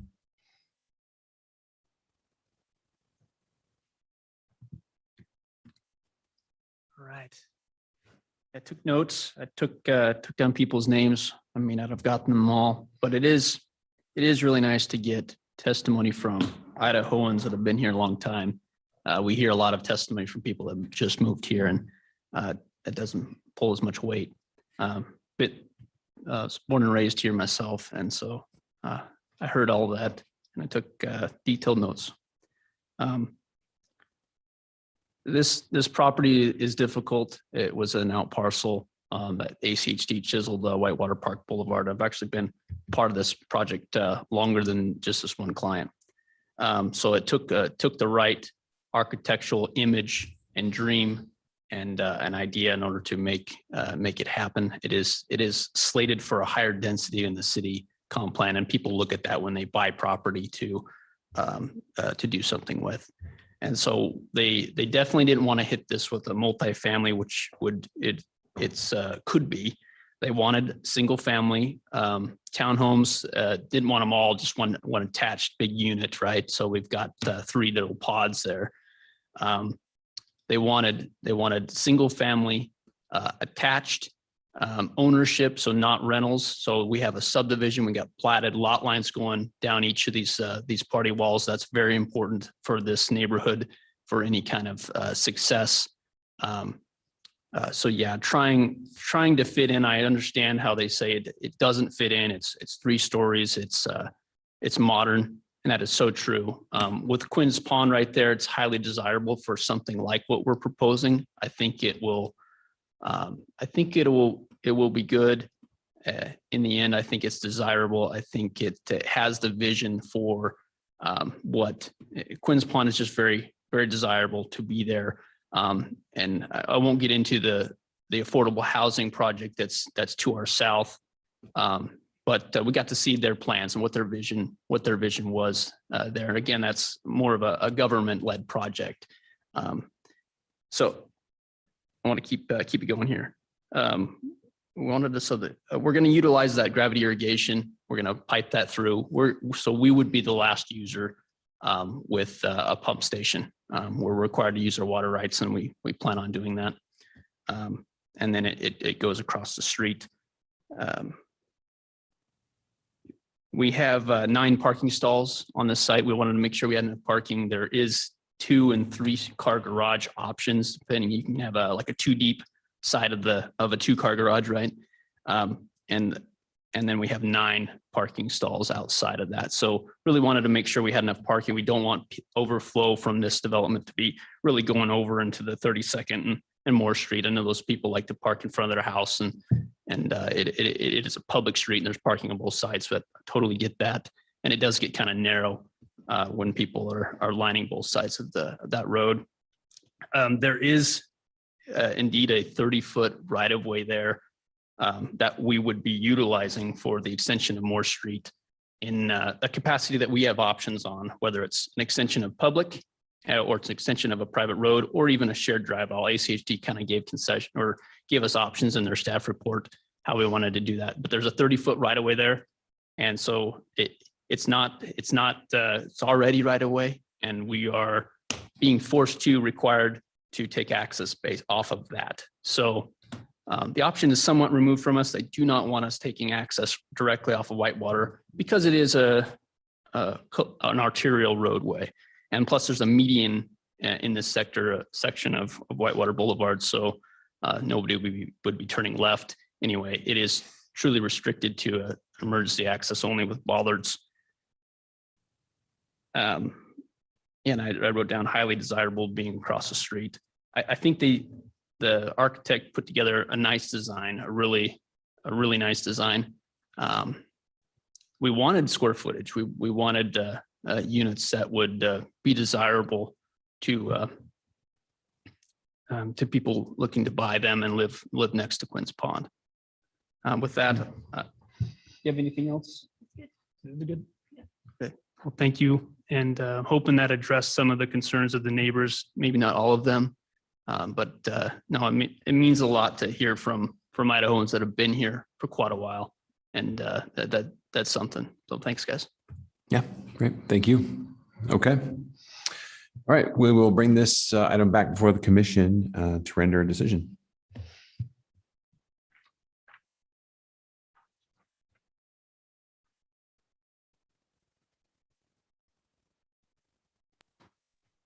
Mr. Chair. Mr. Chairman. I'm going to go Commissioner Finfrock. Okay, I'll start it out. I move to approve PUD 21-5 and CVA 21-13 and recommend approval of SUB 21-19 along with the recommended and standard conditions of approval. Second. Okay, terrific. I have a motion to approve in a second. Commissioner Finfrock, would you like to start us off on some discussion? Yeah, sure. So from the outset, density, height, and parking requirements meet city codes. So getting that out of the way, I think the variance requested is definitely due to a hardship that exists because of the L-shaped property, and the lot has a sewer easement that dissects the property. But we heard some public comment about views, and while I understand that the growth is hard on people who've lived here for a long time, I've been in that same situation before too. Views aren't protected by ordinances, and it's really out of our control.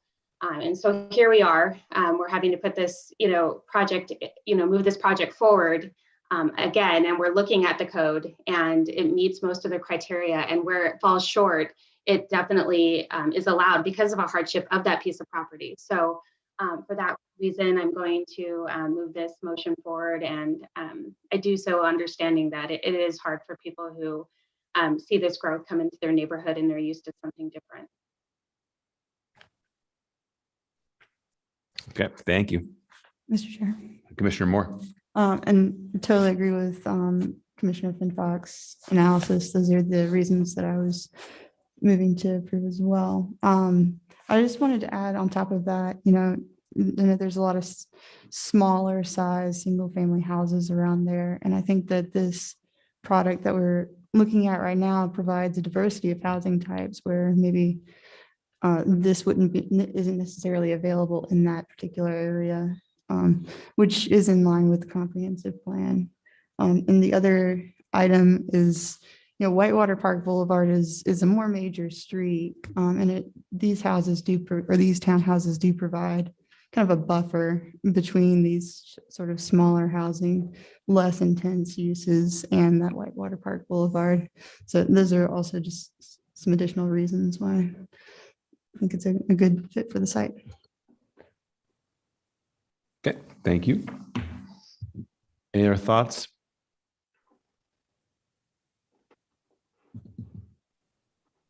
Mr. Chair. Commissioner Danley. I would support the original motion, but offer an amendment as a term of condition. And that term of condition be that the meandering sidewalk be straightened, as it is a hardship for those, especially with disabilities, mobility impairments. And given that this is a connection from the neighborhood to the east as a connection towards the park, I anticipate that stretch being pretty well used as folks go back and forth. And so for those reasons, that's why I would submit the amendment. Okay.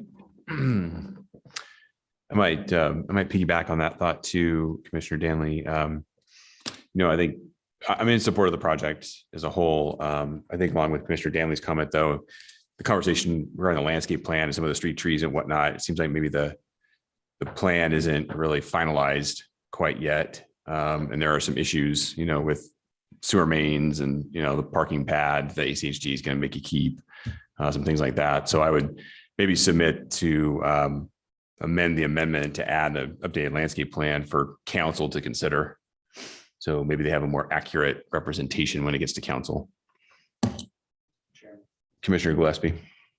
Sorry, if I could real quick, just because it's not going to go through design review, right?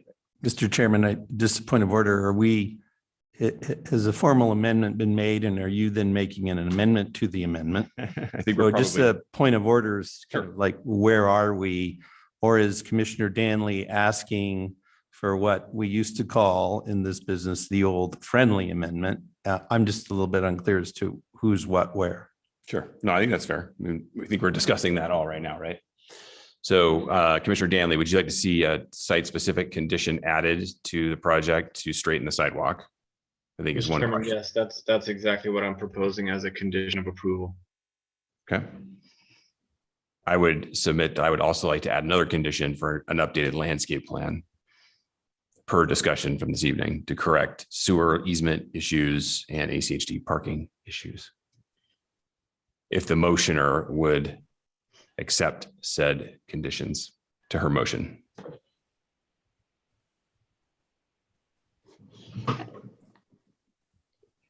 Yes. Do you want me to actually move again? Do you want me to repeat it? I think I wrote most of it down, Mr. Chairman, but I can actually start over if you would like and attempt to do that. Or should I just add the conditions of approval? I think we can just add the conditions. Okay, We have a motion, you have a motion and a second on the table. I think we're adding conditions at this point. Okay, so I move to add the conditions mentioned by Commissioner Danley and Commissioner Schaefer, including an updated landscape plan to correct sewer easement, ACHD conditions, and the sidewalk being straightened out. Is that correct? I second the amendment. Very good. Did I? Okay. So now we get a vote on the amendment, Now or you vote. discuss the amendment, and then vote on the. And then vote on the amendment, motion. and vote on the motion. Any other discussion On the on amendment. the amendments? Yeah, very good. Let's call that vote. Oh, Mr. Chair, Mr. Moore. I agree with the landscape plan. Clearly with ACHD's late hour of submittal of their staff report, there wasn't much time to react to that. Totally understand that. I could go either way on the meandering sidewalk. Terrific. Okay. So we'll go ahead and call the vote on the conditions. Mr. Chair, just so it's clear what vote you're calling. The Motion to amend. Motion to amend. Very, very well, thank you. Sorry. Schaefer, Aye. Squires, Aye. Blanchard, Aye. Moore, Aye. Gillespie, Aye. Finfrock, Aye. Danley, Aye. all in favor, motion carries. Okay, terrific. Now we also have the motions to approve. Any other further discussion? The amended motion. The amended motion to approve. Yeah, I'm done. good. I never started. All right, very good. Let's call the vote on that. Schaefer, Aye. Squires, Aye. Blanchard, Aye. Moore, Aye. Gillespie, Aye. Finfrock, Aye. Danley, Aye. all in favor, motion carries. Okay, thank you guys. And thank you for your patience tonight. It's been a long one.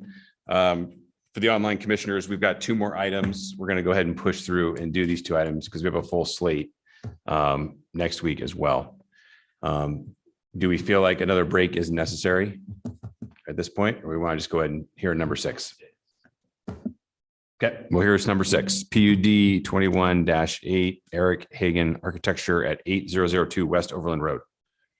Thank you, Mr. Chair, Commissioners. I will keep this quick. The applicant is requesting the conditional use for a planned residential development to convert an existing hotel into an 88 studio apartment with 1 caretaker unit on 2.44 acres in a C3D zone.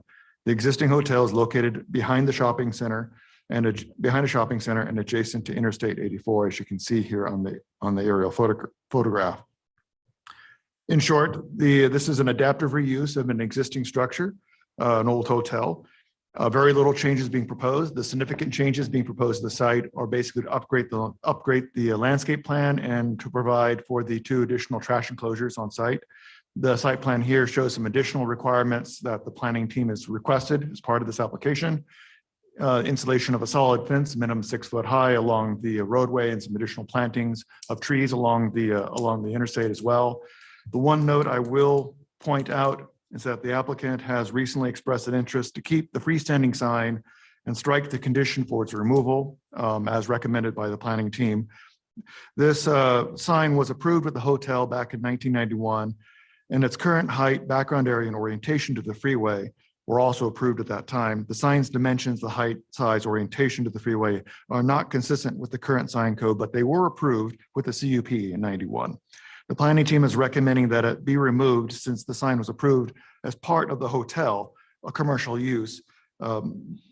in 91, and now the hotel is going away and being converted into a residential use, and that the sign itself is actually, given its size, orientation, and height, is non-conforming to the code, and would recommend that the condition remain and that the sign be removed. That being said, planning team recommends approval of PUD 21-8 since it complies with all the required findings. And thank you. Okay, thanks, David. Now we'll hear from the applicant.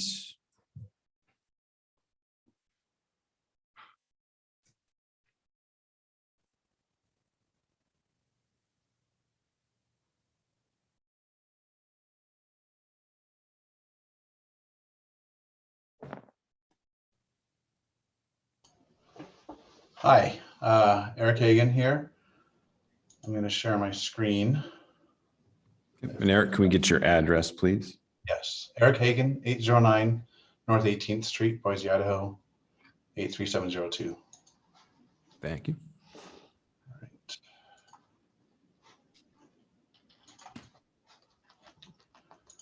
So this property, as everyone knows, is over here by the Y, behind the Walmart Supercenter and the Lowe's Home Improvement. It's got street access via a road easement between the Lowe's and the Walmart from Overland Road. This creates an odd location for it. It's even though the address is Overland, it's not readily visible or easily found without proper signage. Now there is an easement for signage off of Overland at the entrance to Lowe's, as well as at the entrance to Walmart. That being said, the owner would like to leave the option open for whatever the future may hold, basically.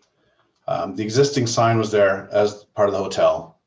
They plan to reuse it if they can keep it. They would like to be able to reuse it to aid in their branding or the rebranding of the motel into studio apartments. Now, that being said, the hotel was there for about 20 years. Who knows what happens in 20 years? It would behoove them to be able to have the monument sign available for any future use that may happen there, as they would not be able to get it approved in the future based on the current zoning code requirements. That's where it comes to this sign. The property is an older hotel, well, about 20 years old. It has an exterior balcony. All the hotel rooms are accessed from there. They're going to be doing a 1-for-1 conversion of hotel rooms to apartments. So the existing use of hotel with 88 units would be a proposed use of 88 motel units, thereby not really adding much of a load to the area. ACHD reviewed the project and didn't have any additional things to add to it, with the exception of a per unit fee to pay for the ACHD.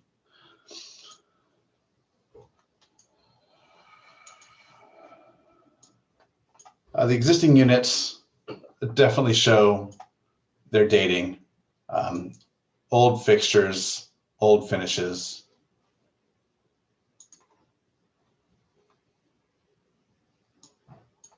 An old worn out parking lot. As part of the upgrades, the owner will be repainting the exterior trim, repainting the handrails, cleaning up the sites, adding another surface of asphalt to the parking lot. We'll be adding a lot of landscaping to the project as well in order to meet the zoning code requirements, but also to go above and beyond the requirements. One of the conditional uses was about the trees along the freeway, and the requirement or the condition was to have them at a class 2 conifer tree every 40 feet. So we're actually proposing to increase or decrease the space between the trees, get some more trees in there so that further down the road in a couple of years when the trees have matured to a class 2 width of about 20 feet, it'll essentially create a pretty solid visual and audio barrier to the highway that's right there. We are in a class or in a zone A, Boise Airport influent zone, which the city of Boise, Blueprint Boise Comprehensive Planning recommends trying to reduce sound on the site by 25 decibels. That's kind of a hard thing to quantify, but we feel that by adding the trees along I-84, that will bring us most of the way, if not all the way, to meeting that recommendation. The other condition to change the chain link fence to a solid fence, we also have no problem with. So all the conditions in the staff report, we have no issues with the exception of the monument sign. And that's the one thing that we'd like to guide, like you, the commission, to review and hopefully approve without that condition. Okay, thank you.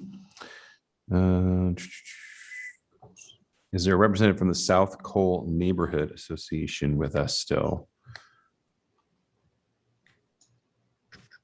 Doesn't look like it. There's no one in person in chambers at this point, so it's all folks online.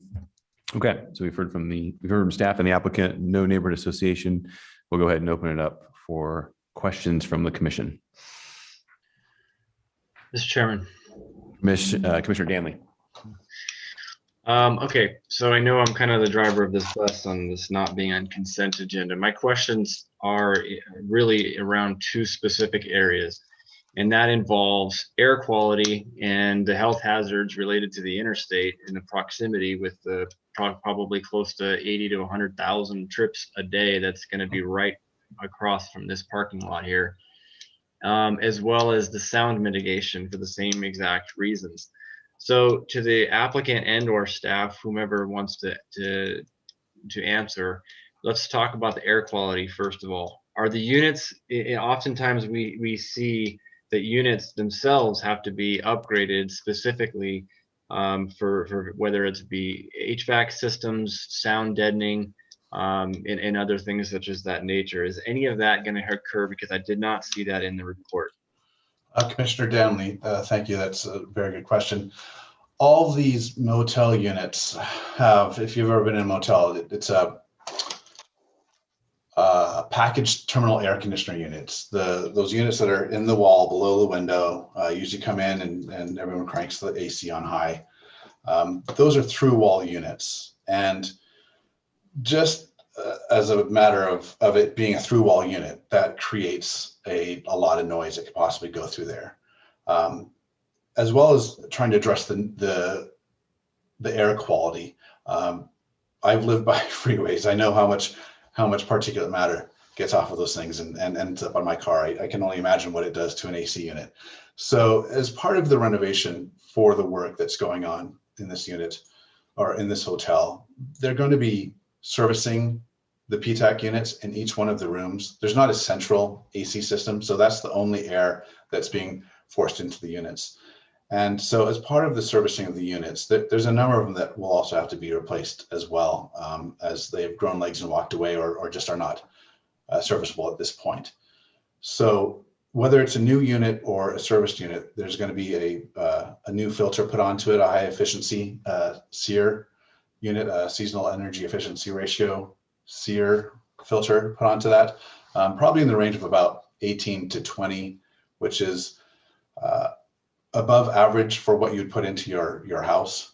And so that would be probably about the best way that we can address the particulate matter and the air quality inside the units.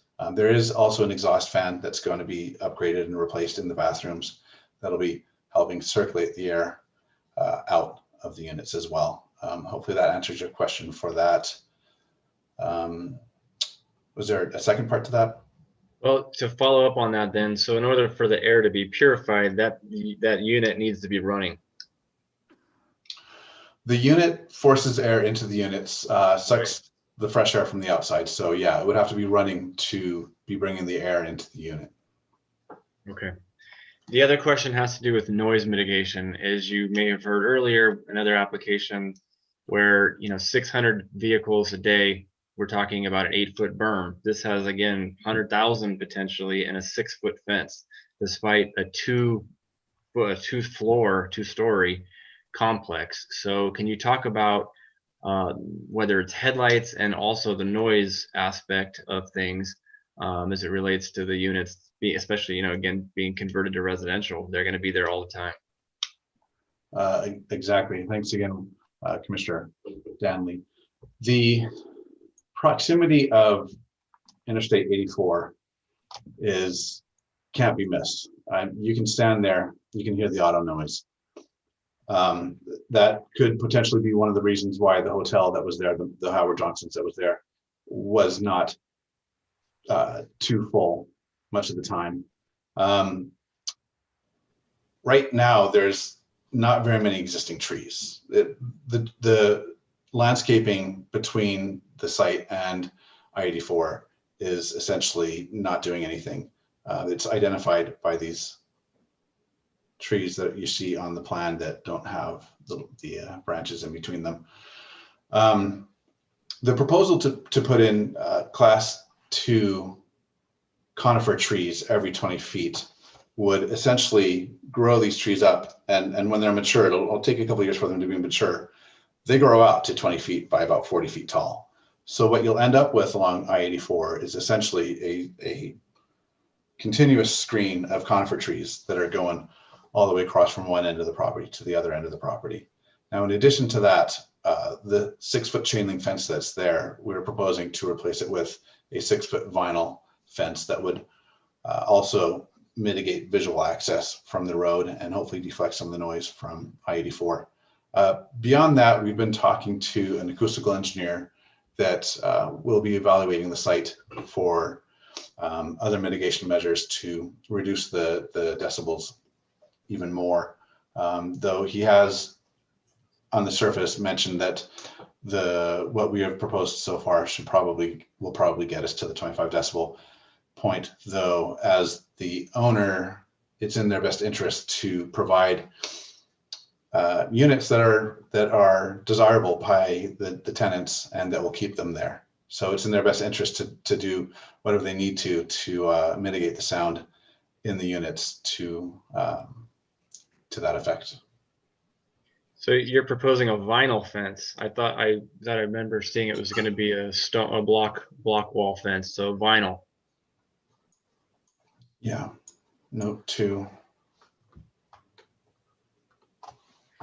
Remove the chain link fence and replace with a 6-foot high vinyl privacy fencing. So that would be one of those fences that's solid vinyl planks going all the way across. The vinyl have last longer and easier to clean.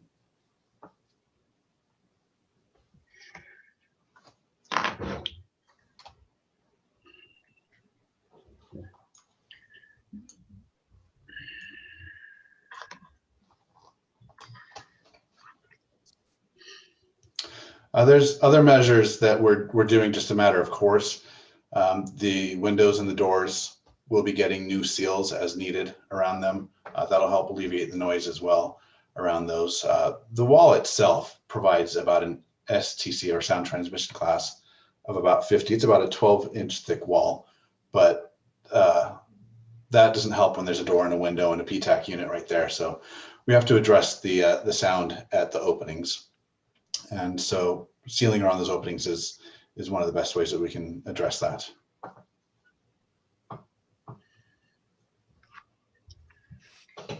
Yep. Any other questions, Commissioner Danley? No, not at this time.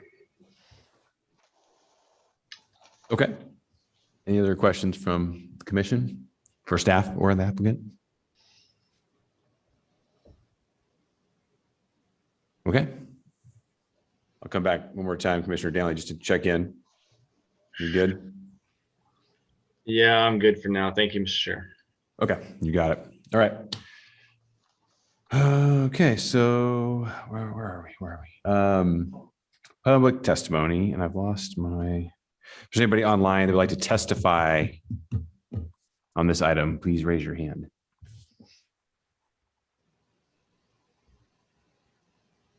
Okay, this looks like no takers. Mr. Hagan, this is typically time for rebuttal. We'll give you a couple minutes if you'd like to rebut anything. Don't have a rebuttal, but is it all right if I embellish a little bit more? Yeah, I'm good for a couple minutes. Yeah. Okay. All right. This existing hotel or a motel is pretty run down, and there's definitely a need in Boise, as we all know, for affordable housing. And this hotel conversion to residential will be providing units available for workers in the area, as well as workforce housing for people that may need to have easy highway access. And I can see from Commissioner Danley's expression that he's not too keen on the vinyl fence. So I think we're doing a lot of amenity upgrades to the site. So we're going to be adding more landscaping than is even shown here, just for amenities, aesthetics around the pool. We're replacing the fence around the pool. We're adding some ornamental fencing around the perimeter of the property. We're adding 2 new trash enclosures and surrounding them in landscaping.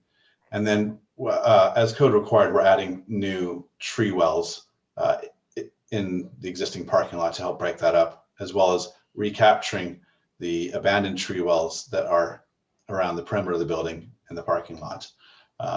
All this is in an effort to beautify and improve the project and make it enticing to people to rent. So I think with that, we are open to suggestions and recommendations if there are any as part of the approval. Terrific. Okay. Well, thank you, Mr. Hagan. We will bring this item back before the commission now to render a decision. Mr. Chair. Commissioner Danley. I'm gonna float a trial balloon here. Got to make sure I have the number right here. Okay. Item number 6, I make a motion to approve item 6 PUD 21-08 in compliance and with the terms and conditions in the staff report, with one additional requirement, and that the requirement be that the vinyl fence be replaced with a block fence. Mr. Chairman. Commissioner Gillespie. Just a point of order, the condition 2 on packet page 504 currently says install a minimum 6-foot high solid fence. And so Commissioner Danley, you're amending condition 2 to say a 6-foot high solid fence constructed of blocks, concrete blocks, something, not vinyl? Not vinyl. I don't want to hem the applicant into any particular material other than the fact of not being vinyl or certainly a wood slat. So I guess the catch-all would be essentially, a block fence, if that's the best term, unless somebody has an alternative word that is best suited.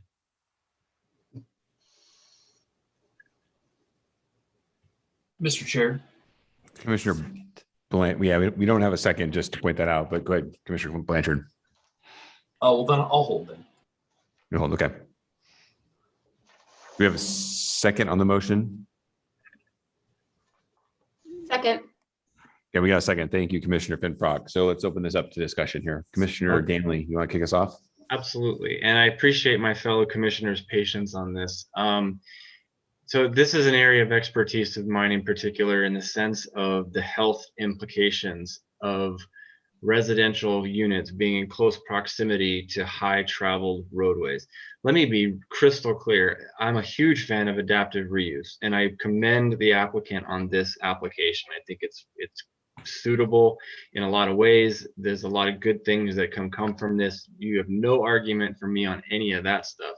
What I do have a concern is that with this being a conditional use permit, we are the end all be all, in terms of decision bodies, and we are to uphold public health and all of the different things that come along with it in terms of our code. The research is deep and copious with respect to the proximity of residential units and health implications, especially like on an interstate, where we know that things like cardiovascular issues and asthma, we have rates through this valley that are 2 and 3 times higher for people who live along the interstate than who do not. So the mitigation that needs to take place needs to basically essentially get us to a better place. I'll put it to that way. And while I appreciate some of the measures that are taken, the trees, for example, as was mentioned, it's going to take years for those trees to fully grow into a canopy that really do much of the mitigation. So the first things first is a fence, and a vinyl fence is a hollow fence, and it's in the sound mitigation that would be provided is really minimum at best. So in my opinion, this really should be even more strict than this and higher as a fence, but I'm willing to go to this point. So I'm making the amendment so that the applicant, should you want to appeal, that's your choice, can go to council and let them determine if there are any other mitigation steps. But if you feel like this is a doable step, then that's fine with me. And my last point is with regard to the sign. I don't have a problem with keeping it as is if I understand where you are, what you're trying to do. And personally, I don't see it being of really any of harm or conflict. So I know there's a lot to digest there, but for those reasons, I will support my own motion. Mr. Chair. James. For the record, James Smith, Deputy City Attorney, just a procedural point of order and recommendation that given the extensive comments on the record during deliberation here on the motion, that the chair open up for any rebuttal on those facts or perhaps testimony provided regarding health effects or other things before the commission resumes deliberation. From the applicant. The applicant, right? Okay. The Republic. I'm sorry, from who? So, Mr. Chairman. I just missed your last point. Yeah. The point of order. So what the attorney is saying is Chris, in his question, has introduced new information. Testimony. Correct. On the record. Yeah. That wasn't on the record before.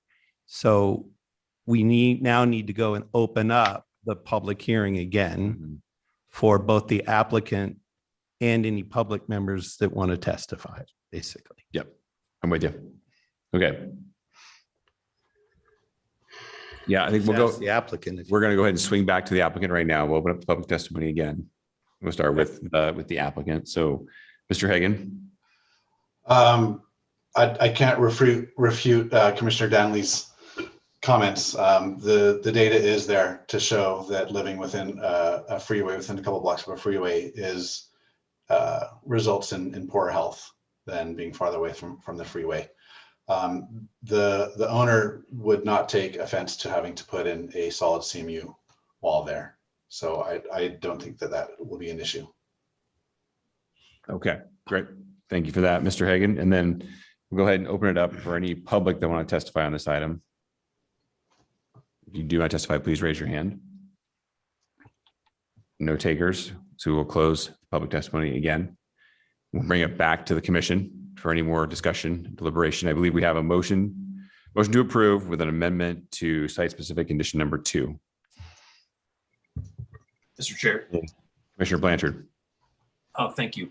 I appreciate where Commissioner Danley is going on this one. I think having spent the last 2 years building over 100 homes with ERVs in them, I can testify as to how to make indoor air quality better. And that would be the way to do it. And I don't think that we can really compel this developer to install energy recovery ventilators in every one of these units. My problem with a fence is that it's not tied to any real measurable goals. Like if we're concerned with sound mitigation, then we need proven strategies to reduce decibels. So it would need to be tied to decibels. So I don't know that we're going to get any reduction in decibels. I don't know where we'd ever get 25 decibels of reduction with any kind of fence in there, even if we're 20 feet high and made of stone.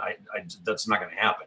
So I don't think there's probably functionally any difference in a vinyl fence and a stone fence from a measurable standpoint. So that would be my only objection if we were going to do something like this. If you want indoor air quality, then let's legislate indoor air quality. If you want sound mitigation, then let's set a dB level and be done with it.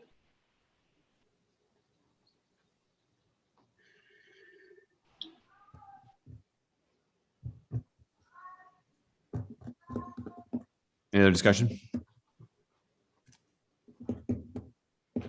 Mr. Chair. Commissioner Moore.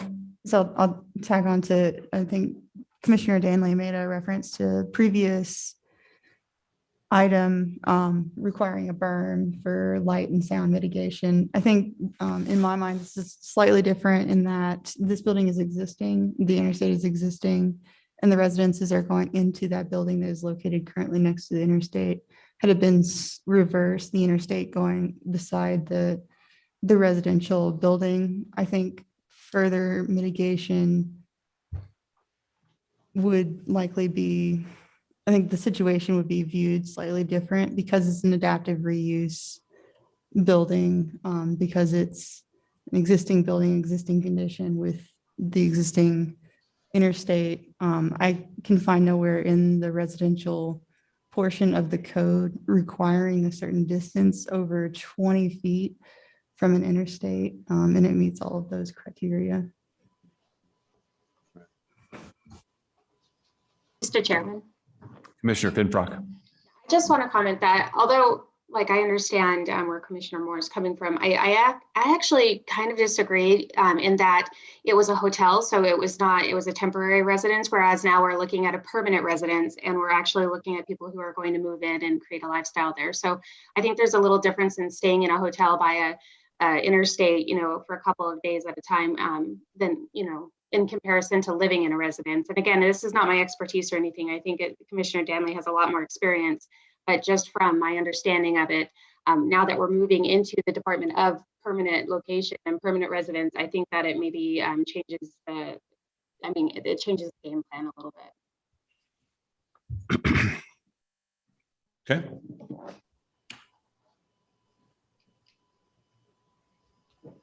All right. I think that's, go ahead and we'll call the vote on this one right now, see where we fall. So we have a motion to approve and amending, I believe it's condition number 2, to provide a more solid fence. I think is probably the simplest way to phrase it. Was that right, Chris? Not vinyl. Not vinyl. Will clerk please call? Point of order, Mr. Chair. Yeah. Just to make sure that we have it on record as well, I know that the sign component was also part of the application and request. I touched on it. I don't know if I made a motion that was proper for our procedures though. So that might be a question of staff legal. Yeah, Mr. Chairman. I don't think we caught that. The motion as it stands now does not change the condition in the staff report to remove the sign. If such a motion were forthcoming, I would strongly oppose it.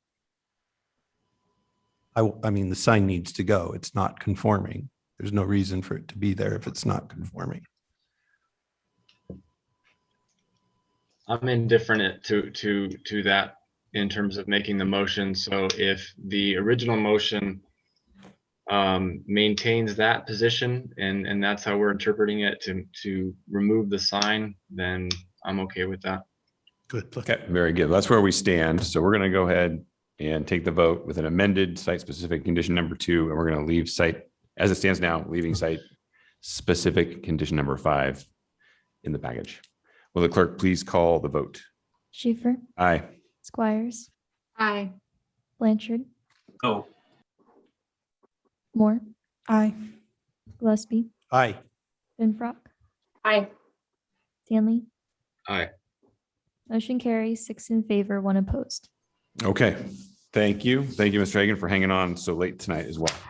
Thank you, commissioners. All right. Let's forge on to our last item. Do we need break? Okay, let's take a 5-minute break. I'm sorry. I misjudged. Let's take a 5-minute break.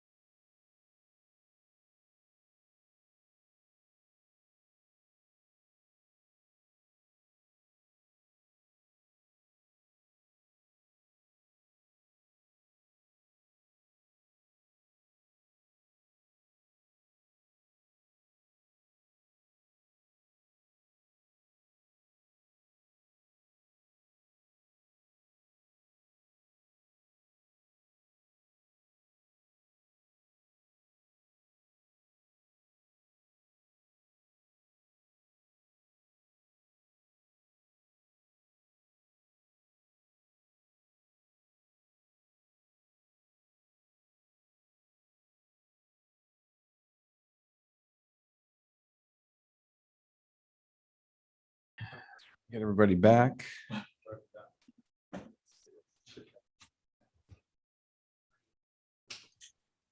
Okay, all right, everyone, welcome back. Down to our last item tonight, that's number 9, PUD 21-9 and SUB 21-16.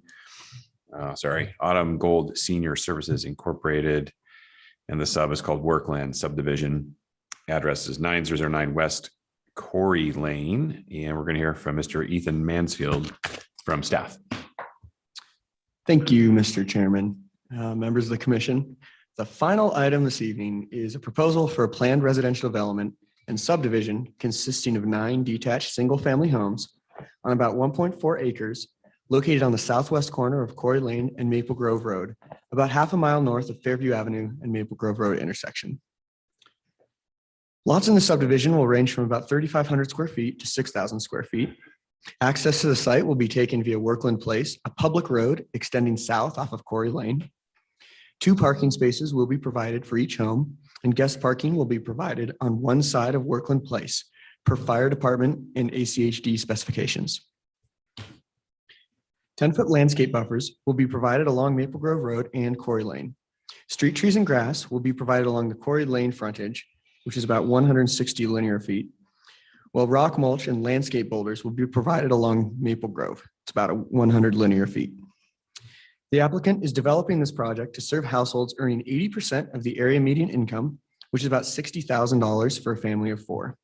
As such, the applicant has asked to waive the requirement to place these buffers into common lots in order to reduce the costs associated with the homeowners association management and maintenance of these lots. Instead, the applicant proposes that these buffers be placed into easements within the perimeter buildable lots.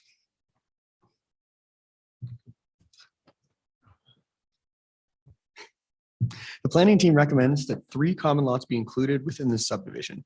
The inclusion of these lots will ensure clarity and maintenance responsibility, will maintain consistency with other subdivision approvals, and will more clearly limit encroachment of private structures and private activity than if only an easement was provided.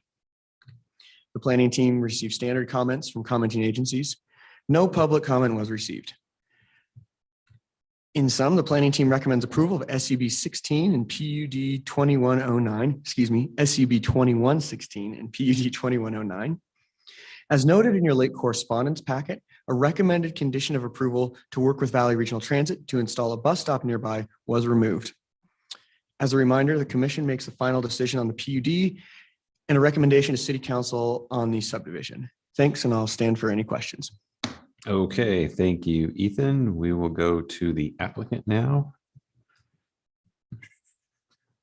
And I believe we have Abby's, was that? I think Abby's in Hawaii. On vacation. All right, Abby, the floor is yours. Okay, I'm Abby Stover with TO Engineers at 1998 West Judith Lane in Boise. I just want to touch on a couple items that Ethan mentioned. So for the affordable housing, we're providing 9 single-family homes that will be sold to households making less than 80% of the area median income. These houses will be constructed in partnership with the City of Boise's Affordable Housing Program, and eligible buyers will qualify for up to $100,000 in purchase assistance. The program requires that the homes be used as a primary residence, and that will be monitored by the City of Boise. Can I get the next slide there? For the common lots, we are requesting a waiver for the common lots for the landscape buffers. This is just because those common lots will add an additional financial burden to the homeowners. If those landscape areas need to be in common lots, a property management company would need to be hired. It's just a pretty big burden for these 9 lots to carry that maintenance requirement for that landscaping. The estimated cost is approximately $100 per lot per month. So that's about $1,200 per year for each homeowner, which is a pretty big financial burden for anyone, but especially for these homeowners who will be in that 80% AMI. All right. Yeah, so our proposal for the landscape buffers is to provide them within easements on the buildable lots. So the buffer along Maple Grove would be within the backyards of lots 6 and 7. So the fence would actually be outside the buffer. So it wouldn't be as much a buffer from the street side as it would be for the lots, which would be a visual and sound buffer from the lots to the street, not necessarily as much from the streets to the lots. And then the buffer along Corey Lane would be the side yards of lots 1 and 9. And then in addition to mitigate for this landscape buffer that we're requesting, we're also providing 2 additional trees per lot, just to add a little bit more landscaping in those areas. Those aren't typically required, but we're just adding those to add a little bit more landscaping. All right, the next slide shows, so the areas highlighted in green are those landscape buffers. If you can see the blue lines there, that's showing the fencing where we would propose it. So it would be about half of the lot on lots 1 and 9, and then it would go around the outside of the buffer along Maple Grove. I think that's all I had, so I'll stand for any questions. Okay, thank you, Abby. We'll sit tight on questions for a moment. I don't know if we have anyone from the West Valley Neighborhood Association in attendance. Doesn't look like it.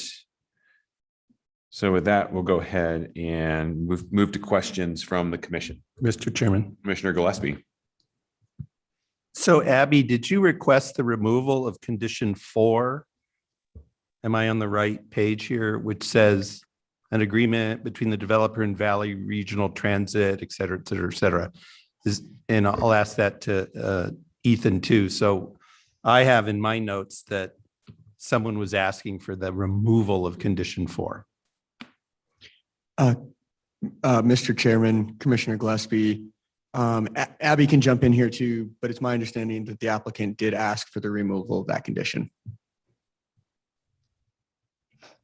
Yeah, so a little bit more background on that bus stop. The developer, Kathy from Autumn Gold, I think she's on here and she can speak to this if she would like to as well.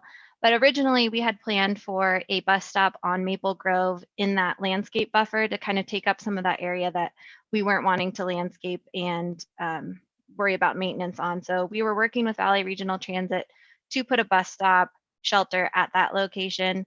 In working with them, they decided they wanted it farther down Maple Grove and to have it on the church parcel. So we had been working with them on that, and the costs of adding that bus stop on the adjacent property was just higher than expected, and we ended up asking to have that removed. It just wasn't financially working for what we had originally planned. Mr. Chairman. Commissioner Gillespie. So Ethan, is the city aware of Valley Ride's new position and where that bus stop goes? And I guess the payoff pitch is, are you okay if we take out condition 4 tonight? Mr. Chair, Commissioner Gillespie, I believe condition 4 is actually removed. The recommendation is that we remove condition 4, and that's within the late correspondence packet. Oh, my bad. Okay, thank you. Okay. Mr. Chairman. Commissioner Finfrock. So question for staff, then what are the 2 amenities? Because I thought one of them was the stop. So what are they now? Mr. Chair, Commissioner Finfrock, that's a great question. So the 2 amenities are the EV ready garages. The bus stop had been included as an amenity. Additional amenities are the presence of nearby parks. So Northview Park's about half a mile away from here. And so that was substituted as an amenity. Mr. Chairman. Commissioner Finfrock. Follow-up question for staff. What exactly, and I looked for it in the code and I couldn't find it. What does the code say about common lots? Can you maybe give us a recap on that? Sure. So, Mr. Chair, Commissioner Finfrock, common lots are required for subdivisions with lots of, I can't remember the exact dimensions, but if the lot is smaller than a specific dimension, which these lots are, common lots must be provided, or a landscape buffer must be provided within a common lot. If the lots are big enough, those landscape buffers can be provided within the lot itself. However, these lots were small enough that common lots needed to be provided per code. And that is the waiver that Abby was asking for.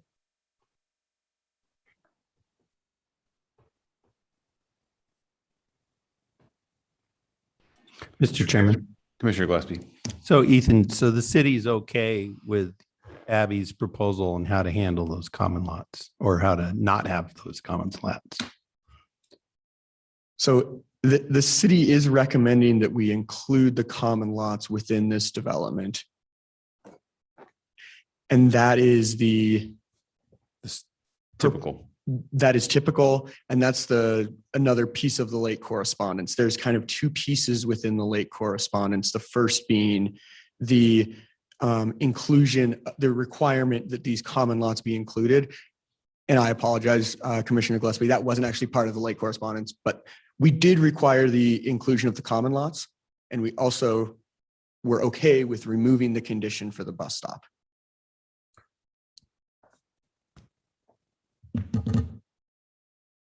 Mr. Chair. Commissioner Moore.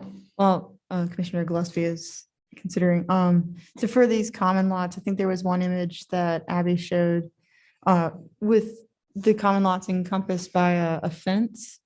Is that if they were to remain common lots, that fence would have to go on the property side of that common lot, correct? Mr. Chair, Commissioner Moore, that's correct. Okay. Mr. Chair. Commissioner Danley. Totally different related subject here. Because of previous engagement with the city of Boise and specifically with the housing unit and affordable housing and Autumn Gold, I am recusing myself from any motion that's made or any decision that's rendered. Okay, very good. All right, make it, let the record show that Commissioner Danley has recused himself from this item. Mr. Chair. Commissioner Blanchard. So what are the two amenities again that we're getting? I find it interesting to suggest that an appropriate amenity would be electric charging stations in 80% AMI housing. I'm not sure how somebody who's going to be in 80% AMI housing is going to drop 60 grand on a Tesla or 100 grand on an electric F-150.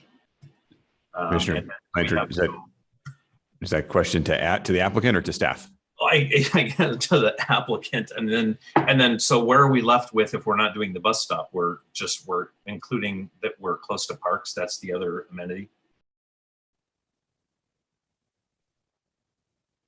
Yeah, I think I'll let Kathy maybe comment on those garage charging stations if she is available to speak on that. But yes, with the bus stop being removed, we have additional trees that we provided in the lots, and then that close park, and then the charging stations would be our amenities. So this is Kathy Denrick with Autumn Gold Senior Services, and my address is 813 East Fargo Avenue, Nampa. And I guess a couple things. The bus stop originally was not at the suggestion of the city. It was at our suggestion. We thought it would be a good amenity for the residents of the proposed development. We thought it was a good way to take up that space on Maple Grove and provide a bus stop for them. It just felt like it kind of rolled out of control when we were asked to move it down the street, and it became quite expensive for us to do that. And we asked for the removal of that since we were going to be putting the common lots or the lots in anyway. The charging stations in the garages were actually at the suggestion of the people we met with at the First City conference. And so that was, I had a similar thought, but it is the direction that we're heading. And with vehicles, and it does make sense to have those in there for these people in the future.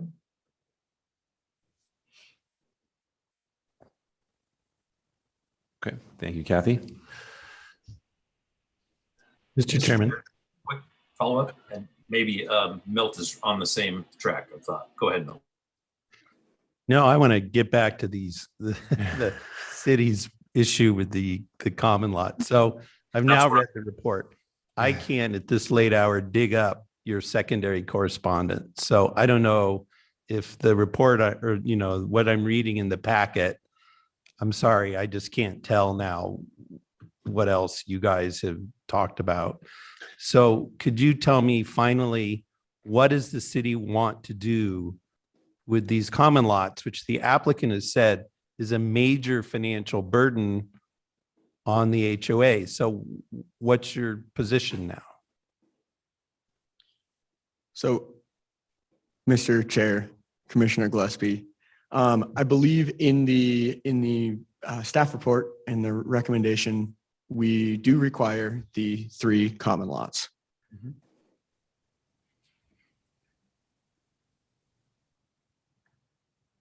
Mr. Chair, if I could follow up on this line of questioning.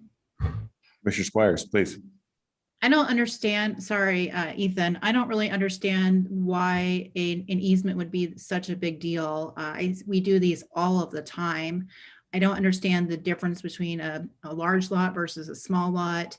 Can you help me understand like why there's this big differentiation, especially if it's going to be a financial burden to these homeowners? Mr. Chair, Commissioner Squires, that is an excellent question. We were attempting to do here, the city was identify what the subdivision standards were and recommend what our code recommended to us. And that is the reason that we requested those 3 common lots.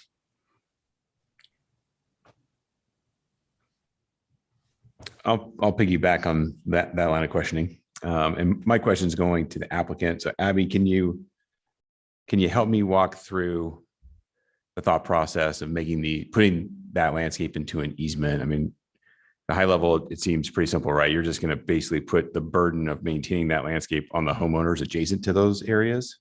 Is that thought process? Yeah, so those landscape buffers are going to have grass and trees in them. They're pretty simple landscaping.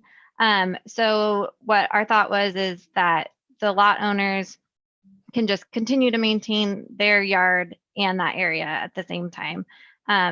If we have them in common lots, the landscape buffer on Maple Grove especially will be outside of a fence. So it's not even like really close to the development. You'd have to go all the way around through Maple Grove to get to it. And it would just be a big hassle for maintenance. And like I said, we would have to get a property management company to manage those. So yeah, our thought was keeping it in the yard as part of the yard. And then each of those homeowners will just maintain that typically with the same landscaping that they would have in their yard. Okay. And the next question, I think you had a graphic up a while ago. It showed a new fence alignment at lots 6 and 7. Is that correct? Are you proposing to essentially eliminate the common lot, make lots 6 and 7 larger and run the fence to the sidewalk? So it eliminates that common lot and or easement altogether. Is that the thought process? Yeah, that's correct. So I'm just highlighting the fence on this exhibit for those certain lots. We'll have fencing all the way around the project. But yes, we're on Maple Grove. That fence would be along the sidewalk at the property line. And then the green area would still be listed as an easement on the plat. So nothing could be built there, stuff like that. It would keep that area designated for landscaping. Very good. Okay. I think we're good. I think we're making progress in this late hour. And then of course, the same is true on Quarry Lane. So lots 1 and 9 essentially go to the sidewalk. Yep. So the landscaping area there, we would have the fence go halfway down because basically the backyard would be fenced. So this buffer area would kind of be connected to the front yard of these lots, if that makes sense. Mhm. And again, that area would be in an easement. Okay, Mr. Chair, Commissioner Moore. follow up on, I'm a little bit confused. So with that common lot area being enclosed within the fence, that doesn't meet the intent of Not a common lot It's not a anymore. No, Correct. So not common lot.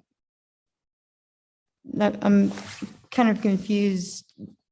It basically just makes their yard larger as opposed to providing an amenity or a buffer for the community at that point. Is that not meeting the intent of the code, I guess? If I can just jump in. Yeah, I think please.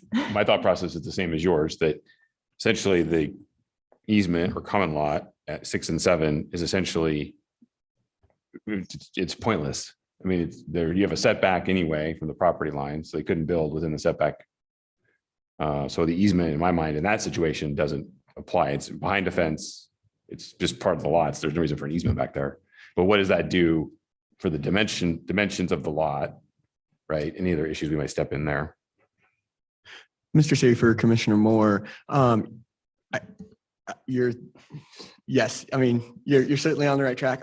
So with Abby's proposal, the fence would be right up behind the sidewalk on Maple Grove. It would be essentially a larger yard. There would be a 10-foot landscape easement there. With the city's proposition to include a common lot there, there would be a rock mulch and landscape boulder area extending 10 feet behind the sidewalk on Quarry Lane, or on Maple Grove Road.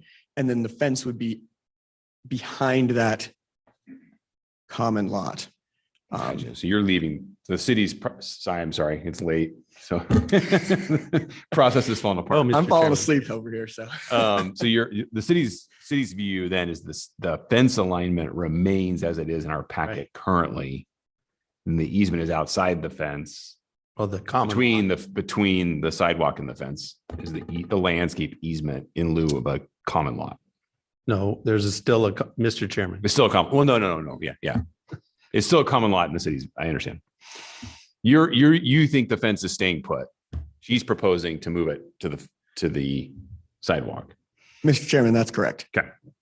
Mr. Chairman, I think we ought to try and get a little bit focused here and move on. I know Mr. Blanchard has a question, I'm guessing related to amenities, but I will try to close the conversation on the common lot issue. So basically, what we're trying to do here, folks, is squeeze a lower cost development into the code. And so we're running into all those places in the subdivision ordinance, in the zoning code in general, that make things more expensive.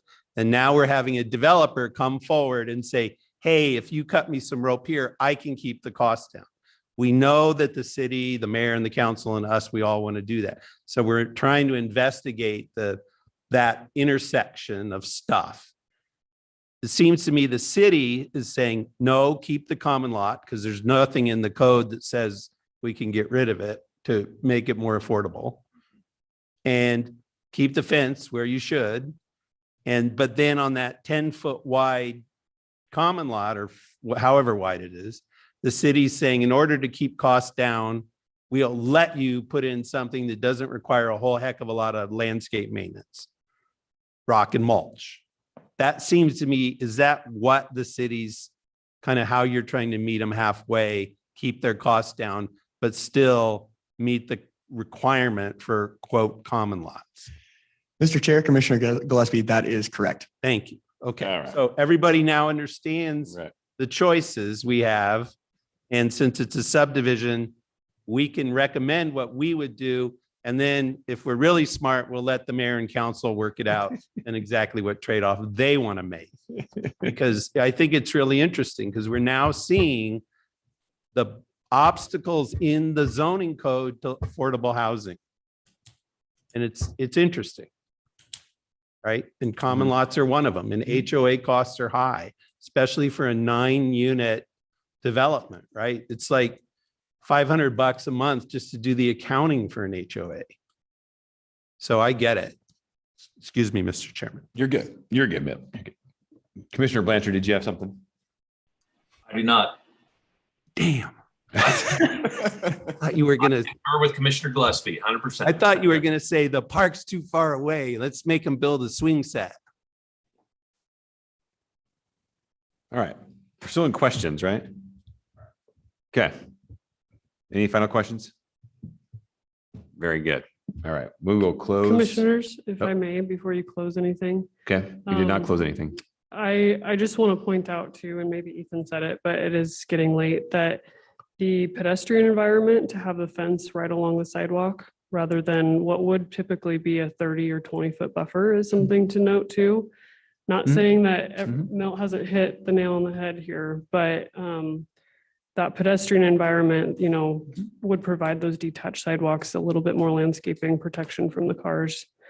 But I think it's the trade-off of whether you want affordable housing project or the streetscape with the landscaping.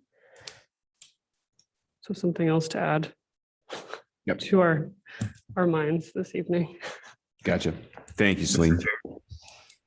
Commissioner Blanchard? I guess really quick on that note, are we going to require a 3-foot fence or a 6-foot? What is going to be allowed along Maple Grove?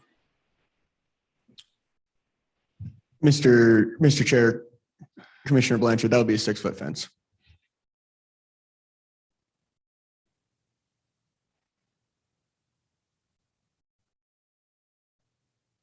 Okay.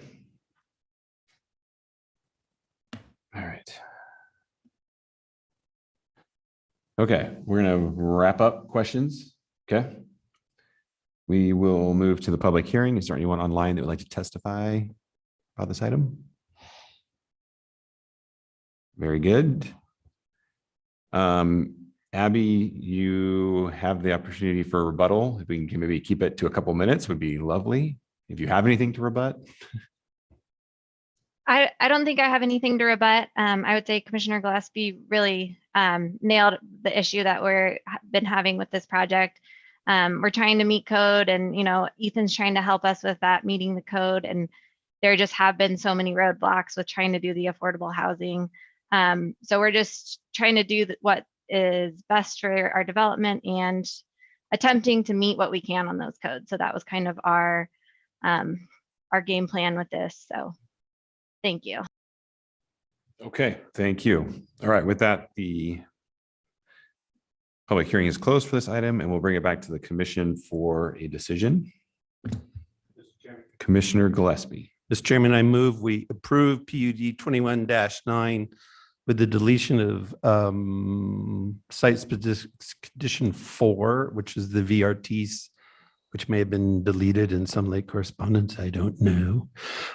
Delete site specific 4, and I leave in place the other requirements, particularly noting that this would leave in place the common lots as the city has suggested, and being mindful of site-specific condition 3, which basically allows the developer to put in rock and mulch and not put in a bunch of landscaping and pressurized irrigation that's expensive to maintain. Second. I have a motion to approve in a second. Discussion?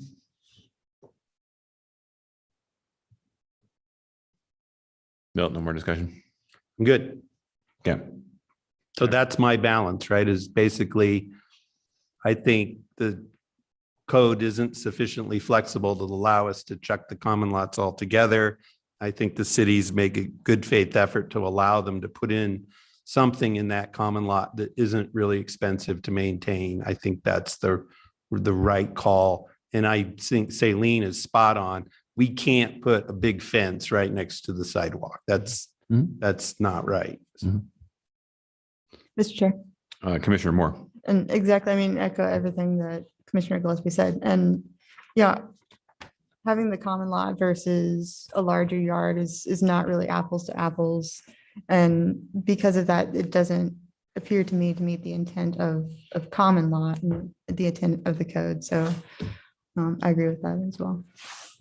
Okay, very good. Any other thoughts from the online crew? Okay, we've got a motion to approve Sorry, we got a motion to approve PUD 21-9 and a recommendation to approve SUB 21-16. Will clerk please call the vote? Schaefer, Aye. Squires, Aye. Blanchard, Aye. Moore, Aye. Gillespie, Aye. Finfrock. Aye. All in favor, motion carries. Okay, thank you all. We are adjourned. Everybody have a good night. What's left of it?